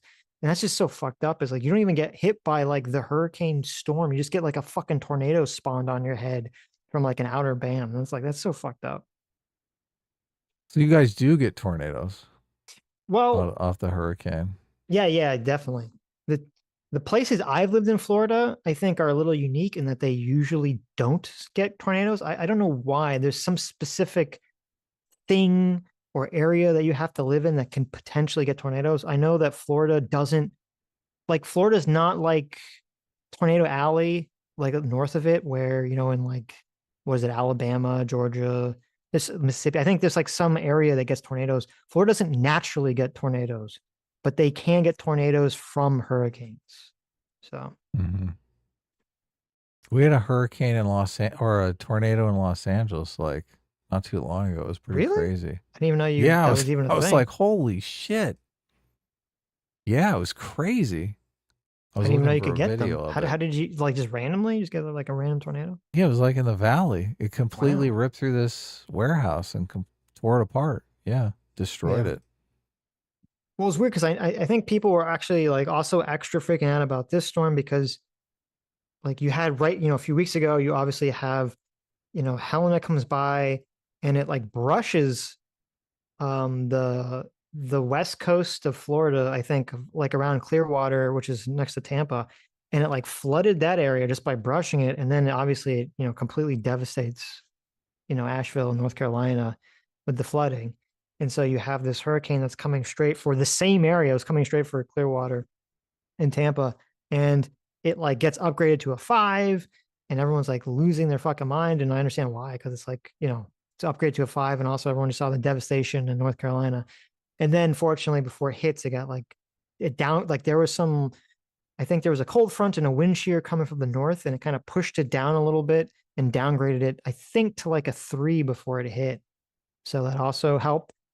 And also there's I don't understand all the mechanics of it, but supposedly it didn't really flood the same area that Helena flooded, because of like whether you get flooded depends, I think, both on whether the tides are in or out, and also depends on like what quadrant of the hurricane you get hit by. So there's all sorts of hurricane science about it that I should probably know as a Florida man, but I don't know. So That's okay. As long as you're okay. I'm okay. As long as you go where they tell you to go. Right. The establishment shills point the way, and you just Well, it's even fall like in line. It's fine. Like my brother, who wasn't anywhere in the direct blast on the hurricane, he said that like a tornado spawned like 15 minutes away from where he lived, and I was like, Jesus, it's just so crazy. So the National Weather Service says the Los Angeles area saw its strongest tornado in 40 years on Wednesday. I didn't even know you got tornadoes. That's so weird. Well, 1 in 40 years is, I mean. Well, she said the strongest in 40 years. That doesn't mean that it's the only one. 17 structures were damaged. This comes after an atmospheric river pummeled the state earlier this week and killed at least 5 people. CBS News correspondent Janet Chamlian is in Montebello, California with the latest. This is crazy because it's just like someplace in the valley. Right. I saw a bunch of different footage that came out probably after this news report because everyone's pulled out their cell phones and they were 10 miles an hour. We're hearing that the damage. There's the warehouse that it ripped. Yeah, through. it's so crazy. Completely it's so tore crazy. the warehouse. Look at like did a little path here. Totally fucked up all these cars and shit. Well, also I imagine it's extra bad because like the buildings in LA are built for earthquakes, not hurricanes or tornadoes. And I believe you make them the opposite. Like if you're afraid of earthquakes, don't you want to make the buildings out of wood so they shift? Oh yeah, Where if you're worried about hurricanes, I don't know if the same thing as tornadoes, I'd imagine it is, you want to make the buildings out of like concrete so that they're solid. Right. So yeah. Anyway. Edward Sr., thanks so much for the 5 gifted memberships. Thank you. Nomad for Trevor says, so Sitch and Adam, the Obama rant, wild stuff, right? What's your take on that? Did you hear it? Did you listen to the Obama? Yeah, of course. I did not. He was like black. No. He's like, I got to talk to you. The black men are not voting for Kamala. I want you guys all to know. Mm-hmm. A vote for Kamala doesn't mean that you have to sit down while you pee. Okay. Oh, really? Really? I thought it did. I thought I know like, that's what everyone if Kamala thinks. won the presidency, she was going to make it law that everywhere in the country men have to sit down to pee. There is going to be a law about the toilet seat. It always has to be down. That's correct. Okay, listen. I have a very easy solution to the toilet seat problem. Okay. Mm-hmm. If you live with a woman, right? Right. Everyone on the planet, when they flush their toilet, should put the fucking lid and the cover down, okay? Because when you don't put the cover down and you flush the toilet, you're spreading toilet germs everywhere in the fucking air, including your fucking face if you're leaning over and flushing the toilet. So you should put the fucking lid down. And this is good. Like if you're living with some woman and she just puts the seat down, you go, whoa, whoa, whoa. I'm going to put the shoe under their foot. What the fuck are you doing? Put the lid down, you disgusting person, before you flush. The fuck? I mean, why are you flushing anyway? Who cares? There you go. Just get a hole. Why do you even need like water? Just get a hole. It just drops straight in the hole, right? Yeah. Maybe we should There bring you up the Obama rant. There you go. How long is it? I think it's short. Because I'll I saw look people for it. reacting to it, and I listened to some of the reactions, but I didn't actually watch it. So you go look for it. See if it's short. I'll I'm listen going to to. it. But... I think it is short. 5 minutes. Here Okay, we let's go. listen to it. Yeah. Read a super chat. I'm No. looking here. No. What am I God, gonna do you're it? What am I? you're Your so- puppet? Hmm? Oh my God. Read super chats. Okay. my- Listen to you're my s- Obama rant. Look, blah blah dude, blah. You're my super chat slave, okay? Oh my God. Don't listen you to know how this guy. works? It's terrible. Read some super chats, slave. What Come now? on. Now I'm not going to. I was literally about to. My mouth was about to open, but now I Look, can't do it. there's no way that super chat slave remark is not going to be on Destiny's subreddit later tonight. There you go. It's impossible. I'm going to go ahead and just speak some truths, if you don't mind, please. I'm going to go ahead and spank all your bottoms, okay? Get over here, you diaper babies. Oh, my God. Because my understanding, based on reports I'm getting from... Look at this guy right here. It's totally, these two guys in the background says it all right here. The looks on their face are like, this motherfucker. Campaigns and communities is that we have not yet seen the same kinds of energy and turnout in all quarters of our neighborhoods and communities as we saw when I was running. Because you're smart, Obama. Don't you understand? Wait a minute. Look at that. Computer enhance. What's going on? Look at that. That black guy behind him is wearing a Star of David. He is. Look at that. There you go. Wow. See, it's all part of the conspiracy. Even behind Obama, the Jews are controlling him. Okay. The Jews are putting him up to saying this message. Wow. There you go. Look at that. Wow. Look at that. Yeah. That's a black Israelite right there. Well, I hope probably not. I hope he's just a black person who's Jewish and not a black Israelite. But you don't know, right? Yeah, I don't know. No, actually, you know what? I do know. If he was a black Israelite, he would have been wearing a far more fanciful clothing. Okay. He had like a plastic sword on his hip and everything. He'd be calling Obama some kind of racial slur for being half white. So, this is so crazy. So what is this? Where is this place? It's got Pennsylvania Democrats, black voters hanging up on the. Oh yeah, obviously. Right. But is it like headquarters? Like, why are you bitching at the black guys who are already in the Democratic headquarters? That's a good point. Yeah. They're not the ones you're supposed to be talking to. Right. Right? Talk to the black guys who are down at the Trump campaign. Right. They're the ones that need this message. There you go. I was wrong. Now, I also want to say that seems to be more pronounced with the brothers. So if you don't mind, just for a second, I'm going to speak to y'all directly.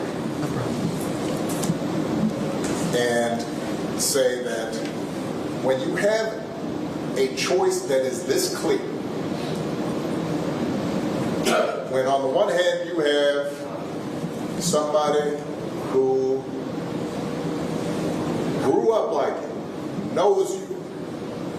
She grew up in Montreal. What the fuck is this? Well, she didn't grow up in Montreal. So they moved to Montreal when she was like what? How old was she? Went to high school. She went to high school in Montreal. Sure. Uh-huh. Yeah. Okay, that's not growing up. I mean, you grew up like in America too.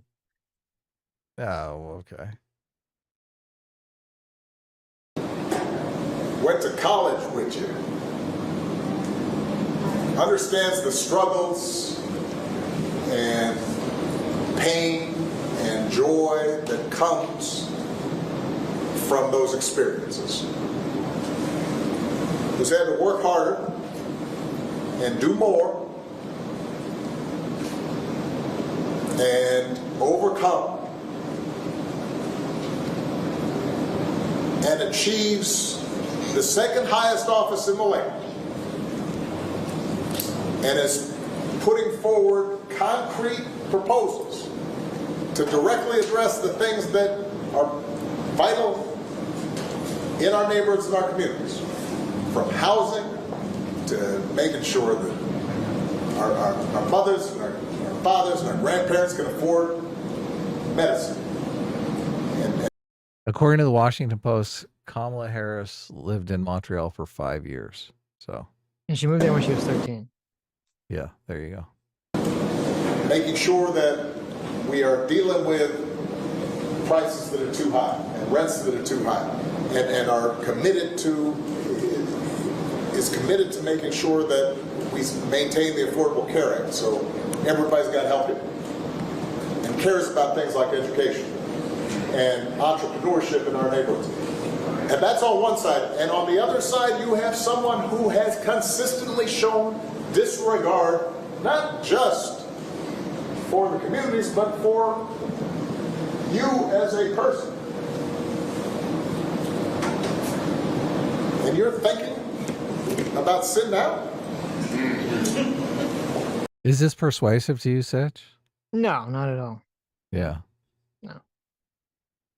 Disregarded you as a person. I mean, a lot of people are disgruntled with the Democratic Party because they feel like the Democrats have taken them for granted, which would be disrespecting you as a person. I mean, I think beyond that, and it's weird because Obama's usually pretty good at this, is, you know, I'm wagering a guess here. I think the issue is people don't like Kamala's vibe at all.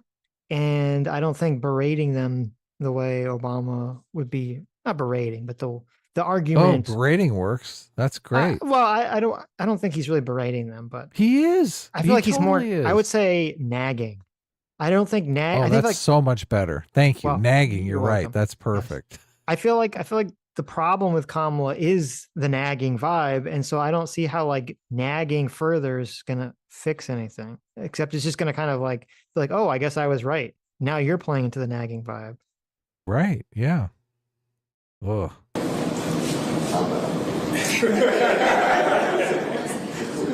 But, you know, because of Putin, What was that? We missed something there. Because he said because of Putin, maybe. Right. I heard what Obama said, but what was that in response to? Because of Putin, maybe. and you're thinking about sitting out?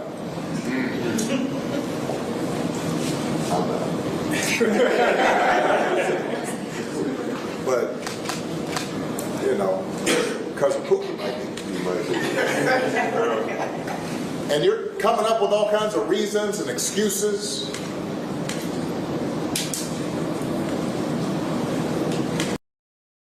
So the one guy said, I'm not sitting out. And Obama said, because of Putin, maybe you're thinking of sitting out. What is that? That's so weird. I don't understand. Whatever. Because of Putin, you guys are sitting out. Yeah. What? I've got a problem with that. Because part of it makes me think, and I'm speaking to men directly now, part of it Sitch. makes me think that, well, you just aren't feeling the idea of having a woman as president. Oh, no. Oh, Sitch. Oh. Look at this. Obama. Look at this face. This Obama face right here. This is like the scolding father look. Yes. I'm not mad. I'm just disappointed. I'm very disappointed in you. Right.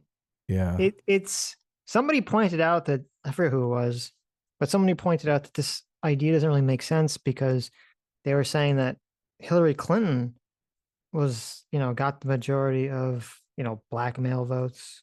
Oh yeah. Now this is what I had to fact check this, so I don't know. They're saying to a higher margin than the projected Kamala Harris support. So that wouldn't really make sense. It's just like men being like, "Oh, I don't want to vote for a woman." Yeah, men don't want to vote for a woman they feel is incompetent. Well, that's the problem. I think it's. I think that's part of it, but I think also part of it is that back when Hillary was running, there wasn't this sort of like, even though Hillary was running very much on I'm with her and like being a woman, I don't think a lot of people in the public felt like there was this feminization of everything. Oh, that's true. Yeah. That hadn't taken hold yet. The emasculization of all men. Right. Yeah, in the culture. But this is part of that. This talk completely plays into that. This is men, know your place. Vote for the woman. Fuck you. Yeah. Know your place. It's in the voting booth. Writing Kamala Harris down. Mm-hmm. That's your place, okay? Mm. Build me a shelf, bitch. and you're coming up with other alternatives and other reasons for that. And I think anybody you are talking to in a barbershop, anybody you are talking to in your house, in your family, at church, who is coming with that kind of attitude, I think you have to ask them, well, how can that be? Because the women in our lives have been getting our backs this entire time. They've been raising us and working and having our backs. And when we get in trouble and the system's not working for us, they're the ones who are out there marching and protesting. And so now you're thinking about sitting out or even supporting somebody who has a history of denigrating you because you think that's a sign of strength, because that's what being a man is, putting women down. That's not. This is so bad. This is surprisingly bad for Obama. He's usually much better. This This is very interesting. That's a crazy argument, isn't it? Yeah. Which is it's a very bad, unpersuasive, un-Obama-like argument. So I saw a video today where the guy was saying Kamala Harris was a prosecutor that was locking up black guys. Like that was his argument for why. Yeah, you sent me that video. I think that's kind of a stupid argument. Right. So I don't know. I think that's a dumb argument. I think it's more of just I think people get a general vibe check and then they kind of rationalize afterwards what the argument is. So it's definitely, I mean, if she's locking up guys that deserve to be locked, yeah, I mean, exactly. if she's locking up innocent black guys, then fuck no, right. I'm not in favor of that. Yeah. But it's a straight identity politics type. Sure. Oh, you locked up black people. Yeah. Well, I hope she locked up white people too. Like criminals need to be locked up. So right. And obviously, it's like, well, that would breed the whataboutism response, which is what I mean, you're gonna vote for Trump, who, wrote the article about the Chicago 5, but New York 5, whatever the fuck they were, they were guilty. Yeah. I understand that. A lot of people believe they were guilty. So I understand that, but I'm saying, like, if you're saying that you're not, you have a problem with Kamala because she locked up black men, I'm like, okay, so Trump is not exactly the criminal reform type guy, so. Yes, I'm not, look, I think they were guilty of, maybe they weren't guilty of the actual crime that they charged them with, but they were guilty of other crimes. They were like guilty, I think, know. of assault and robbery, but not like the murder or sexual assault or something. I don't remember exactly. I don't have beliefs about it because I don't know about it. Right. So I just want to make sure that's clear because people might interpret what I said as in they're totally innocent or totally guilty. I don't know the situation, but yeah, this is, I mean, the case to make is that Kamala Harris is completely qualified and she's the one that needs to represent the Democratic Party. I don't know why Sitch, why is he not making that argument? Because it's so obvious that that's not an easy argument for people to buy is the answer to the question. Well, that is the truth. That would be a self-evident argument. You wouldn't have to make that argument, right? Right. He doesn't, look, he's in a place here with a bunch of people. He doesn't want him to burst out in laughter as he's making this argument because that would be bad for Kamala's campaign. Right. Yeah. Not acceptable. That's not. This shouldn't even be a question. Look at this. This shouldn't even be a question. You guys, look. And yet, here we are. Terrible that you guys are questioning my authority here. Mm-hmm. Obama was such an amazing politician. He should know that. Bill Clinton was an amazing politician. Sometimes you catch people on an off day. Okay. I'll give him a pass. Well, no, I'm saying it's not hard to understand why Obama had the kind of support he did. And Kamala Harris doesn't have that kind of support. And it Right. has nothing to do with the fact that she's a woman. Right. Nada. Yeah. No. True. But anyway. Soldoge for $5 says, so Sitch is live from the hurricane. If not, Adam, you have my resume. If yes, Sitch, how you doing, buddy? Good to see you doing well, old pal. Not so fast, Soldoge. Not so fast. Look at that. How do you read, Soldoge? Are you any good? Wow. That was a joke, Sitch. Adam unfriended for 21 months. Says if I had $1 for every time Sitch and Adam are late and gay, I'd have at least $400 by now.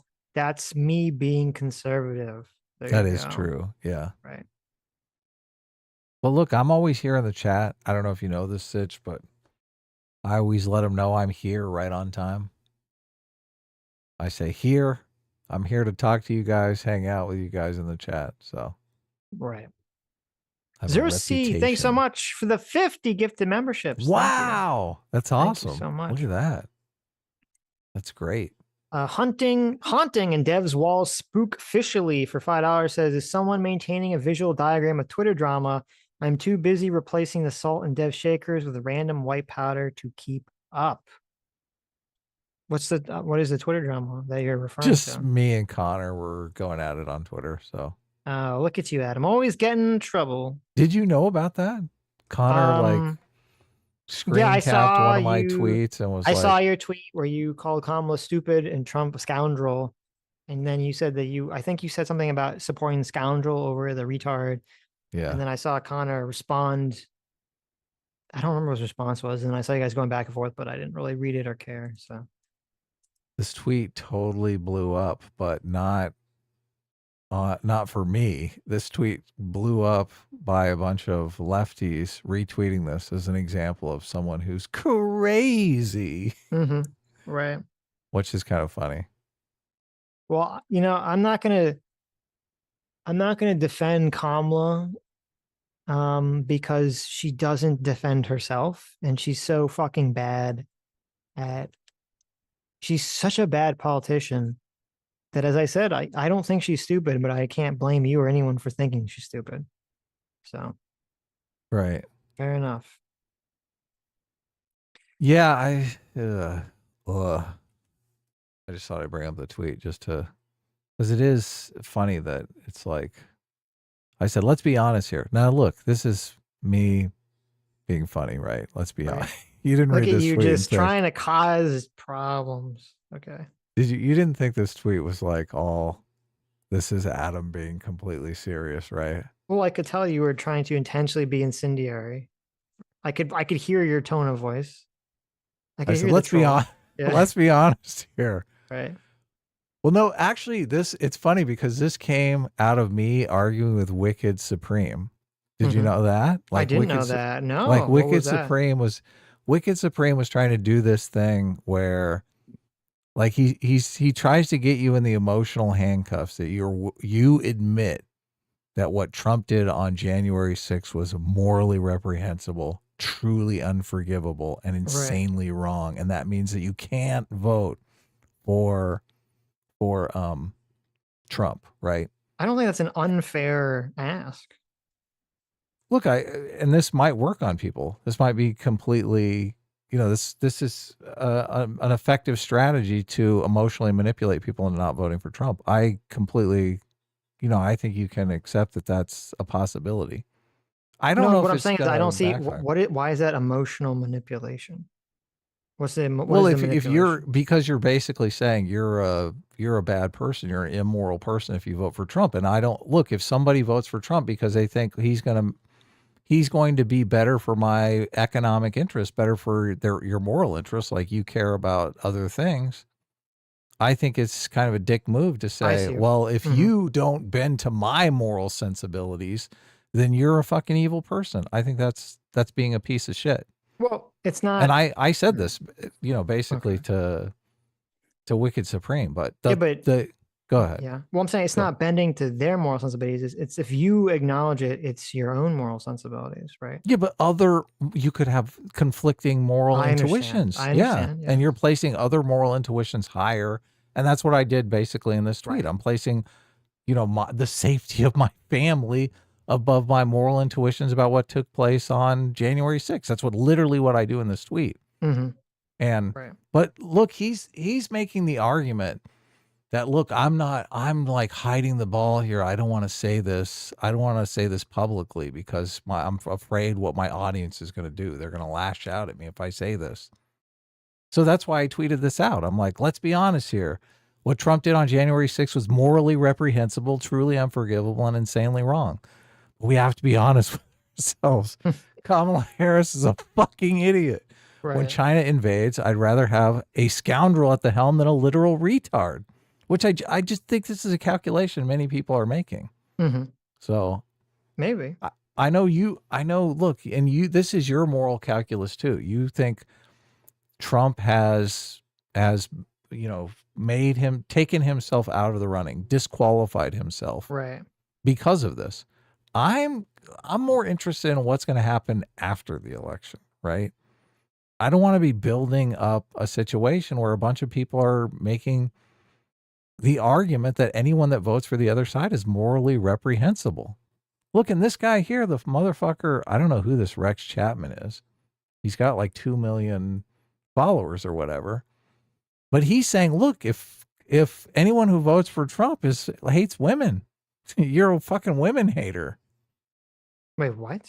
Yeah, look, he says, sigh. Just say you dislike women, dude. Okay. That's his tweet. He's like, you're making this argument because you hate women. Yeah. Interesting. So interesting. Look, I don't know how the election's going to go. Like Kamala Harris could very well be president of the United States. But I don't see a lot of people on the right making the argument that if you vote for Kamala Harris, you're morally reprehensible. You're basically unforgivable, right? I do see a lot of people making that argument on the left. And look, if Trump becomes president for 4 years, that's going to just create a completely toxic environment for 4 years. That's why I hate this argument. I just think this argument is emotional manipulation. Right. Yeah. You dislike women. Well, I guess he heard what Obama said and he's taking it to heart. There was a bunch of people. I can't believe, look, and this is why I was arguing with Connor, because Connor did the exact same thing. He's like, oh my God, this is the tweet everyone's making fun of. Let's let me do it. But Connor's, I mean, his response didn't even make sense. Yeah, He's I know. like cope and seethe or whatever. I don't Yeah, know. I saw his response. I was like, what does that even mean? Like, it didn't even make sense in the context, but you know. Yeah, look, but you're catering to, I don't want to throw Destiny's audience under the bus because we have a lot of overlap with his audience. And I like to think we have the smartest people from Destiny's audience in our audience. But some of the like lowest common denominator Destiny fans, they will just like anything. Like it doesn't need to make logical sense. It's like, we're dunking on this guy that said, call Kamala Harris a fucking idiot. Right. If you want to make the case, look, and constantly people were making this case that Kamala Harris isn't a fucking idiot, which obviously hyperbole, right? She's not an idiot. She's not literally retarded, but I'm not sure she's smart. I'm just not sure that she's smart. And I like to think the president of the United States needs to be some sort of exceptional human being, right? So, yeah, but the problem is, I agree with you. The problem is Donald Trump is not that either. No, look, we are definitely in the lesser of two evil scenario here. Right. I'm not saying Donald Trump is some brainiac, some super genius. Let me pose something. Okay. So if we acknowledge that both Kamala and Donald Trump are idiots, right? Or retards or idiots, which you agree with. I'm not sure I do think of Donald Trump as a complete idiot. So, well, you agree he's not smart, or do you think he's smart? Because I think he's an idiot. And I thought you said in another place that he's not smart either. I think he's smarter than Kamala Harris about human nature. I think he understands human nature to some extent. I think he's more of like a realist. He thinks we don't know what the fuck. The problem with Kamala people- to me is that we don't know what the fuck she thinks about any of these things. No, Not I that completely we know that agree. she's Like stupid, right? maybe she's 10,000 times smarter than Trump about human nature. Right. And she's just it's impossible for her to communicate that. So I don't know. Right. Yeah, you're right. Well, I guess what I was going to ask is if they're both stupid, you know, and you have one person, Kamala, who's stupid, but it's very clear that she listens to and follows her advisors, and you have Donald Trump who's stupid and doesn't listen to anyone. Wouldn't that mean that you should support But Kamala? he does. It's not that he doesn't listen to anyone. He literally passed the executive order for hospital transparency because he listened to someone. He did the CRT ban because he listened to Christopher Rufo. Like he does. Right. The argument that you're making is just not Well, true. wait a minute. When I say listen to anyone, I mean listen to someone that says something that goes against his immediate intuition about something. Right. Like obviously if he doesn't have an intuition about the hospital transparency thing or the CRT thing would completely line up with his intuition about the left anyway. You know, it's not really like you don't need to have an advisor tell you something and be like, oh, that's a good point. I think Trump is going to fight the immigration stuff. I think he's definitely going to fight for some kind of obviously that's what he's been. Well, I don't know, because on one hand, he's been running on immigration stuff. On the other hand, he was president for 4 years and he didn't do dick on immigration. He tried to build a wall, which was entirely pointless when the problem was trying to fix the asylum I thought process, he did the which didn't Remain even try in to do. Mexico. I thought he did the Remain in Mexico, and he tried to do like the Muslim ban and all this other stuff. Well, the Remain in so again, as I've said on the show, the Remain in Mexico thing, while maybe is a good policy on paper, if it only applied to, I think it was like 50 or 60,000 people total, because it relies on Mexico saying, yes, you can do this. And that's 60 or 50,000 people out of 2 million. That doesn't really solve the problem, does it? Right. So, but he did do something. You're saying that something was ineffective. It was not effective. Yes. Okay. So we're talking about policy goals, and we've drifted from who's the bigger idiot. I understand, but you brought it up in terms of you thinking he's going to do something, and I'm saying if Kamala's running on some specific policy that, you know, you look at it and say, okay, I think this is a good policy in terms of, you know, closing the border and fixing at least some problem. Though, in my opinion, doesn't go far enough, because I don't think asylum should be able to be applied for on the border. If that goes to fixing some amount of the problem, and Trump hasn't, to my knowledge, even proposed any solution to fixing the asylum problem, even still to this day. I mean, why is Trump so weak on that issue? Right. Has Trump? Well, I think has Trump even proposed any sort of fix to the border beyond I'm going to deport people and I'm going to build a wall, which doesn't really actually solve the problem?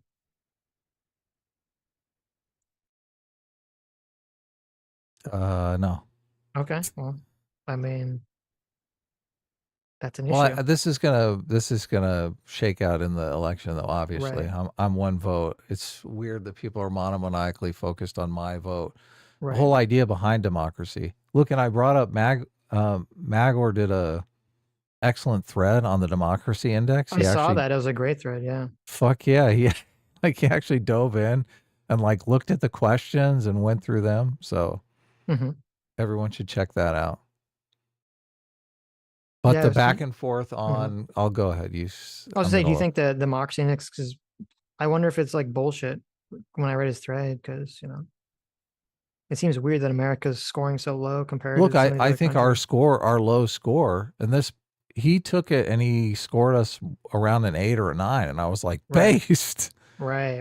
And some of the questions I just do not really have anything to do with index or have anything to do with democracy. The fact that you know, women being involved or women making up 50% of the legislature.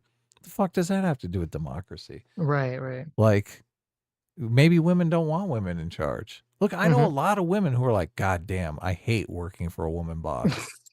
Like, so much fucking nonsense in the office, so much office drama. Every time there's a woman boss, they'll go on and on and on about it. Right. You've never heard this? I have heard this. Yes. Oh, you have? I have heard this from women. Yes. Okay. So. but I'm not a sexist, so I call them wrong and I slap Oh, them. you point them out. slap them, Oh, and then I tell them to make me a sandwich. You slap them in the face. How I slap dare them in the you face. talk like that? And I say, "How dare you, bitch? Now make me a sandwich to repent for your sexism." That usually works. So Connor did a screenshot of this tweet as well. Mm-hmm. And I was basically saying, look, dude, you're paid shill for the Progressive Victory Super PAC. Right. And who cares what you think? Okay. You're here, you're getting paid $3,000 a month to make everyone believe Donald Trump is Hitler. Mm-hmm. Oh, and he got super chapped about that, man. That got under his skin. Mm-hmm.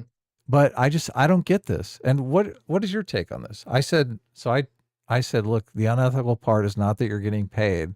The unethical part is that you don't make it obvious. Many people don't have any idea you are on the payroll of a progressive super PAC. It's not in your bio. It's not listed in your tweets dunking on me. It's not in the description of his videos. Like, he doesn't mention it in his videos. I've watched a bunch of his videos and he never talks about it. Mm-hmm. He literally makes $3,000 a month from the Progressive Victory PAC. He's still getting paid $3,000? Yes. He goes on and on. I thought it was like a one-time payment. Look, you don't even know about it. I didn't know that. No, I thought it was once. I didn't realize it was a continual thing. So look, if I come to you, Sitch, and I say, look, Sitch, Mm-hmm. I got this friend of mine that's going to pay me $3,000 a month to support Donald Trump. Okay.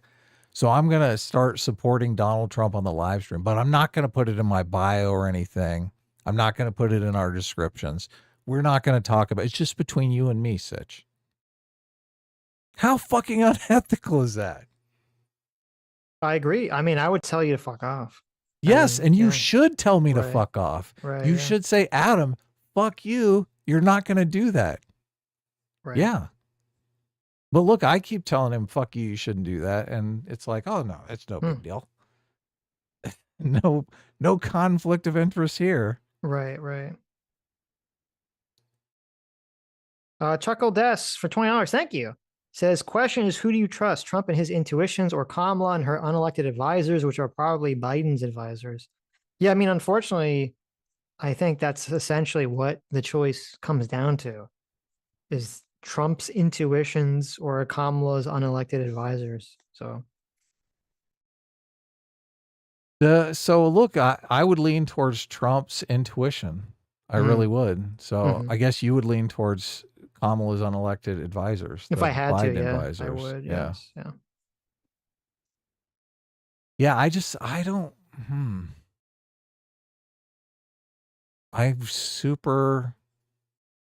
I mean, the woke stuff really, really worries me. The identity politics stuff really, really worries me. And I can't get out of my mind. There are so many cultural barriers to Trump getting out of hand. Like, the press is going to be on Trump's fucking dick 24/7, right? Like, I believe how on much his ass is the correct way of phrasing that, not on his dick. But no, they're literally going to be stepping on his dick every day. Oh, stepping on his dick. Okay, yeah, okay, I agree with that. Yeah. Oh, okay, yeah. I guess it was unclear. They're not going to be trying to. They're not trying to fuck Donald Trump. Yes, okay. right. Well, they are trying to fuck Donald Trump, but not in They're going to be good, the fucker, not the fucky. Okay. not in the good way. Right. Yeah. Yeah. Look, but Kamala Harris, oh my God, they're going to get behind her and cheerleader. Yes, she's made a bill for CRT. Yes, she's made a bill for trans rights for indigenous people. Yes, she's made, like, you can't deny that, Sitch. Well, the question is, they're going to cheerlead everything like that. No, yeah, that is true. And the question is, and I don't blame anyone. It's like, is she going to, she's running as a moderate now. Is that like how she's going to govern, or is she going to go back to 2019, ultra woke Kamala, or are we going to get 2014 prosecutor Kamala, who's kind of like in between? That's what I'm saying. Like, it's incredibly unclear because of how she hides her takes, her positions, her personality. So. Yeah, look, she's not going to have to hide anymore. The incentive structure is there. Her winning coalition, the people who are actually going to elect her, the people who she's going to want to keep happy because she can run again in 4 years and will want to run again in 4 years, are those people. The people who are going to be CRT. Oh, I think if she ran as a moderate and won, and then all of a sudden is like, surprise, I'm super fucking woke, I think she would destroy her chances. Didn't we have this argument though with Biden? You said Biden ended up not stopping the woke people. No, what I said was that Biden was going to, that's the exact opposite of what I said. I said Biden was going to capitulate the wokeness, but that nothing he did would be enough for them. So they would attack him, and then the press would attack the woke people to defend Biden. Did any of that play out? Yeah, it did with all the Israel stuff. Right. I think the Israel stuff kind of played out just without Biden even being present for any of that. I think culturally, we'll see. Because if Kamala loses, there's going to be this huge, and if she loses and people look at it and they say, oh my God, a bunch of, young left-wing people didn't vote for her, and a bunch of Muslim people didn't vote for her, then obviously the whole Israel thing is going to come out, and they're going to, when the finger pointing starts happening. So I find it hard to believe that anyone will come to that conclusion. They're going to say we live in a white supremacist nation, and that you're so wrong. You think so? You're very wrong. Yeah. No, if Kamala wins, the finger pointing is going to be out, and it's not just going to be it's going to be a lot of left. internal fighting on the left. I mean, that's why you had Obama here finger pointing at black males, telling them to stop being sexist. Right. There's going to be a lot of internal fighting. The left is great at internal fighting, as we know. So. Oh yeah. The issue is, when you talk about like the woke stuff, is, on one hand, and this is just objectively true, wokeness was much worse under Trump than it was under Biden. That's just an objective fact. If you look at the attitudes in the public space and the way people acted, was just so much woker than it is now. But then on the flip side of that, you say, okay, that's true. But then the Biden administration is obviously, in terms of the policies they're enacting, are much woker. Obviously, Trump would enact anti-woke policies. And so you kind of have to make this impossible predictive calculation as, what is worse? If Trump wins again and the overwhelming cultural media wokeness goes back to the way it was in 2016 through 2020, like the BLM days, is if it gets that bad again, or if Kamala starts enacting woke policies like, thing that we went over last Sunday, which was kind of insane, where you had the Justice Department was going after that, I forget what state it was, the state that had the test to be a state trooper. And they were like, oh, this test is discriminatory, not based on anything in the test, but just based on the outcome, the results, that more black people failed the test than white people. Yeah, that was a Biden thing, right?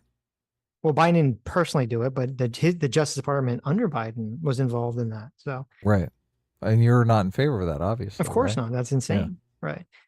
But you don't think that would happen with the Trump DOJ, right? Well, obviously that would not happen under the Trump DOJ, right? But would that happen with a Kamala DOJ? It's very possible. Of course it would. Yes, it's very possible and very likely it would happen or continue to happen under the Kamala situation. So. Yes. Yeah. Well, you're more worried about wokeness than me anyway, so I want to get UBI. So Kamala stepping in would be... Well, you're more likely to get UBI under Kamala than Trump. Yeah, and also we'll settle the bet on the immigration bill going absolutely nowhere. Oh, okay. So you're going to vote for Kamala just because you want to settle the bet. Yeah, I don't know that I'm going to vote for Kamala, actually. I don't know that I'm going to vote for Trump either. I think I might vote for Cenk Uygur. I think I might take the third party route here. I like that. I like that. Yeah, there you go. So I can just dodge this bullet here. Listen, you're Adam. I hate the one. You have a little bit of a curse here. Okay. Last person you voted for was Kanye, and he became Black Hitler. True. Right? True. So if you vote for Cenk, if I vote for Cenk, Cenk could come out and go totally. It could be terrible. Shit. Yeah. We'll be in a Balenciaga. What? He'll be in a face mask. The mask. Yeah. Balenciaga. I don't know how to say Yeah. it, but, right.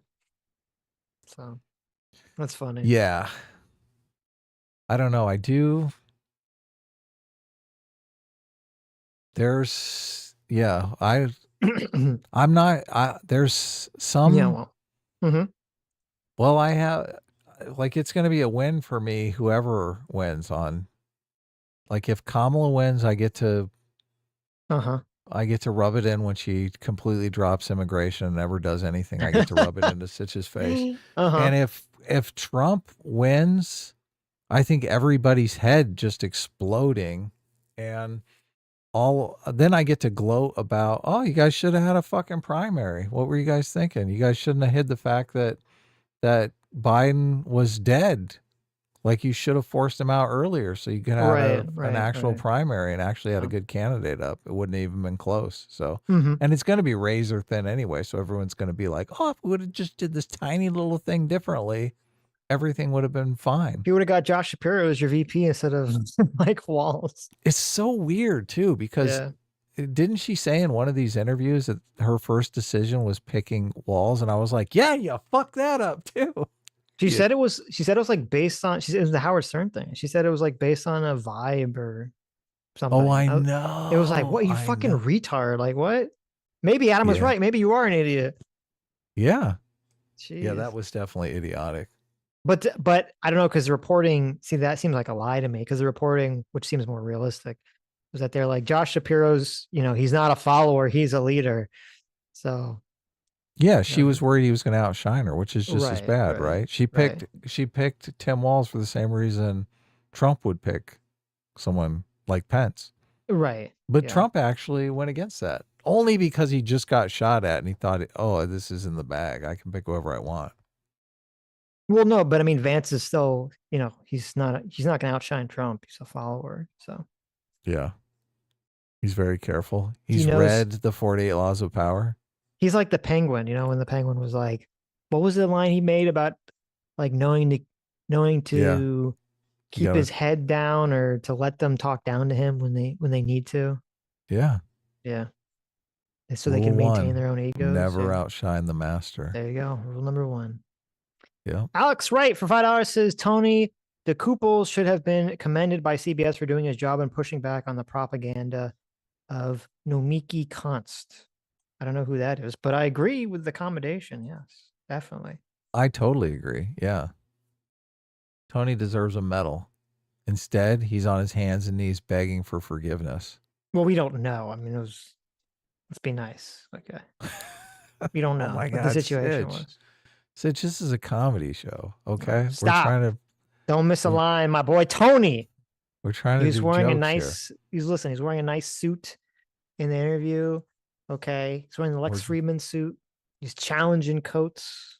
I like it. I give him props. Caleb for $5 says the whole quote, I would have probably been a Nazi in 1940s Germany.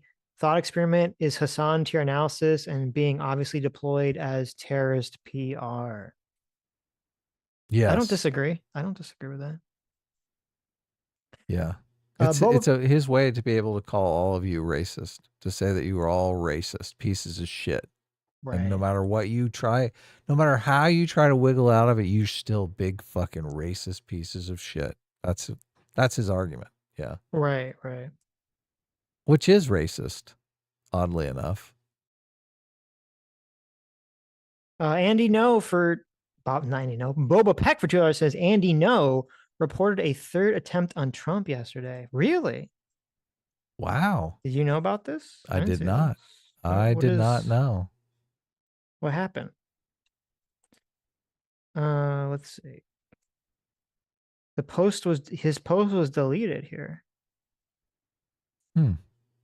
Why did he delete it? Was it wrong? Maybe. Incorrect, probably.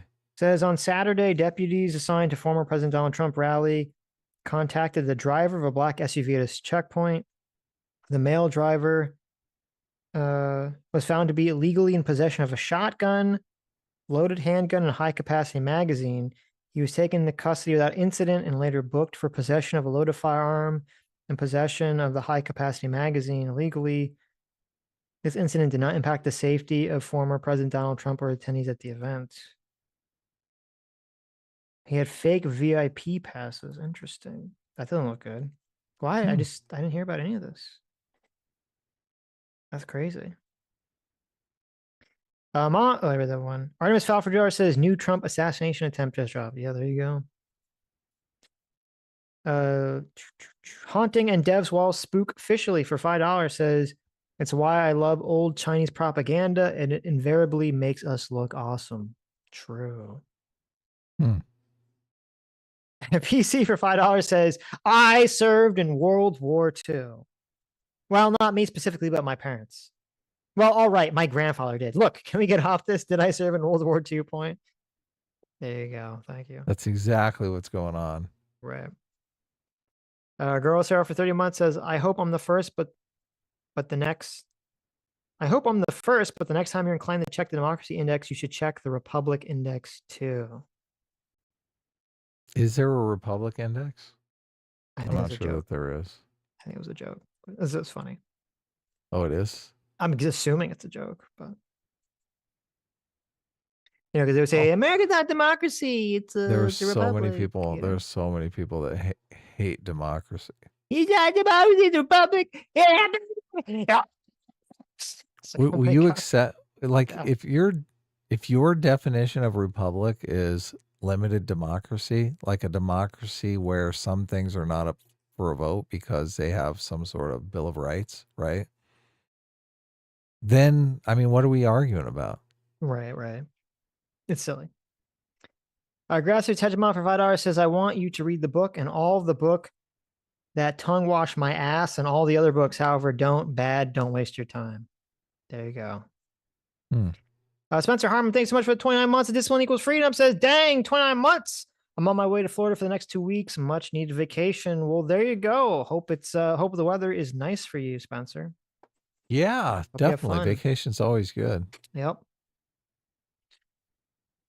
Are the palm trees you have in LA, are they native to California or were they brought there? No, totally native. Really? They grow here in the desert. No, That's why I was assuming not, because I was like, isn't California like a desert? Why are there palm trees there? I'm not some horticulturist. Why are you asking me? I don't know. You're a total horticulturist. I am not. Okay. You take that back. Because the palm trees in California are very different than the palm trees in Florida. So I was You guys have palm trees? Yes. Based. Many palm trees. Our palm trees are better than your palm trees, actually. Your palm trees suck. We do. I am a fan of palm trees, actually, and I do there's a lot of different varieties of palm trees. So you guys have that really gigantically tall but thin palm trees. We don't usually have those here that I see. Yeah. You have the more kind of like fat mid-sized ones, or the really cool like sable palms that are like silvery. Yeah. And we have streets that are lined with palm trees for miles and miles. So and do miles. we. So do we. Yeah. Dude, yeah, that's a good look, isn't it? It is good. It is good. It's cool. The palms. It's not silly. A democracy means your rights can be voted away at any time. That matters. Well, it's not silly. True. It's silly because that's number one, that's not true. But number two, even if that were theoretically true, that's not how anyone perceives the usage of the word. So right. That's why I say it's silly. But if you are talking about a limited democracy, a democracy where your rights cannot be voted away at any time because you have something like a Bill of Rights, right? But you're still electing your leaders by popular vote. Then if that's your definition of a republic, what are we fucking arguing about? What the fuck are we arguing there's about? Nothing in just the magical term of democracy means you can't have, like a constitution of individual rights that protect citizens that people can't just vote away, right? That's not part of a democracy. So, I mean, it can theoretically be, but it doesn't have to be. Anyway, it's a silly argument. People should just abandon it because it doesn't really further anything productive. Adam Godbow for 26 months. Thanks so much. Says, I can't believe the government made a hurricane just to deprive the people of their desperately needed free will. Glad to see you're safe, Shadow Man. Thank you. Yeah, there were already weird people that are like jumping on the hurricane Democrat conspiracy train. So it's very silly. Ouch. Luso for $2 says sociopath. There you go. Ooh. Isn't that psychopath? Luso for another $2 says psychopath. Oh, look at that. Yeah, both of them. There you go. Grassroots Hegemon for $10 says only one host of this show voted for melanated Hitler, but to be fair, he hadn't gone full Hitler yet. That is true, Adam. You did vote for melanated Hitler. Yeah, this was before we all knew, though, that he was Hitler. That's true. That's true. I'm safe. Are you? You should have known. You should have smelled it. You should have sensed it. Okay. Kanye always seemed a little crazy. He was going for Black Jesus when I voted for him. Oh, okay. Lucy Lumbuck, thanks so much for the 5 gifted memberships. Mr. Tickle Trunks, thank you for the 27 months. Says Sitch dropping truth bombs about toxic femininity. There you go. Thank you. Very true. Lucio for $2 says, who do they think runs this town? Question mark. And then there's an emoji there, but it didn't show up for some reason. Right. The Rooster for $5 says, when elite level victim complex, parentheses, Black Americans, try to take on Super Saiyan God level victim complex to choose. Popcorn. Look at that. Wow. That little popcorn emoji. He's like, look, let him fight. There you go. I like that. Super Saiyan God victims. Level. Now, here's the question. Victim status beats your victim status. Are Jews Super Saiyan God level? Or are they Super Saiyan God Super Saiyan level? That's the real question. Isn't Coates trying to appropriate, though, the Palestinians' victim level complex? What? Isn't that what's going on? Adam, are you a Super Saiyan God or a Super Saiyan God Super Saiyan? Which one's higher in the hierarchy I'm not of going to Super tell Saiyans? you. I'm not going to tell you. Really? Yeah. Okay, choose a color, red or blue. Red. Ha, loser. He's just a Super Saiyan God. I'm going to be the blue Super Saiyan God Super Saiyan. Eat shit. Oh my God. What are we even talking about now? We're talking about Super Saiyan God Super Saiyan. What are you talking about? It's so clear. It's so crystal clear. It is. Yes. Yeah. Very clear. Fast and Bulbous for $10 says Hurricane Milton hits Florida. Sitch and his pets wake up on a strange beach. A hungry crowd starts chasing them. Escape from Haiti in theaters this Christmas. Terrible. Wow, you racist. You racist asshole. How dare you? They're eating the pets. Right. Can we bring up one of those songs? Oh, last time our stream got demonetized. Right. So I won't bring it up. Lucio for $5 says, look at the faith of the man asking the questions. That is why it's a problem. There yes. You go. There you go. It's a Micro faith. Omega for 30 months says, behold my awesome milestone. Behold. Thank you, Micro Omega. That's great. Yeah, 30 months. 30 months, baby.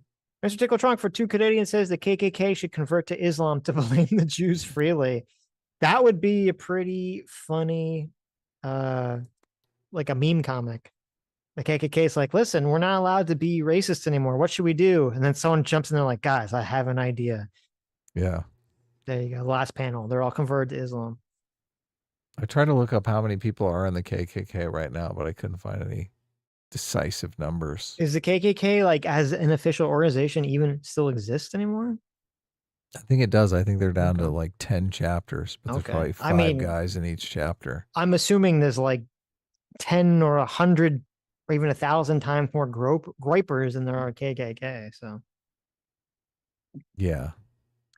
Haunting in Deswall spook officially for 17 months. Thanks so much. Says so many problems could be solved by reinstituting courage in the general population. Every individual needs to learn to overcome a struggle session. True. True. Yeah. I try to set an example. Ace for $5 says Coates is a hypocrite. He supports Black America's fake connection to ancient Egypt, but has a problem the Jews embellish their real history. Yeah, that was a weird part of the book too that was unclear to me what the fuck his point was, because it sounded like he was saying that, yeah, he was fine with sort of the fake Black Afro-Egyptian, like we was king stuff, but then was critical of the Jews saying that they have like this kind of fake mythical history about whether King David really exists or not. So I don't know. Ostracy for $5 says, Sitch, did you do the October 7th test on the DEI specialist? Oh, no, I did not. It was on, I don't know if he has a Twitter. The post that people were pointing to was on Instagram. I don't have an Instagram, so I didn't bother to check. But someone else It was check. probably horrific. Let me know. That's a good test. Loose over for $2 says, Cam won't study Tim Dillon. What? Is I don't know that what that a means. Tim Dillon thing? Is that Kamala? I don't know what that's a reference to. Lucio for another $2 says, Jesus, I don't even know how to say this word. A shoe? Oh, a shoe. I've never seen a shoe written. Wait, that's not a shoe. That's escuche. Okay. It's in Spanish. It means I heard in English. There you go. Economically, 2019 was a great year. I don't know what that's a reference to. Was it?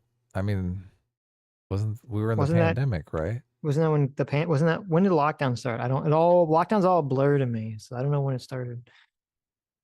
I mean, I bought a bunch of stock when the market cratered, and it did turn out to be very good. So Right.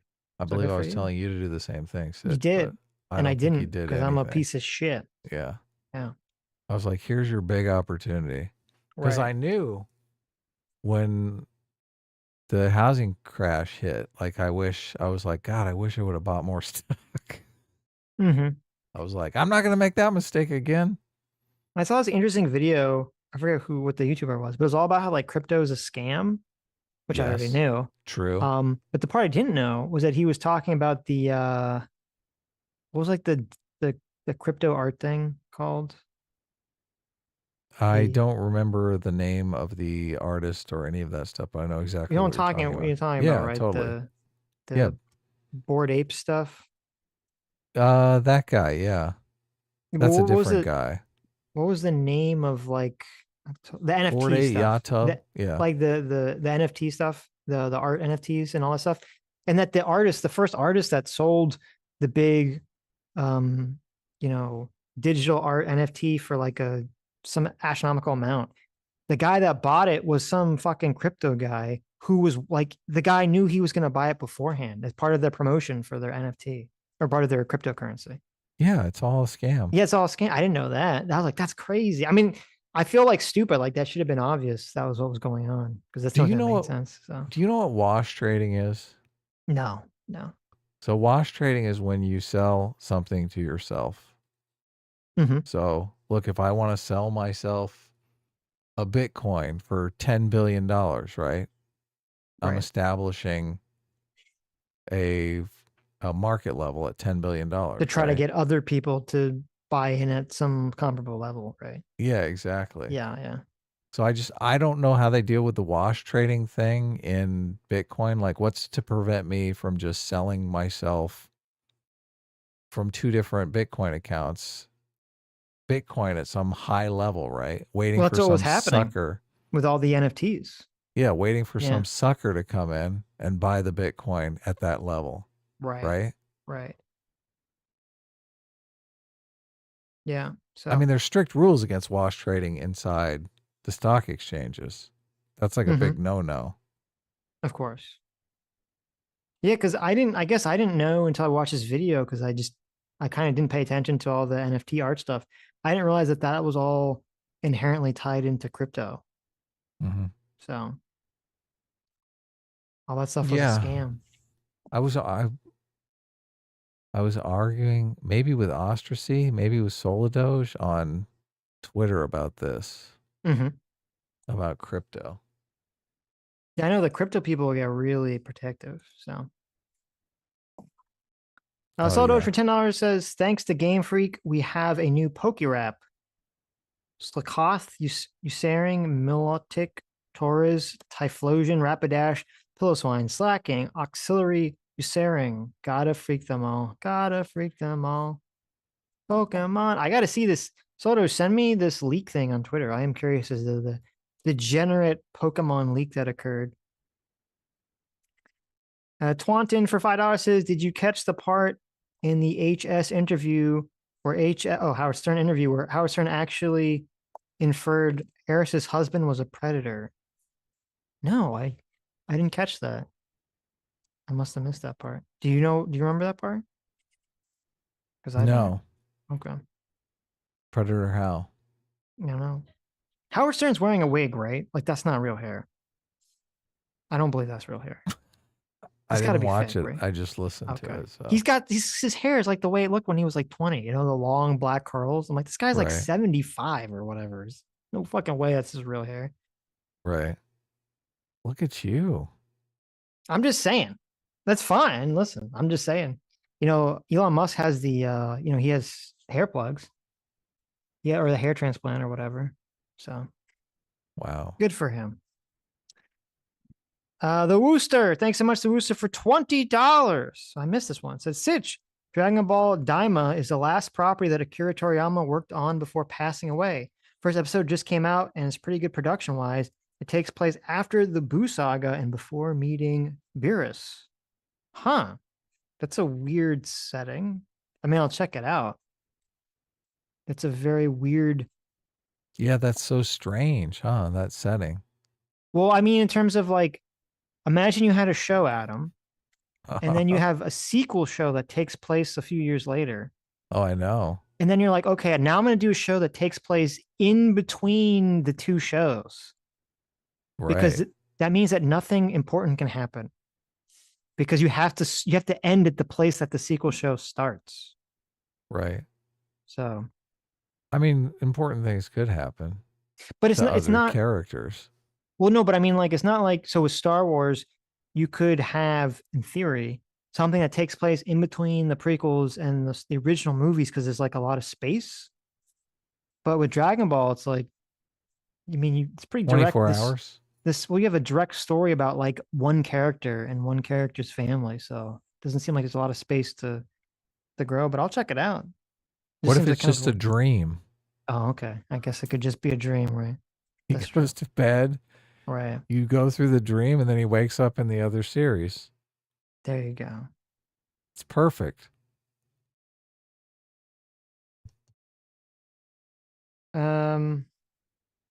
Eagle Shit Ox for $5 says S class is Storm Survivor class. A team reigns supreme. I want to hear Sitch say, "Hook 'em horns, you sucks." I don't know what that's a reference to. Hook 'em horns? Yeah, what does that even mean? I don't know what that means. I'll be right back. Sorry. I mean, I know that hook 'em horns is like the little symbol, but I don't know what that means in the context here. Zaniga for 24 months says, watch and review Transformers 1, please. Adam, I'll read that one when Adam comes back. Okay. Manny Fresh for $10 says, Kamala image is on purpose. They don't want people to know her because she's horrible. Also, the only thing Obama was competent at was bailing out the rich at the cost of their people. I don't think that's fair. I don't think that's true. Obama was definitely a competent and very good politician. So whether you agree necessarily with the policies or not is a different question. But Drew the Dogman for $2 says, did Lewis buy a Doberman? A team is Trump 24. There you go.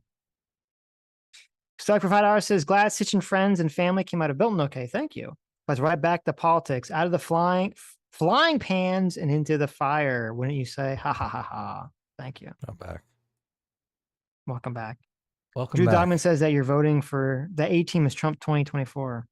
Are you on board with this? This is your. How do you feel about that? Don't get your hopes up, guys. I don't know that I'm Okay. going to vote for Trump. So I know that everyone's super. Like the storyline here is Adam going to vote for Trump? There you go. Is Adam going to vote for Trump? Who knows? I mean, it's actually so ridiculous.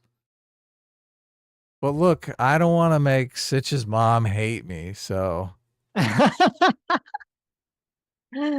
If Sitch has to go tell his mommy that, I'm like, My mom won't hate you if you vote for Trump. You can vote for whoever you want. All right? Are you sure? I mean, Yes. maybe you should ask her first. Yes. Yes.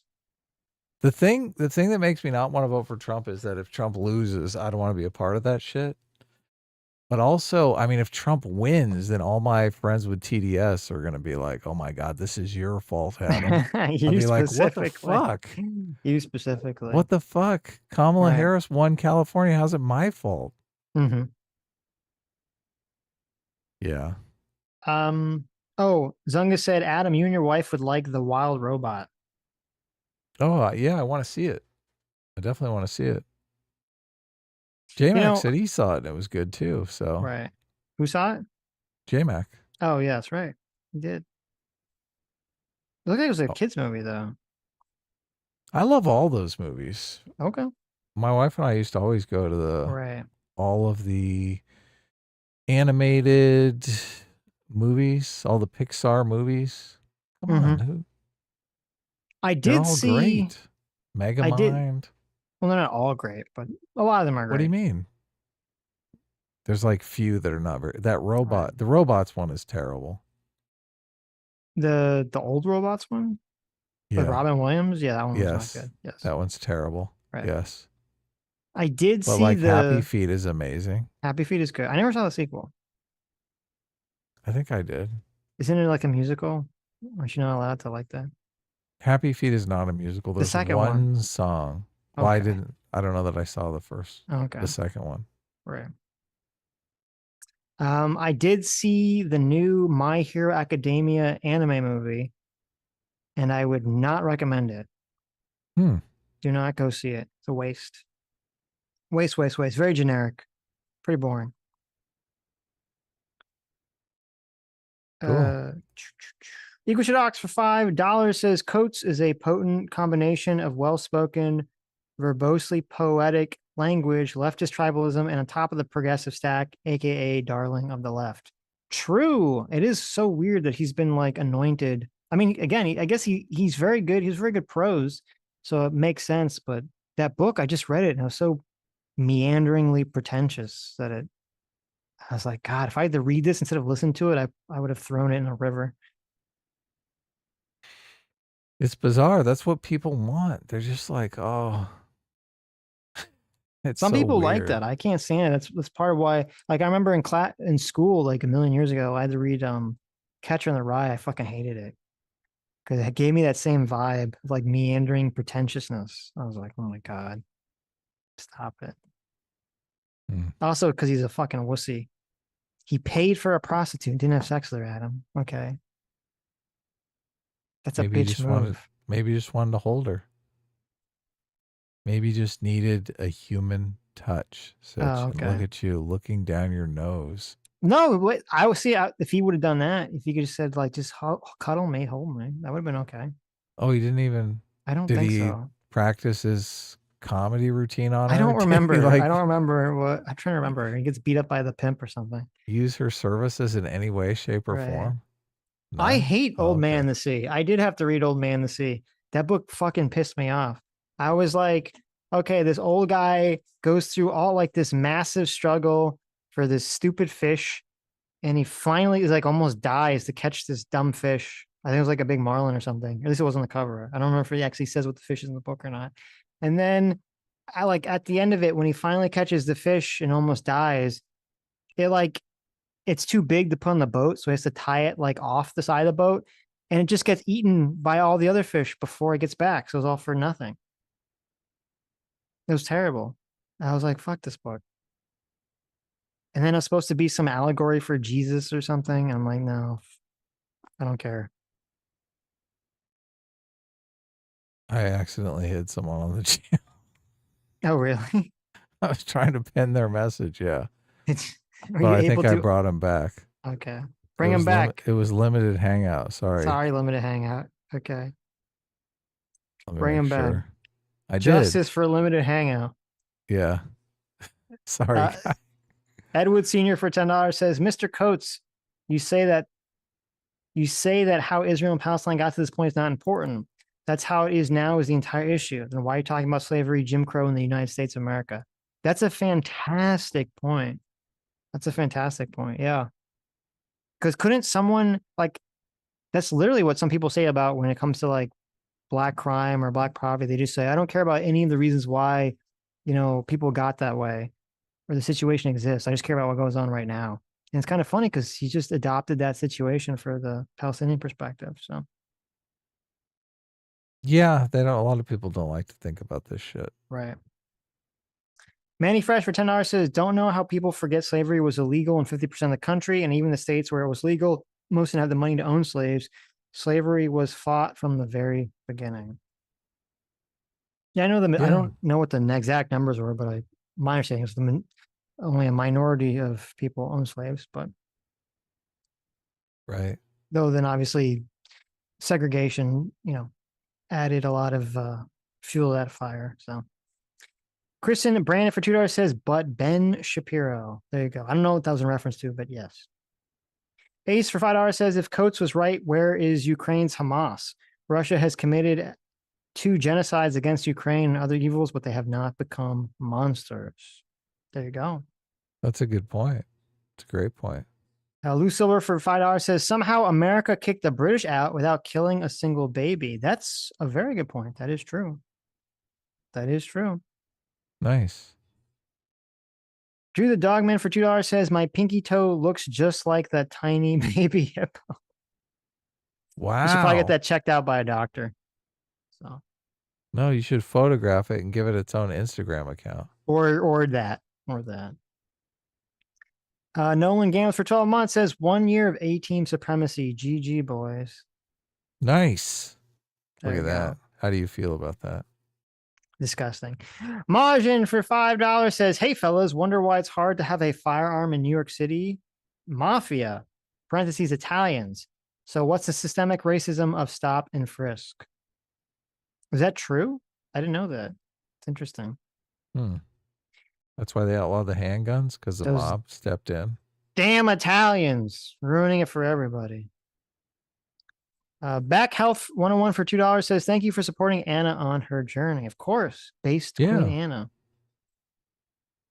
Obi-Wan Bon Jovi for $5 says, the vast majority of people in prison are men. We live in a matriarchal society. How very true. So interesting how that gets not talked about, right?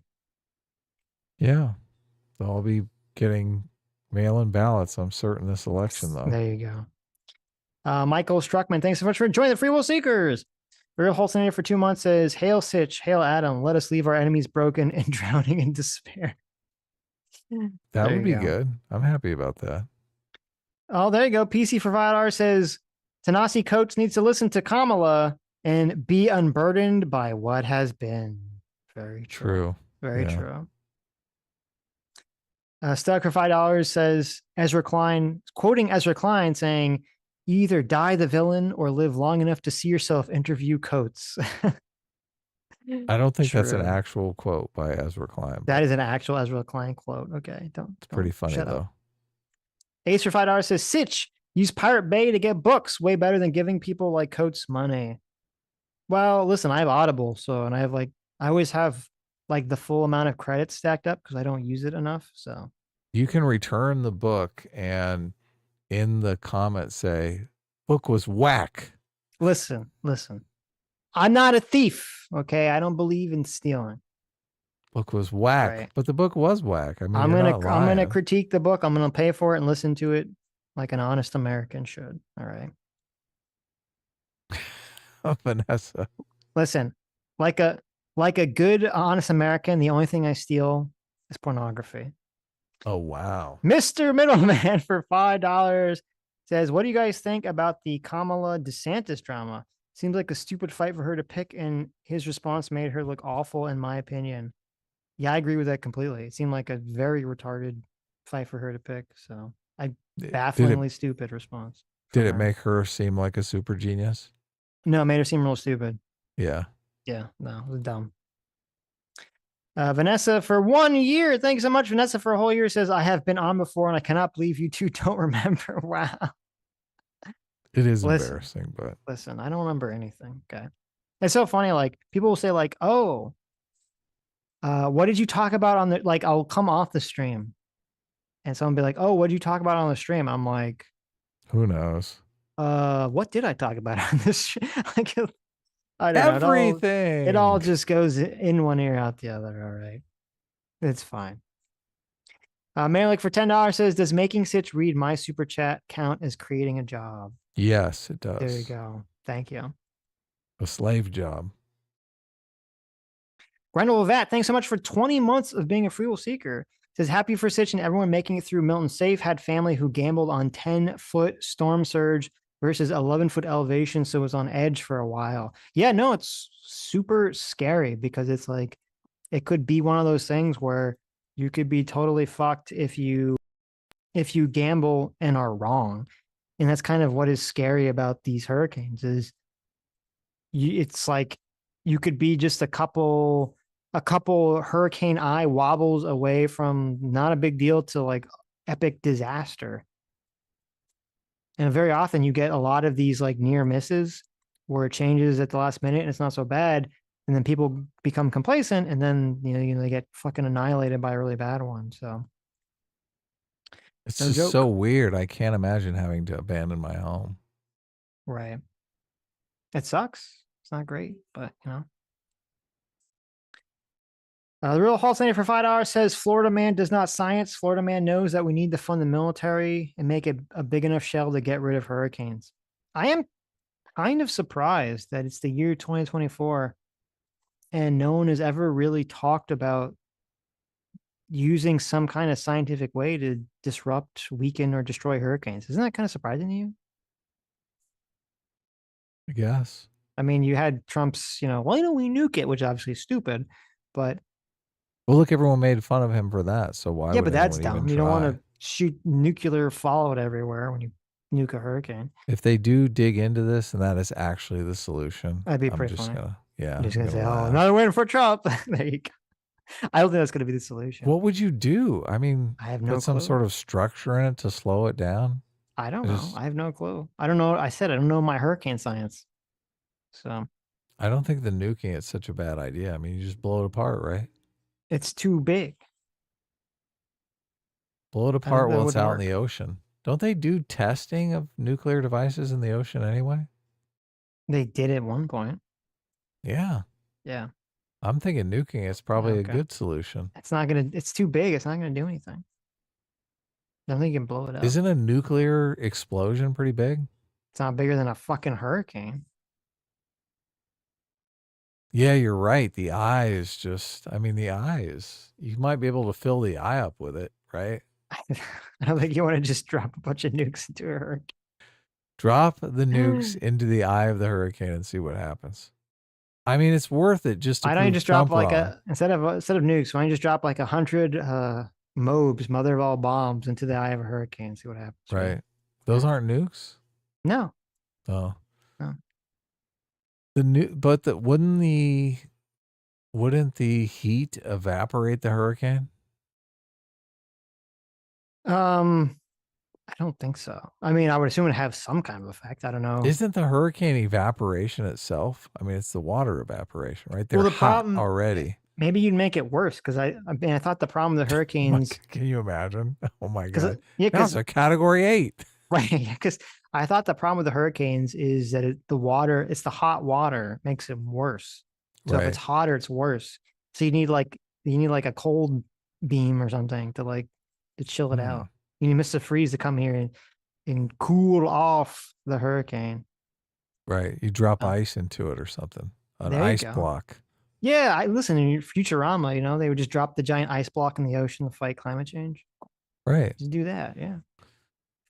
What do you think of dropping a nuke in it just to prove Trump wrong, just to show he's full of shit? I don't think that's a good idea. I think people would be down for that. No. They'd be like, look, we have to prove Trump wrong. Right. We have to prove Trump's an idiot. Okay. Haunting and Deswall Spook officially for 2 hours says condescending to the choir is a bold choice. I like that. That's good. That's what Obama was doing, right? Right. You guys, I got to tell you, coming off pretty sexist here. Next thing you know, you're going to be making sandwich jokes at the barbershop. Alex Wright for $5 says, quote, that son of a bitch, Bibi Netanyahu, he's a bad guy. He's a bad fucking guy. End quote. Biden, according to Woodward. Thoughts on Bob Woodward's book? I haven't read it. I don't really know anything about it. So if Biden like really fucking hates Netanyahu and is kind of acting the way he's acting publicly, I mean, it really makes Biden and America look like total bitches. So another reason why I'm kind of off the Israel train. We covered a podcast and there was some reporter that interviewed Trump, and Trump was also saying Bibi Netanyahu did not want to get any kind of peace deal. But Bibi Netanyahu was standing in the way of. Yeah, it was the interview talking about how the Abraham Accords came to be. Right. And that, Trump hates Bibi Netanyahu, according to this guy, also. So, which, makes sense. Bibi Netanyahu seems like a piece of shit. Remember the Net and Yahoo on Alex Jones's show? I do remember that. That was a key piece of internet history. Oh yeah, little Kanye fishnet, West, Alex Jones, bottle of Yoo-hoo.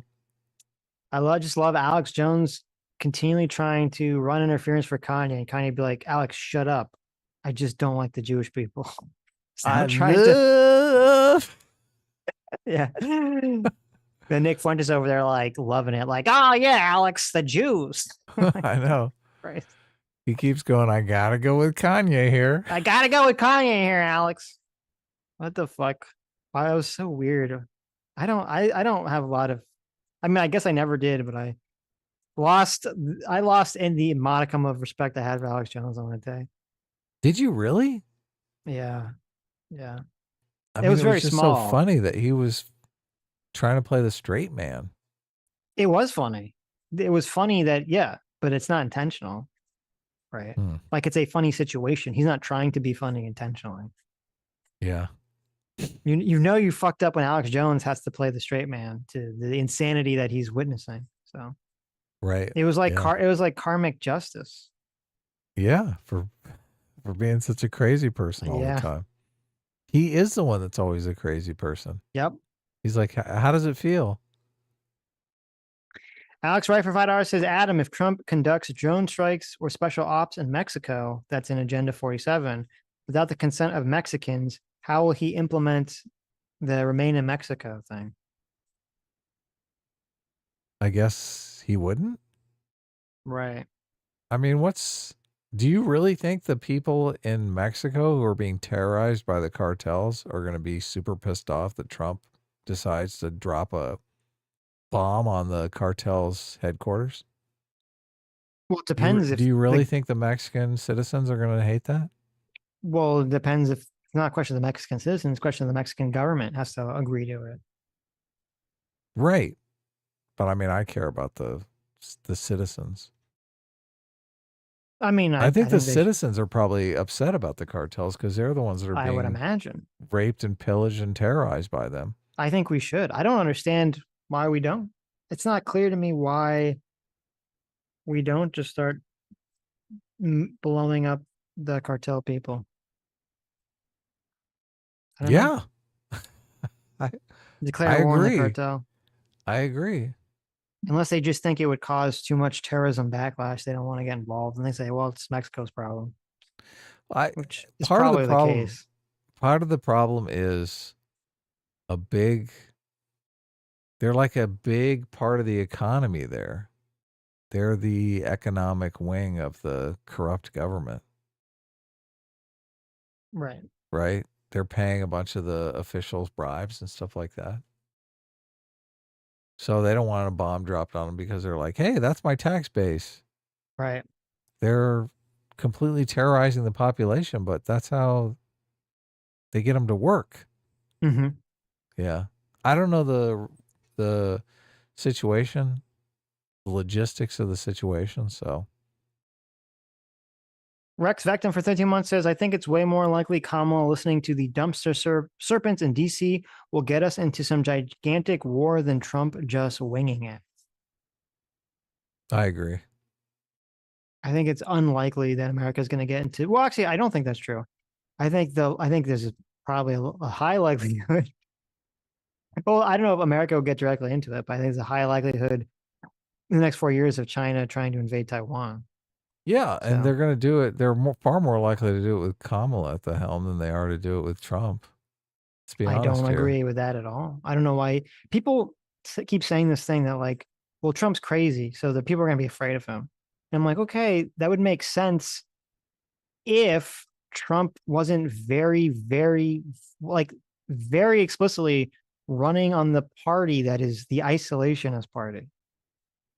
Like you made this argument that I don't think Trump himself is isolationist, though. well, I don't either, but that doesn't really matter. I mean, you're the one that's making the argument that Kamala's not going to do the immigration stuff because she has to appeal to their base. Trump is going to go against the base that elected him. Yeah, because he doesn't need to get reelected. He's already a 2-term president. He's a lame but he duck. cares about his legacy. He cares about how people remember him. If he gets us involved in some big war that his base, which is so massively isolationist, hates, I mean, that destroys legacy. What if he invades China, though, and makes China takes over all their land? I thought you China's were gonna like say America Part 2. I thought you were going to say, what if he invades China and makes China pay for it? Yeah, that's great. That's right. We're going to invade China and make China pay for There it. you go. There you go. Yeah. Yeah.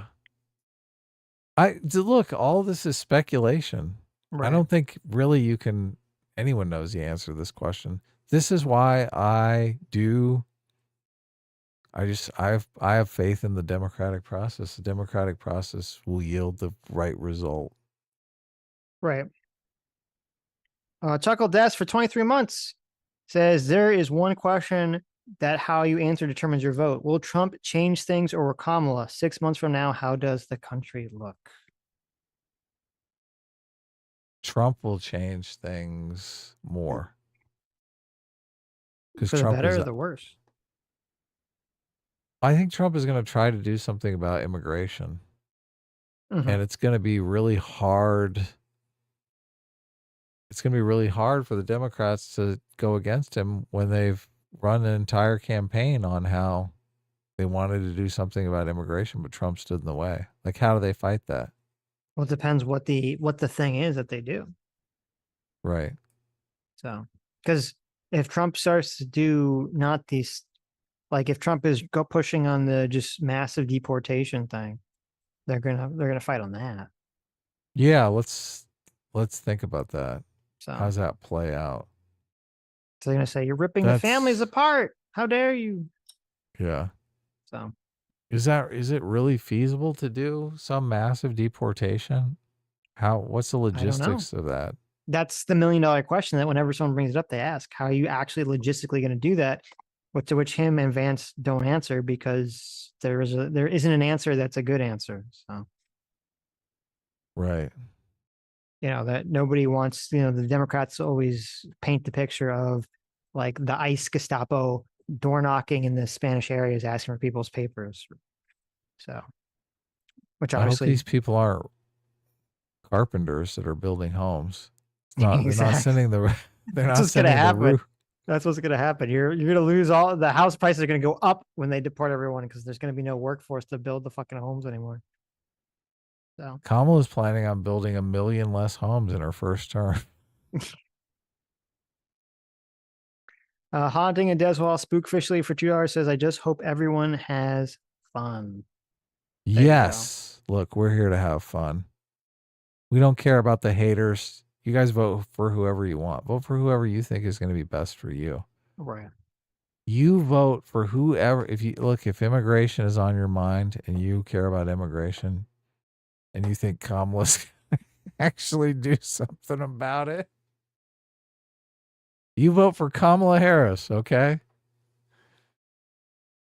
It's weird to me that with like that immigration, I guess not weird to me that immigration is such this massive issue when, I mean, obviously there's an immigration problem, but like the economic problem that we're facing in our country right now, some of the crime problems that we're facing, it doesn't really have anything to do with immigration.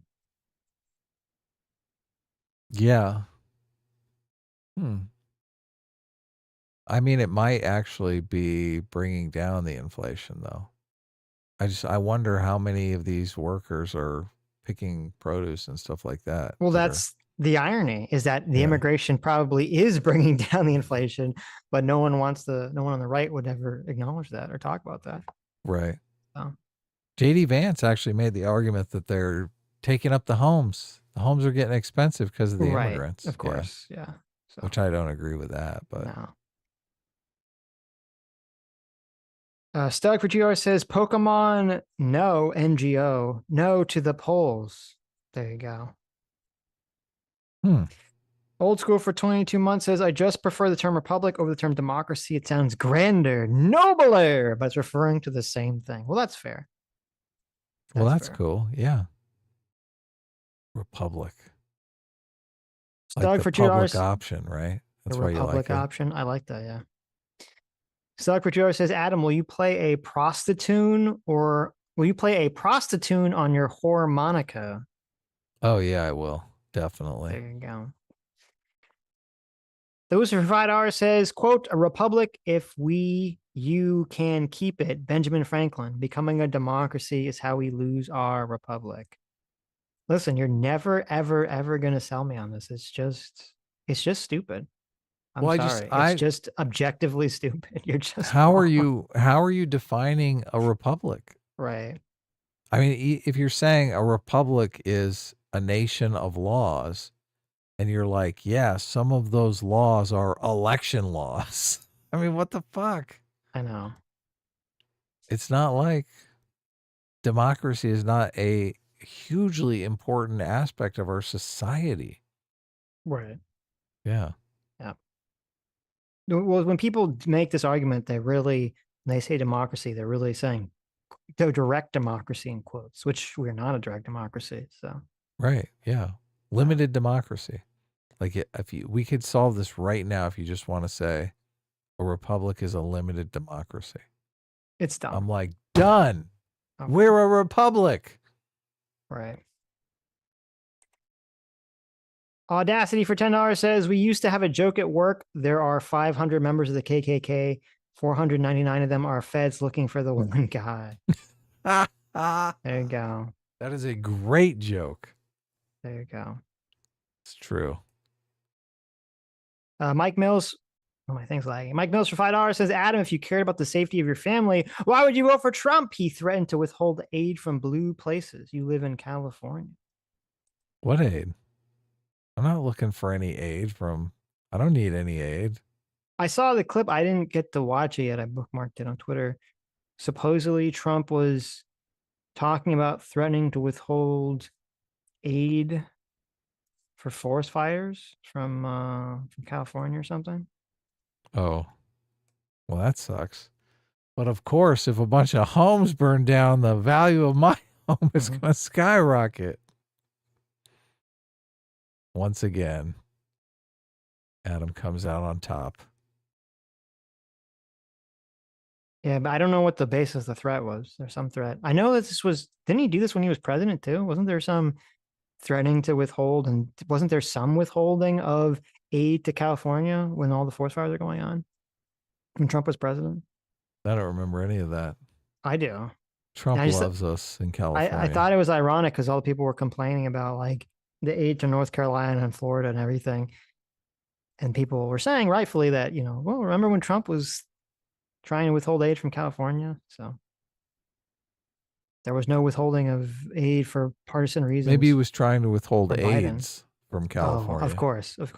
That must be it. So he was doing a good thing, Sitch. Do you ever think of that? I didn't. You know what? You're right. I'm sorry. I let myself be slipping here. Trump obviously is a hero and a saint. He was putting a protective condom around California to protect it from catching the AIDS. Right. Yeah. Now, some may say that that's homophobic, but not me. I say, good on you, Trump. Yeah. Good on you. A giant California size. There you go. I mean, California's kind of like dick shaped a little bit. So, I mean, Florida, I think, is California beat by a long shot. That's true. In terms of dick shape, I guess you're correct. Yeah. So, but who's looking, right? Well, California, I mean, Florida's the flaccid dick. California is like the erect dick, but with like it's got a hitch in it somewhere. So, there's a little accident on the porn set. So never quite, stood right after that. SB Elite for $2 says, Adam, if you catch Hassan slipping in LA, tickle his armpits. What? No, that's not going to happen. That's very strange. Fair and Practical Progress for 2 Aussie bucks says, have you seen the Pisco Anavid Sitch react worthy? I have seen it. It definitely could be react worthy. Let's do it on Tuesday. React worthy. Yeah, we'll see. I might. Well, that's the thing. I don't know. Might see it for Sunday because there's like so much. There were so many reactions to the Anna stuff that were like totally fucking unhinged. So really, yeah. Wow. Might be worth the whole Sunday. I saw Elon Musk retweeted someone who did an article on Anna. Oh, that's good. I was like, look at that. Look at that. Elon Musk. Notice an Anna Kasparian. Maybe she can get him on her podcast. Wouldn't that be cool? That'd be pretty based. Say, why are you such a hardcore simp for Donald Trump? Curtis M for $2.79 Canadian says, glad you're safe, Sitch. Hi, Adam. Hi. Thank you. Yeah. Thank you, Curtis.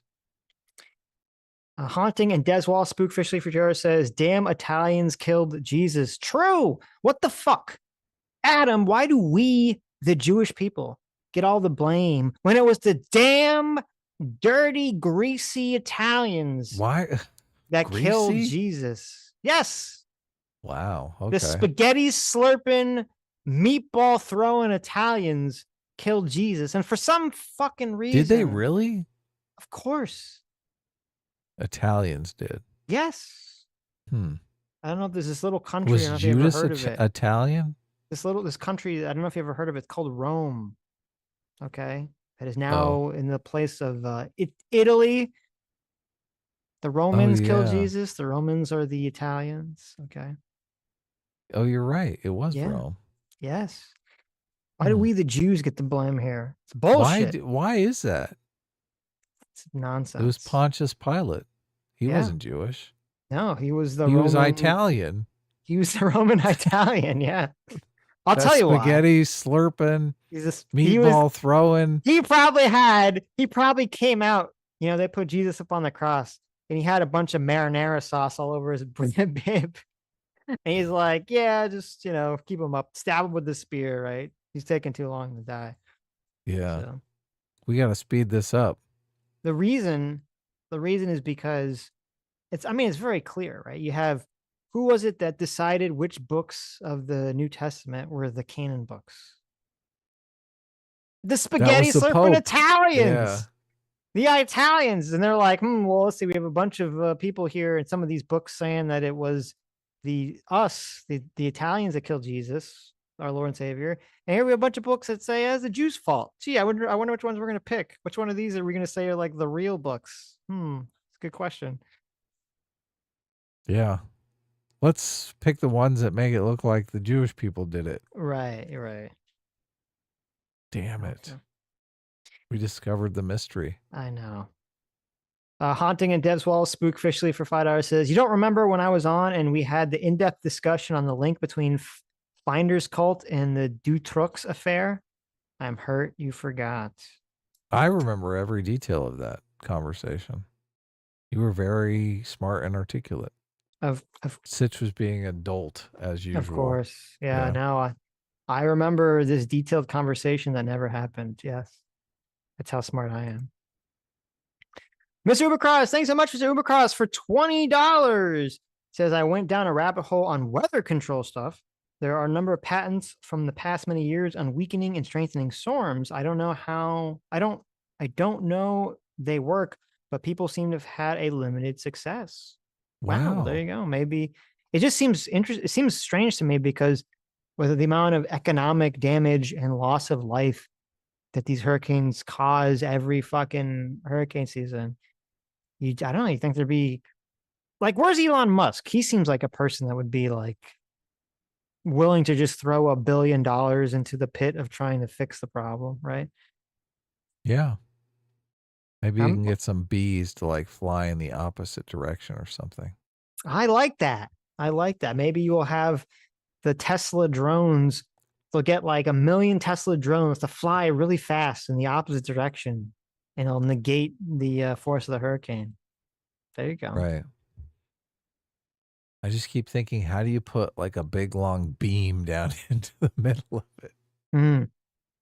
I know. I Right? saw It's spinning. there was an article I saw, but it seems like this would cause too many problems.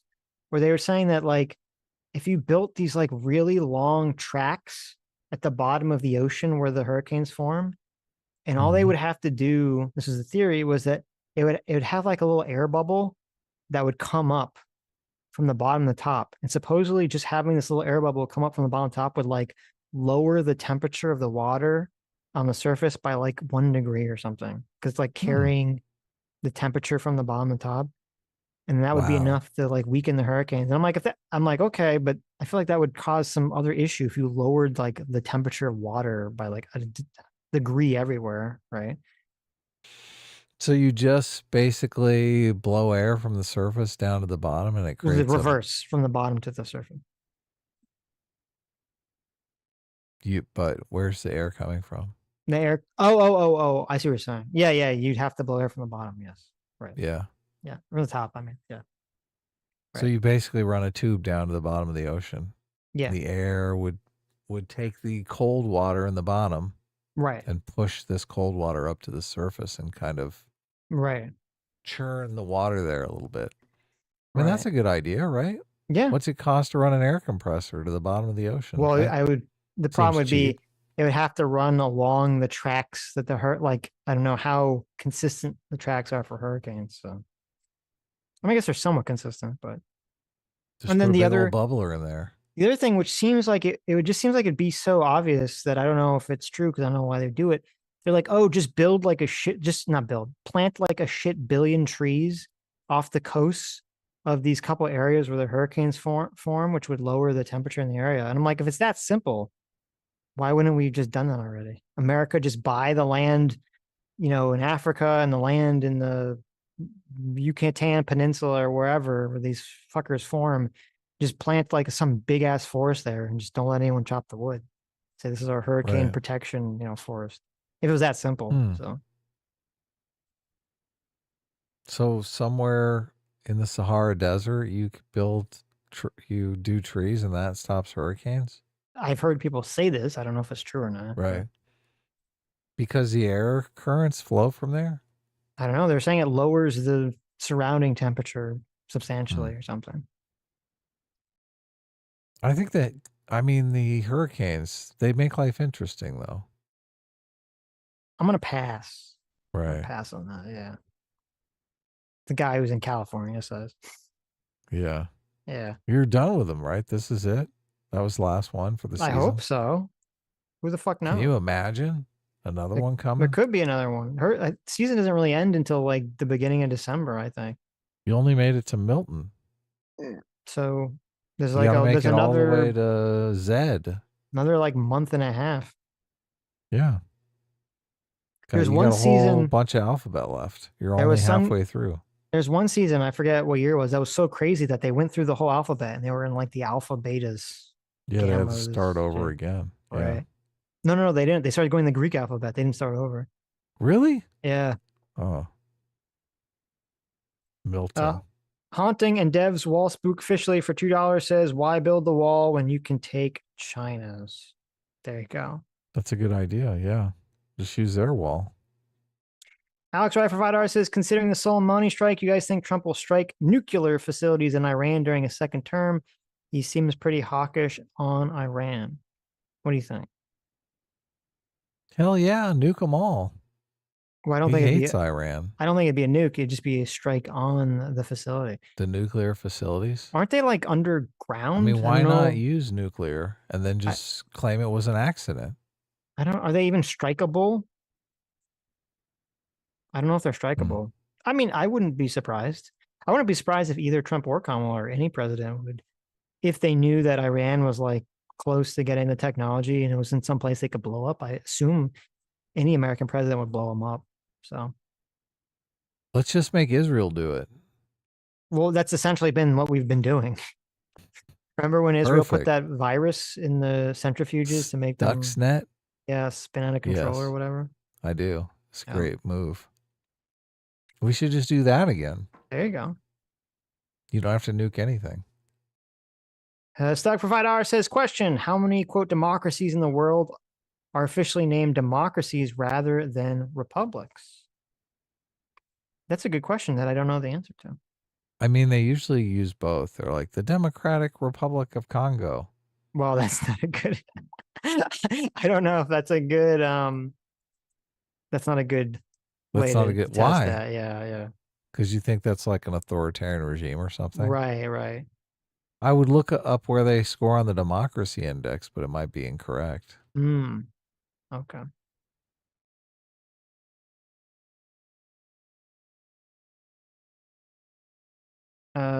Haunting and Des Wall spook officially for $2 says, Sitch, look up whitest kids you know pimp pun after the stream. I'll check it out.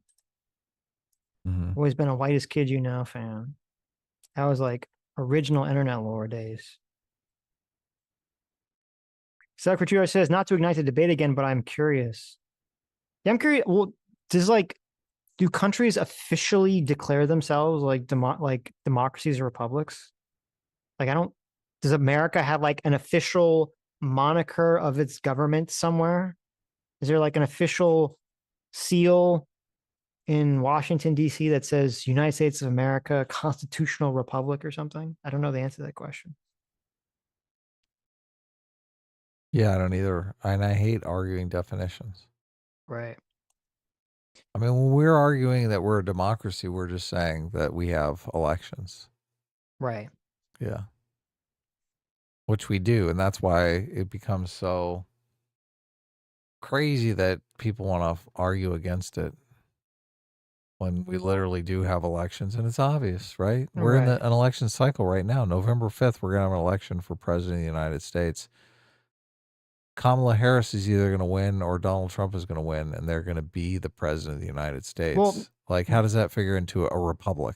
The argument, whenever we bring it up, is people say, well, something along the lines of, if you allow people to call America a democracy, even though they've been calling it a democracy for however many years it's been, multiple decades or hundreds of years, I don't know when the term became popular in American culture, that's somehow going to translate to a situation where people are going to they're going to allow the government to vote away individual people's rights, which to me is a fanciful, ridiculous notion that has nothing to do with whether people accept the term democracy versus republic. You honestly think if people said, okay, we're going to start calling ourselves a republic, do you think the bad actors are like, oh, well, we were going to try to vote your rights away, but now that it's called a republic, oh, you beat us this time. Like, it's a silly argument. Yeah. Now we don't have to vote. We can just take your rights away. Right. Okay. Haunting and Des Wall spook officially for Jar says, compromise, Democratic People's Republic. No? Question mark. Of North Korea. Of United States of America. There you go. Yeah. Well, I think it is Democratic People's Republics. I think it is a Democratic People's Republic of North Korea, right? It is, yeah. They use both. They go all the way there, baby. Right. A lot of the arguments, like, a lot of people don't like authoritarian regimes using democratic elections to kind of make everyone think that have some sort of popular will behind them because they're using fake elections. So it's kind of interesting. What in this whole idea that you're putting forward that we're a republic, like what does republic mean? What is a defining feature of a republic? Just what are you talking about? The people who are saying we live in a republic. Like, what makes America a republic? That we have a Bill of Rights? Mm-hmm. Is that what makes us a republic? We have this Bill of Rights. These are the things that you can't vote away people's rights on. Right. That's what makes you a republic? I don't know.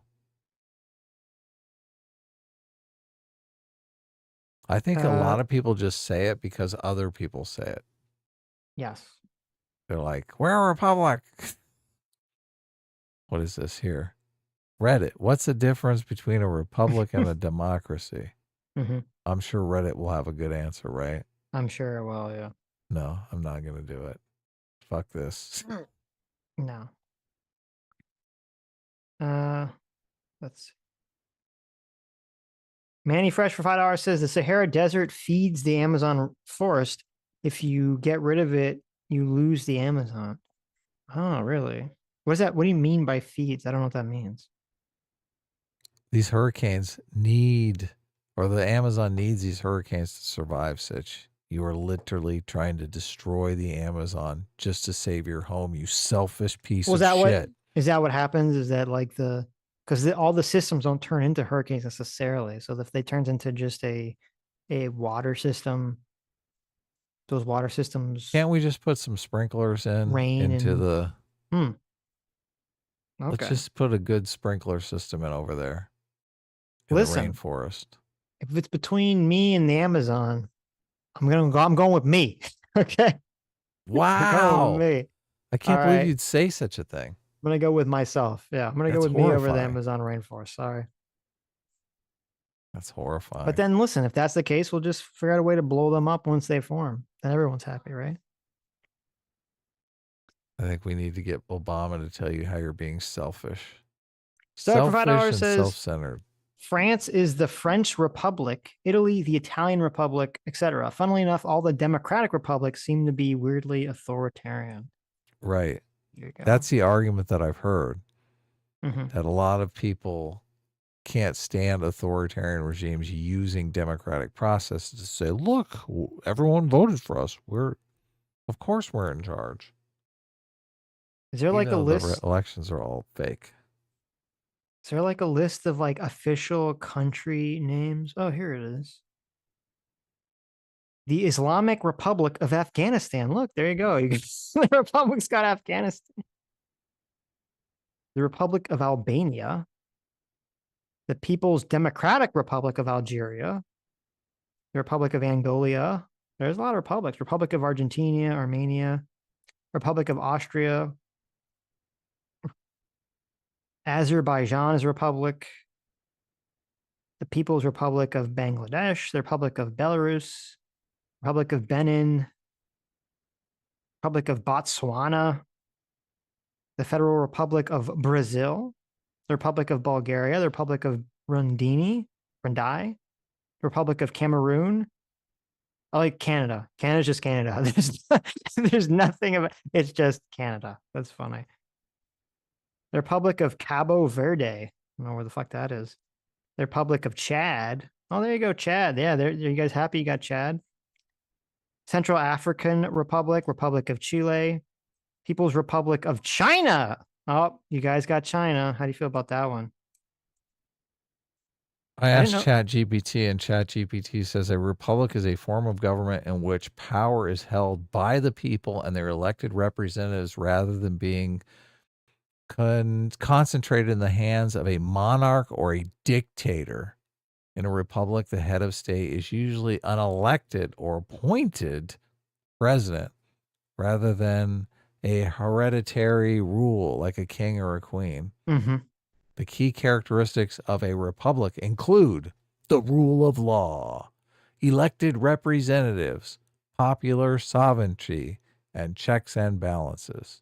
Examples of republics include the United States, there you go, France, and India. Ask ChatGPT the difference between a democracy and a republic. Oh, okay. What is the diff? What's the diff, bro?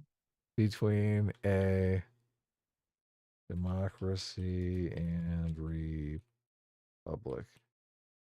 Think I have to spell out diff? No, look, it got it. ChatGPT is cool. They know the slang, bro. The term democracy and republic are often used interchangeably. Oh, there you have it, folks. But refer to different concepts. Here's the key differences between them. Democracy. Yeah. Definition: democracy is a form of government in which power is derived from the people. It emphasizes the idea that the people directly or indirectly make decisions about laws, policies, and leaderships. Types: direct democracy, representative democracy, Key principles: majority rule, where decisions are made based on what the majority of the people want. Mm-hmm. Republic definition: a republic is a type of government where the country is considered a public matter and officials, including the head of state, are elected or appointed rather than inheriting their positions. Key features: rule of law, elected representatives, head of state. Key differences: focus on law. In a republic, there's a stronger emphasis on the rule of law and protection of minority rights. Uh-oh. Laws and the Constitution limit the power of the majority. Okay.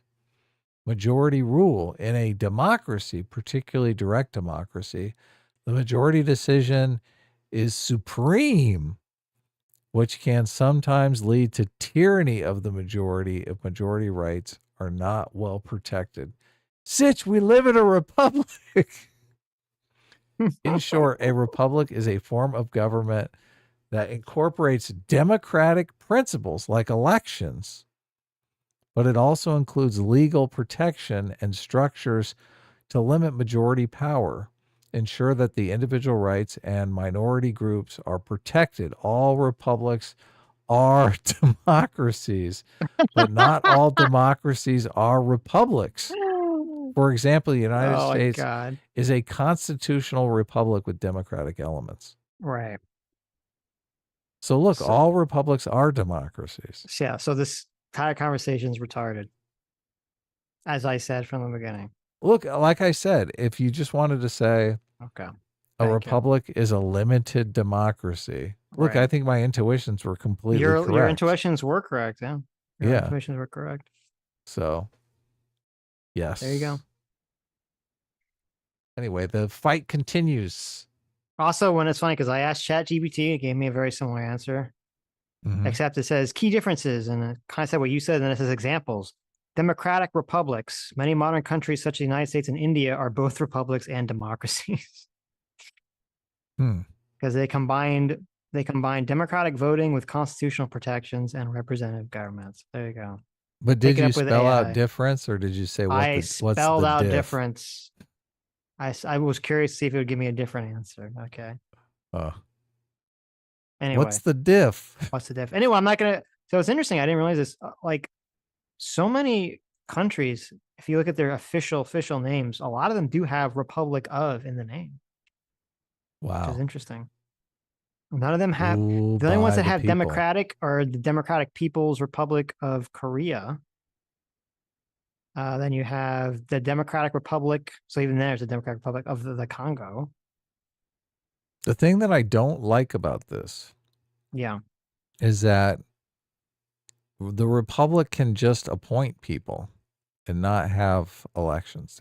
It seems like there can be republics that have no democratic processes whatsoever. Well, considering like the majority of countries are actually republics of, like the Republic of Zimbabwe, right? The Republic of Yemen. You know, these aren't exactly like bastions of freedom that we think of. Right. So, the Socialist Republic of Vietnam. You The can have a socialist Bolivarian- republic? How's that fit There in, you guys? go. Look at this. There you go. The Bolivian Republic of Venezuela. Hmm. The Republic of Uganda. Republic of Turkey. Like, you know, basically every fucking country is the Republic of whatever. So, not exactly. The The Republic. United States of Republic Democracies. Yeah. The Democrat. This is here. Now you have it all. Okay, ready? The Democratic Socialist Republic of Sri Lanka. Wow. Got I it knew all there right was there, something baby. wrong with Sri Lanka. Right. The Federal Republic of Somalia. Oh, wow. The Got Republic some of federalism Sudan. going there. Well, I didn't realize this. Spain is still technically the Kingdom of Spain. Look at that. Those fucking monarchists. Disgusting. Everyone's There going you to move go. to Spain now. There you go. Oh, here you go. Look. You ready? The Republic of Rwanda. It's a good place. Is So, it? There you go. Okay. Anyway. Enough of that. Did you Stuck learn Provider R something? says, what? Did you learn something? I learned a lot. Yeah. I learned I was right all along. Sucker says, as for America, its official name is the United States of America, so it's named after its federalist structure. True and based. We're not none of this republic shit. Get that out of here. Yeah, we're federalists. We're based. We're the good old. I like that America's nickname and real name and official name are all the fucking same. That's how you know that we're like ultra based. I do remember this from Why Nations Fail. What? Like one of the reasons nations fail is because they don't have a strong enough centralized government to keep the criminality at bay. And a lot of people, they despise the idea of a strong central government. But if you have a feckless government that can't, look, Mexico's a perfect example, right? These cartels basically run everything. You got to have a strong enough central government that they can deal with the cartel problem. Exactly. Haunting and Deswall Spook officially for 2 hours says the Amazon unaliving is justice for Rings of Power. True. We got to plant trees in the Sahara to fuck over the Amazon because that's what they get for ruining Rings of Power. I agree. It's a good point. Thank you. You do know that Amazon, the company, is different than Amazon, the rainforest, right? It's situated in the Amazon rainforest. It's made up of the congealed consciousness of the Amazon rainforest. That's why it's called Amazon. Duh. What are you, an idiot? You think it just randomly chose the name Amazon? No, it's because it's the congealed consciousness of the Amazon rainforest. Did you read this in Kamala Harris's book? No, I just know this through collective knowledge. Listen, Adam, I don't know about you, but I don't trust anyone who's talked about anything they haven't experienced firsthand or visited.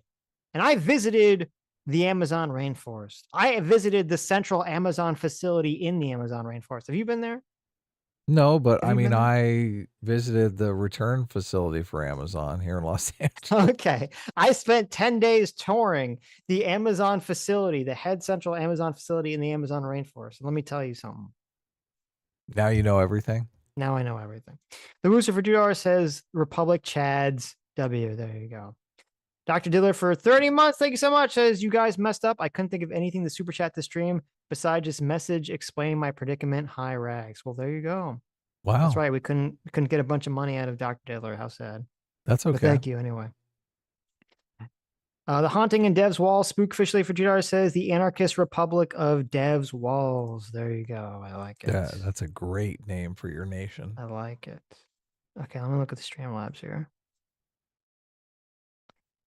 What if there's nothing from Dr. Diddler then?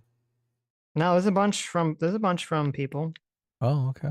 Sola for $2 says, to be fair, Jordan B. Peterson said on the HP podcast that most people would not have fought the Nazis because most people are cowards. Also, The Apprentice was 8 out of 10, and you should review it on the other channel. Fuck what the chat says. The Apprentice? Like with the Donald Trump show? Okay. I think Donald Trump is getting a lot of votes because people love The Apprentice. So. There you go. They're like, we don't care if he did January 6th. Have you seen Apprentice season 8? Right. Solid for $2 says, actual Justice Warrior has said that how stop and frisk was done in New York City was ineffective and unconstitutional, but not racist. Also, I was mentioning Vance in my super chat last week, but I misheard what you said because I was exercising. Glad you're safe. Well, thank you. Yes, thank you. Zoke for $2 says, to Sitch's point about Japan able to westernize can be traced back to the Meiji Restoration period. They need to modernize, and to do that, they need to learn from the West. Before then, they had to study books from the Dutch. Well, there you go. I just think it's interesting they didn't have some kind of attitude of like, you can't modernize because we're proud of our culture. How dare you adopt something some other culture has, come up with. I think that's what's interesting to me. The real Holtlander for $6 says, it seems obvious to me, though I'm open to being challenged, that any other culture that had slaves would have killed, castrated, or outbred their slave population. Therefore, progressive POC deserve, hold on, this is like a multi-part one, deserve no mercy, because had the roles been reversed, we would still be enslaved. They use our sense of universalism and compassion to deceive us. How should we respond to such reckless hate? Also, I separate progressive POCs because they separate themselves. From what I have seen, they consider Western liberal capitalism to be synonymous with white culture. I'm not sure I understand that at all. Any other culture that had slaves would have killed, castrated, or outbred their slave population. Okay. Well, they're saying any normal population would not have freed their slaves and integrated them into society that would have killed them or made sure that they couldn't reproduce. That's what he's saying. I don't know if that's but true. we are compassionate because we Mhm. freed the slaves and integrated them into society. And progressives use that against us to say that we're racist pieces of shit. I don't know enough about the various countries that had slavery to know if that's true or not. But Right. I mean, there's obviously way more white people than there are black people, so they've definitely been outbred. But And we did immigration laws they were 20% of the population at one point. Now to they're down further to 13. minimize them. Yeah. There you go. To minimize their impact. Kind of racist, right? Obviously. The real Halt Standard for $2 says, because the race scripters are evil, Adam, they could exterminate every white person, and 1,000 years later, white people will still be the cause of all their woes. The only answer to them, Jesus. I'm not reading that. Listen, real Halt Standard, you need to chill out. Okay. You need to calm down. Oh my God. You need to calm down a little bit. Yes. Okay. The real Halt Standard for $2 says, Obama, because Obama, because the stereotype of a black woman isn't to make her son drop out of school to support her lifestyle. I don't know what that's in reference to. Right. The real Halt Standard for $2 says January 6th was completely unacceptable. So was the Democrats' compliance with the Summer of Love, the general breakdown of law and order. Don't come to me acting like one party is guilty, right or left. I mean, I agree with both of those things. Yeah. They both were unacceptable. Sure. Definitely. Yeah. I would say January 6th in my mind is more unacceptable because if you don't have a peaceful transition of power that is based on the rule of law, then I don't think you have anything at that point. So right. And just Trump saying no to the peaceful transfer of power just because on a hunch that the election was stolen. Right. With, if Pence hadn't been pretty based and had done the elector scheme and the Republicans had gone along with it, I mean, which he never would have done because they planned on replacing him with Nikki Haley until they didn't. Yeah, I'm saying theoretically. I mean, it would have been just trying to imagine how disastrous it would have been where the Republicans would have been, we would have been headed towards a very weird situation where the Republicans would have been too terrified to give up power because the Democrats would literally be running on throwing the Republicans in jail for stealing the country away in that election. So I don't know what the outcome would look like after that. I can't believe the election is 3 weeks away, Sitch. I know. This is crazy. It's going to be fun. Is it? Is it going to be fun or is it going to be insane? Well, listen, if nothing crazy happens, if the country does not manifest a civil war, does that mean that we win our bet with who do we bet? Look, you haven't seen my mentions. Like my mentions are what if all hissed? Oh yeah. What are your mentions?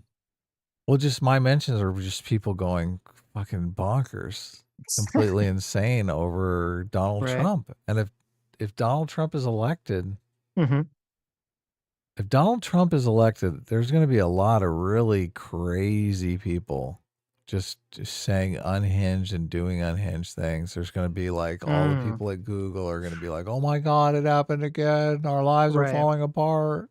How is this happening? There's going to be, major people are going to be on suicide watch. They're going to have to, a lot of companies are going to be like, you can take 2 weeks of Orange Man is returned. Our paradise is lost. And if Kamala Harris wins, it's going to be like, oh my God, the election was stolen. We're going to be all the election is stolen stuff like we were in 2020 all over again. Yep. Which one of those scenarios is attractive to you? Neither, obviously. Yeah, look, it's a fucking shit show. It's a complete and utter shit show. But 3 weeks away, we get one of those realities. The Real Whole Standing for $2 says, I don't dislike women. I do wish that when I talk to them, there's more of an understanding about what would happen if America was no longer the world leader and what war is like, anecdotally, of course. Listen, that's how I feel about I talk to all the isolationists, okay? I agree. Right. Seller for $2 says, I have no interest in seeing it,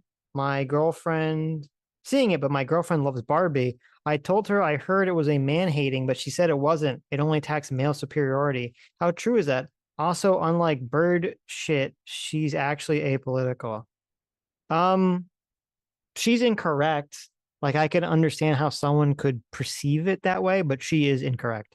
The message of Barbie is that we live in a patriarchy and that men participate in this patriarchy and that women need to throw off the shackles of the patriarchy by speaking truth to power. That is the direct message of the film. So, but I mean, you can go see it with your girlfriend. You could say, okay, I can go like it. You can go there and watch it for based Ken Mojo Dojo, right? Yeah, who's definitely in a supremacist role through the entire movie. And I'll say that I'm Just Ken song is very catchy. It'll get stuck in your head. Oh, it's good. Yeah. It's a good song. The Real Health for $2 says, quote, the Democrats have done a good job controlling the extreme elements of their party. Dev 2024. I like Dev, but I disagree on this. And once the old guard retires, I'm sure the squad will be in charge. Yeah, I don't know what the future is going to look like. I'm a little skeptical of the squad being in charge, but I do agree with you in that I disagree with Dev. I'm kind of surprised to hear him say that. I do not think the Democrats have done any modicum of a good job controlling the extreme elements of their party. The Democrats have been essentially placating the extreme elements of their party, for the most part. So I don't agree with that at all either. Arithmus for $2 says, did you guys see the SpaceX Starship launch and landing this morning? It was one of the most impressive things I've ever seen. Yeah, I did see it. It was very cool. I did too. It was great. Yeah, it was very cool. Arithmus for $2 says, you guys are driving me crazy with the Republic argument. You guys acknowledge it's a word game on both sides and that it's dumb on both sides. And you exclusively dunk on the Republic side. It's killing me. Well, I'm exclusively dunking on the Republic side because they're the ones making this an issue. Like, the people calling America democracy is like just the thing that's been going on for decades. People have been fine with it. It hasn't had any impact on society or politics or anything. It's only the people on the Republic side that are the ones complaining about it. So, and usually when it comes up in specific reference to some democratic process. Like they're saying this election was stolen. We're a democracy, right? Well, they're talking about in terms of the election, specifically the democratic process. So I don't know how you can say, oh, well, we're a republic. Yeah, well, I'm talking about the fucking election, dude. Right. Dr. Diller for $2 says, just remembered something I can spend money on. Have you guys considered doing retrospective on entries into a franchise that killed the series permanently or forever, i.e. Joker 2, Spider-Man 3, The Mummy 2017? Yeah, that's definitely a good idea. That's definitely a good idea. If we do a it's Joker our 2 channel video. title, right? Right, yeah. But look, Sitch was talking about doing a Joker video on his main channel, so I can do it on the. I wasn't really, but I was talking about doing a Joker video somewhere at some point. So we can do one on the Death of the Franchise channel. I do not want to see a musical. Oh my god! And if you don't want to listen, if you don't want to see it, then Adam doesn't want to see it. Everybody, I can't force him to see the movie. Anyway, everyone hates that movie. Like, I know. And it seems like a big, there's no story. Everything I've seen on it says there's absolutely no story whatsoever. Right. Painful. Solid for $2 says, no, The Apprentice is a new biopic. Oh, not the TV show. It's a new biopic about Trump's early business years starring Sebastian Stan as Trump and Jeremy Strong as Roy Cohn. There's a scene that led his campaign to file a lawsuit, but I won't spoil it. Oh, well, wow. That's great. We'll check it out. Yeah, that's interesting. I hadn't heard about that. So. And we'll watch season 8 of The Apprentice. There you go. Equals to Oxford Jar says, if Trump wins Sitch, you get a gold mine of content. That is true. That is true. Manny Fresh for $5 says, how in the world is a 3-hour inconvenience worse than 2 years of riots and billions of damage and deaths? Well, billions of damage and comma deaths. Yeah. So the issue, and I don't know if maybe you haven't been around here long, Manny Fresh. My issue with January 6th isn't even the riot, which is bad, but I don't really care about that much. My issue is Donald Trump trying to do the elector scheme to throw out half the country's votes to essentially get Mike Pence to install him, or Mike Pence and the Republican Party to install him as president by throwing out half the country's votes. That's my issue with it. And as I said, people unlawfully rioting, causing untold amounts of damage, which, by the way, I think is horrific. And those people should all be fucking slammed with the hardest possible penalties legally. And I know they were not. You can go back to me and Adam's coverage of it. I thought all those riots were despicable. I thought the rioters were despicable. I thought the protesters who were basically allowing the rioters to riot were despicable. So I'm not making a light any, not lessening any of the effects of that whatsoever.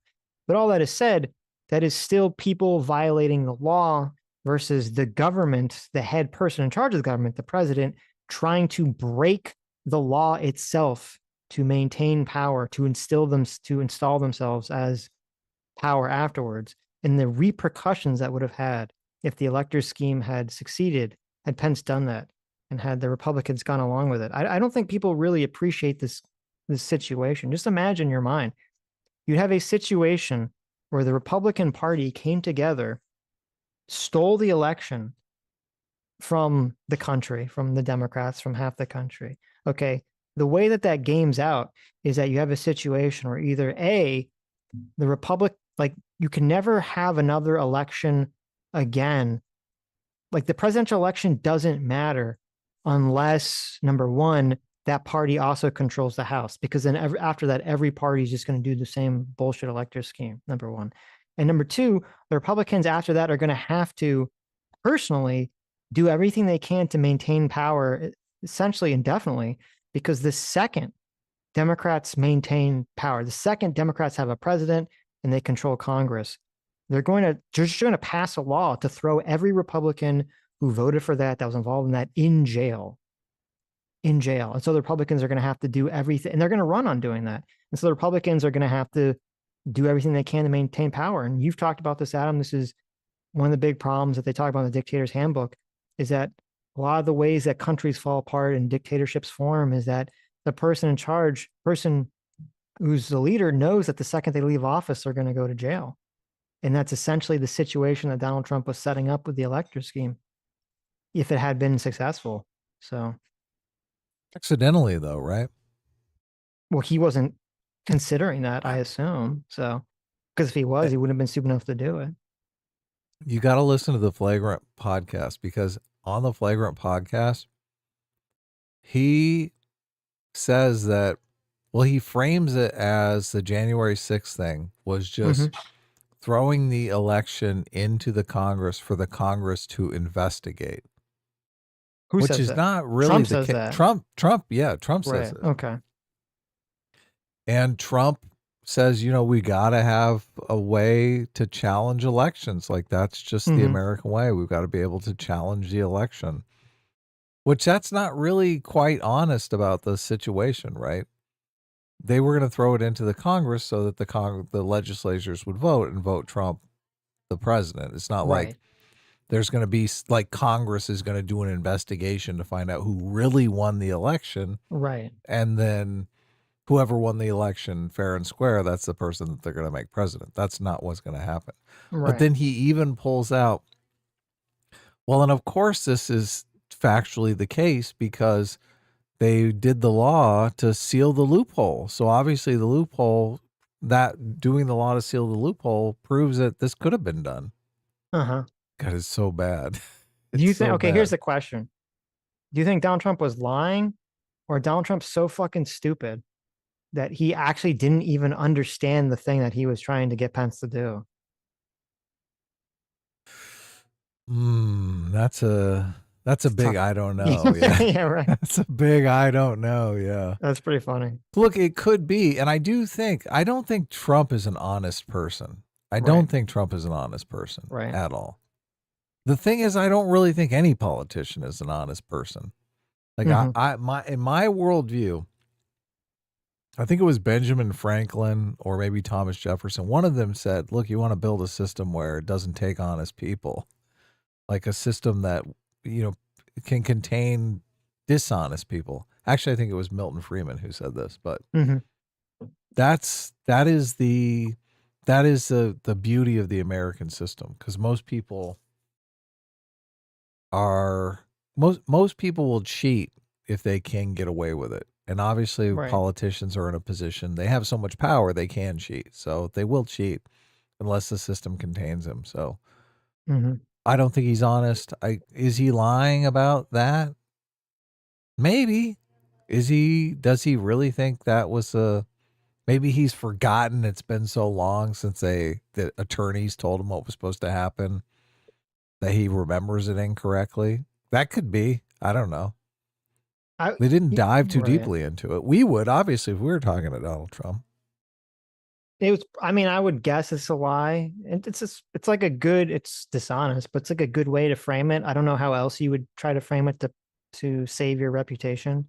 Like, oh, I just want them to investigate, right? We just need to investigate the fraud claims. Like, that's a good dishonest way to frame the whole of course. situation. So. Yeah, that's all that was going to happen. Look, and his supporters will believe that, even though that's not the case. Right. So they have this conversation about who the biggest social media influencer is, and Donald Trump is telling this story about how it's him. Like, his staff told him, he asked who the biggest social media person was, and his staff told him, well, it's you, obviously, Donald. Like, Donald has a reputation for being an egomaniac. It makes sense that his staff would say, of course, it's you, Donald. You are the biggest social media influencer, so that they can keep their job. Right. But then he asked the guy on the Flagrant podcast, like, who he thinks it is, obviously setting him up to say, oh, of course it's you, Donald. And he says, it's Joe Rogan. That's funny. It's Joe Rogan. And I'm like, oh my God, this guy's gonna look, when the Gestapo, when Donald Trump becomes president and the Gestapo, this is gonna be the first guy. It's gonna be him in a cell with Joe Rogan. Hey, look, it's your favorite influencer. Supposedly, I believe it was confirmed that Trump's actually going to be on Joe Rogan. Really? Okay. Yeah. I always thought Joe Rogan seemed a little terrified to have Donald Trump on his podcast. He said he didn't want to. Yeah, because why do you want to invite that kind of like criticism into your life? Everyone on the left is going to hate him even more than they already do, which I think is completely unfair. I don't think Joe Rogan is like some crazy right winger, right? But not only that, every crazy right winger is going to hate him if he asks the wrong question, right? If he tries to make that abortion joke. I wonder how many death threats they've gotten for the barren abortion joke. This is interesting. So did you look it up? Is he going to be on? I did. What's going on? What's the situation? Sitch. What's the sitch? This is what Trump said. he said, the question was, you're doing a lot of podcasts recently. One I'd love to see you on, I think, is Joe Rogan. I think Joe Rogan has to have you on. Trump says yes, or says yeah. Then when asked if he'd appear on Joe Rogan, Trump replied, oh, sure, I would. I mean, I think I'm doing it, actually. Yeah, I am. That's kind of unclear. Does that mean that he's doing it, the Joe Rogan, or is that sort of like a way to try to strong arm Joe Rogan into having him on? I heard a podcast where he said, well, they haven't invited me. Well, they haven't asked me, or something like that.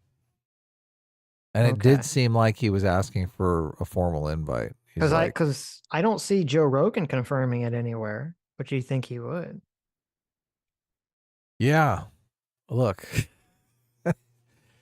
now you definitely have to listen to the exchange about Joe Rogan.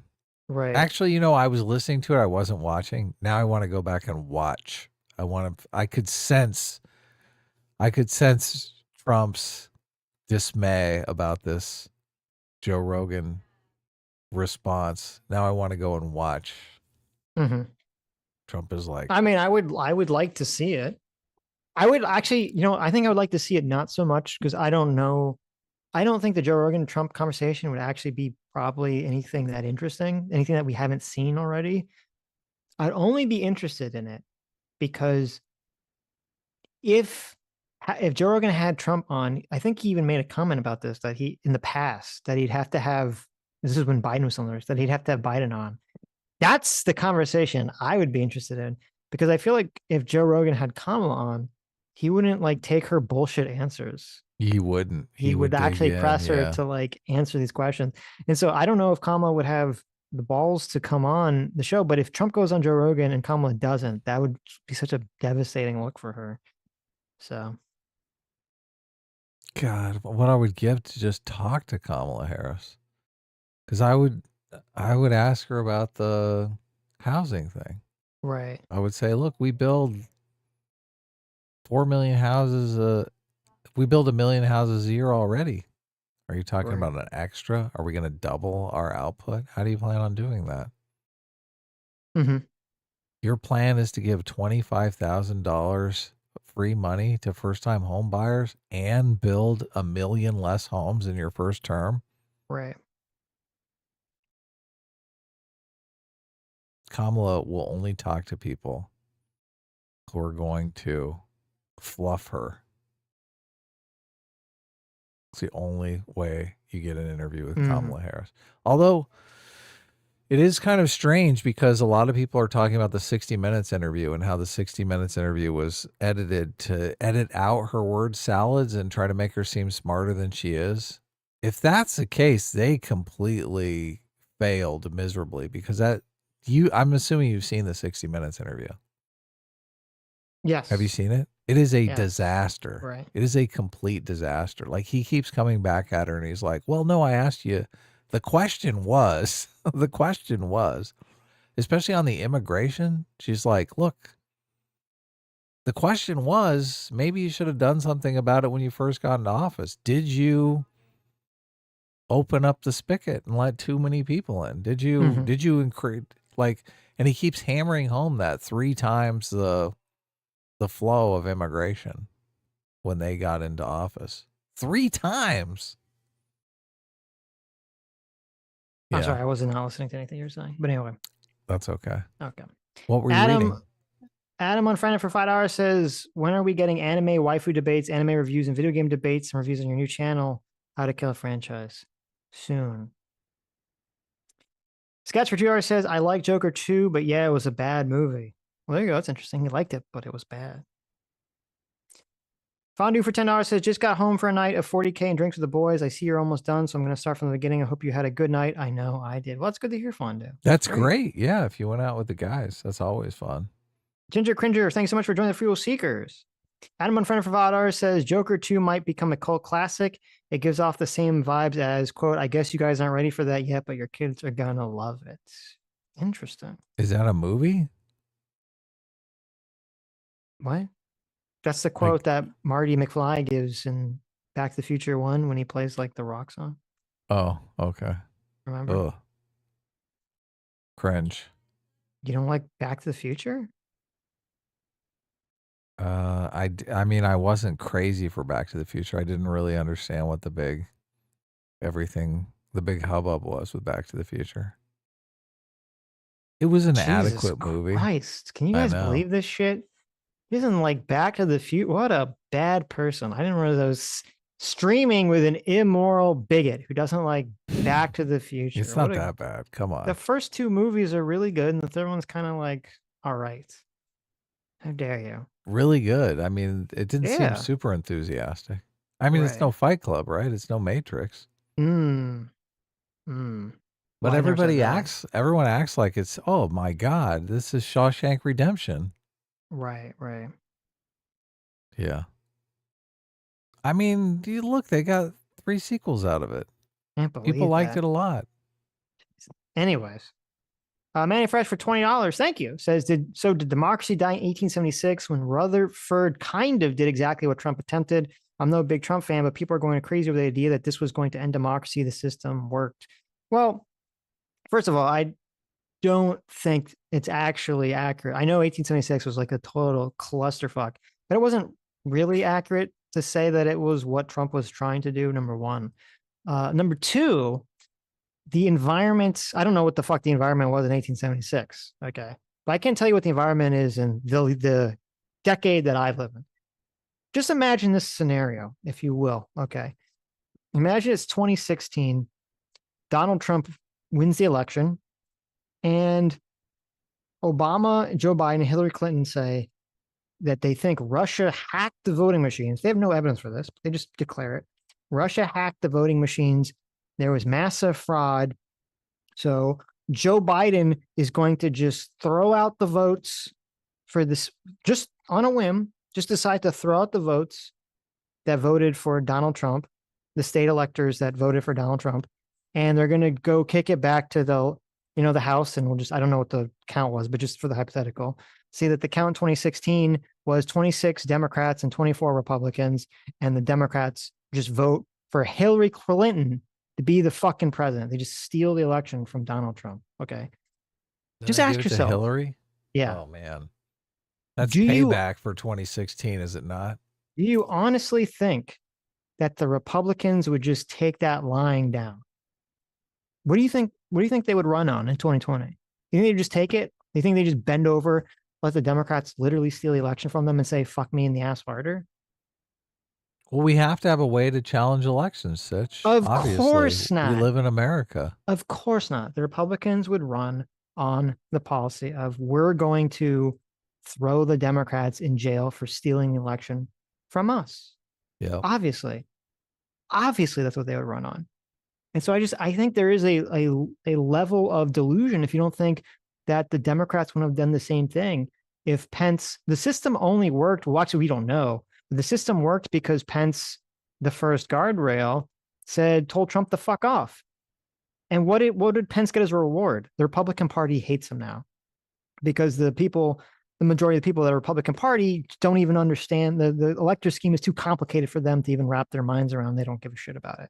Number one. And even if they do, they don't care. They just hand wave it away because they don't give a shit about it. So I'm sorry, but I don't buy this whole, it wasn't a big deal. It was a big fucking deal. It was a massive deal. Donald Trump literally tried to throw out half the country's votes, and the party still stands by him.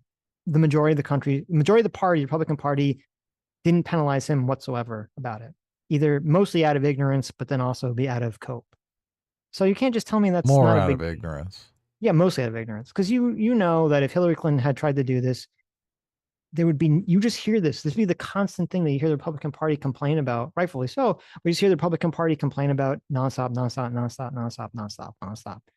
Okay. People don't need any evidence to believe what they want to believe, though, Sitch. So, Look, the election was stolen, and obviously Biden lost. Right. That's what they literally believe. Now, the question would be, if they succeeded, I think it's incredibly naive if the Republicans had succeeded in stealing the 2020 election to just think, well, they would have just stole one election. The Democrats would have just said, oh, you got us this time. We'll get you next time. And that would have been it. And nothing would have happened. I think you have to be incredibly naive. The amount of terroristic violence that would have occurred from this as a response to this. I mean, you think the left is like hyped up now. You think people are trying to kill Trump now. Like, can you imagine 2020? Like, the country would have been totally batshit bonkers insane if that had occurred. You think the BLM riots were bad? It would have been 100 times worse if that had occurred. Okay. Now I'm glad Pence had a spine and told Trump to fuck off. And I would hope that if Pence didn't have a spine, that the Republicans in the House would have told Trump to fuck off, but I don't know. I'm skeptical. And I do have some amount of confidence that the Supreme Court would have told Trump to fuck off. I don't know what Trump would have done in that situation. But fortunately, we'll never know. So.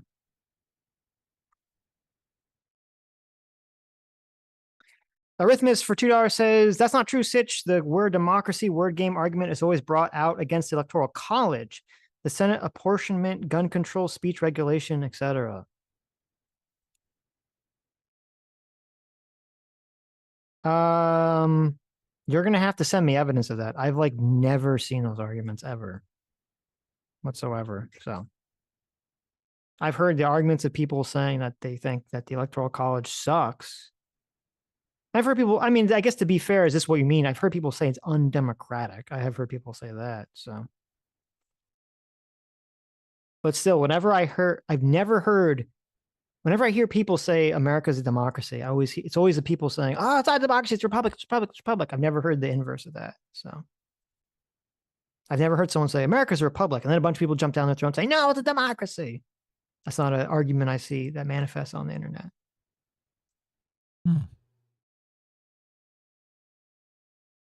Metalworks 411 for $2 says Adam's movie takes are dead to me. There you go. Must be a Back to the Future fan. There you go.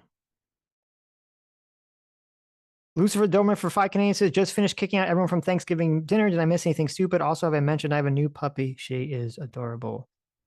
You did. You have. You did, yes. The doting father here. What is this Thanksgiving in October in Canada?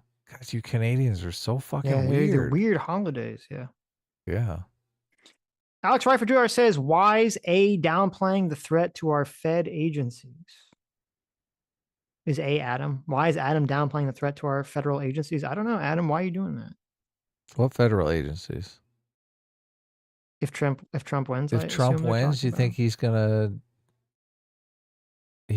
to disband the FBI? I mean, how is he going to go after his political rivals if he does that? I guess it's questions. Is he threatened to do that? I don't know that he has, but so. He's threatened to defund lots of things and rip apart a bunch of his agencies, so. A bunch of his supporters want that. Right. I don't know that they're gonna get it. Has he been running on? I'm gonna eliminate the CIA. I'm gonna eliminate the FBI. Go Google that, Adam. I'm gonna eliminate the Department of Justice. If he was, would that change your perception? Fuck yeah! Look, okay. I don't want any of that shit. Yeah. These are, look, I don't like either of these candidates. And I think people are deluded by saying, oh my God, this is an easy choice. This is so easy. Look, it's so crystal clear, so obvious. Which of these candidates is not going to destroy the country? I mean, and it's the point where it's like, well, we really do. Both teams are saying the other side is going to destroy the country. So we're going to get to see if that plays out, if that scenario plays out. Right. We're going to get to see if Kamala Harris destroys the country or if Trump destroys the country. Neither side, if they win, I think is going to destroy the country. Neither side? Yeah, Trump wins or Kamala wins. I don't think the country's going to get destroyed one way or the other. So okay. But that is literally the argument. That is the argument both sides are making. Yeah. Yes, right. We're in this existential threat, and the world's going to blow up if the other side wins. Yeah, that is true. Right. Okay, let's try to. Yeah. Let's try to end this. The one guy Toad for $20. Thanks so much. As a voter, Trump has a lot to turn me off. But on the flip side, Kamala doesn't have anything I want. If I do end up voting, it might literally based on how I woke up that morning. LOL. Yeah. I feel like that's the way a lot of people feel, which is unfortunate, but it's kind of the shittiness of the election we're currently in. So, right. Anyways. All right. This was a great show. Thank you all for coming. Enjoyed it. Thank you all for your incredibly generous donations. You who made it to the end of the stream, you are the true hero. You are the true free will seekers. You are the true isekai protagonist. You are the true heroes that would never, ever, ever, ever be so immoral to engage in a fake elector scheme. No, no, no. You would respect both the rule of law and the will of the people, whether it be a democratic vote or a republic vote. You would respect that. You are the true seekers who understand, who know that some issues are complicated, like the very complicated decades-long war and conflict in Israel and Palestine.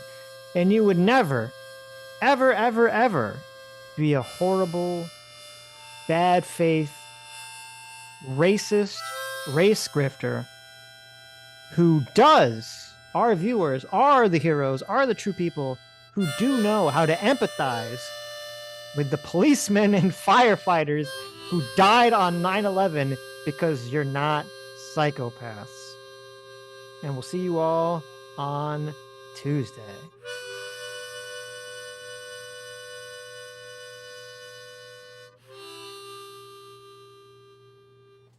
Bye-bye.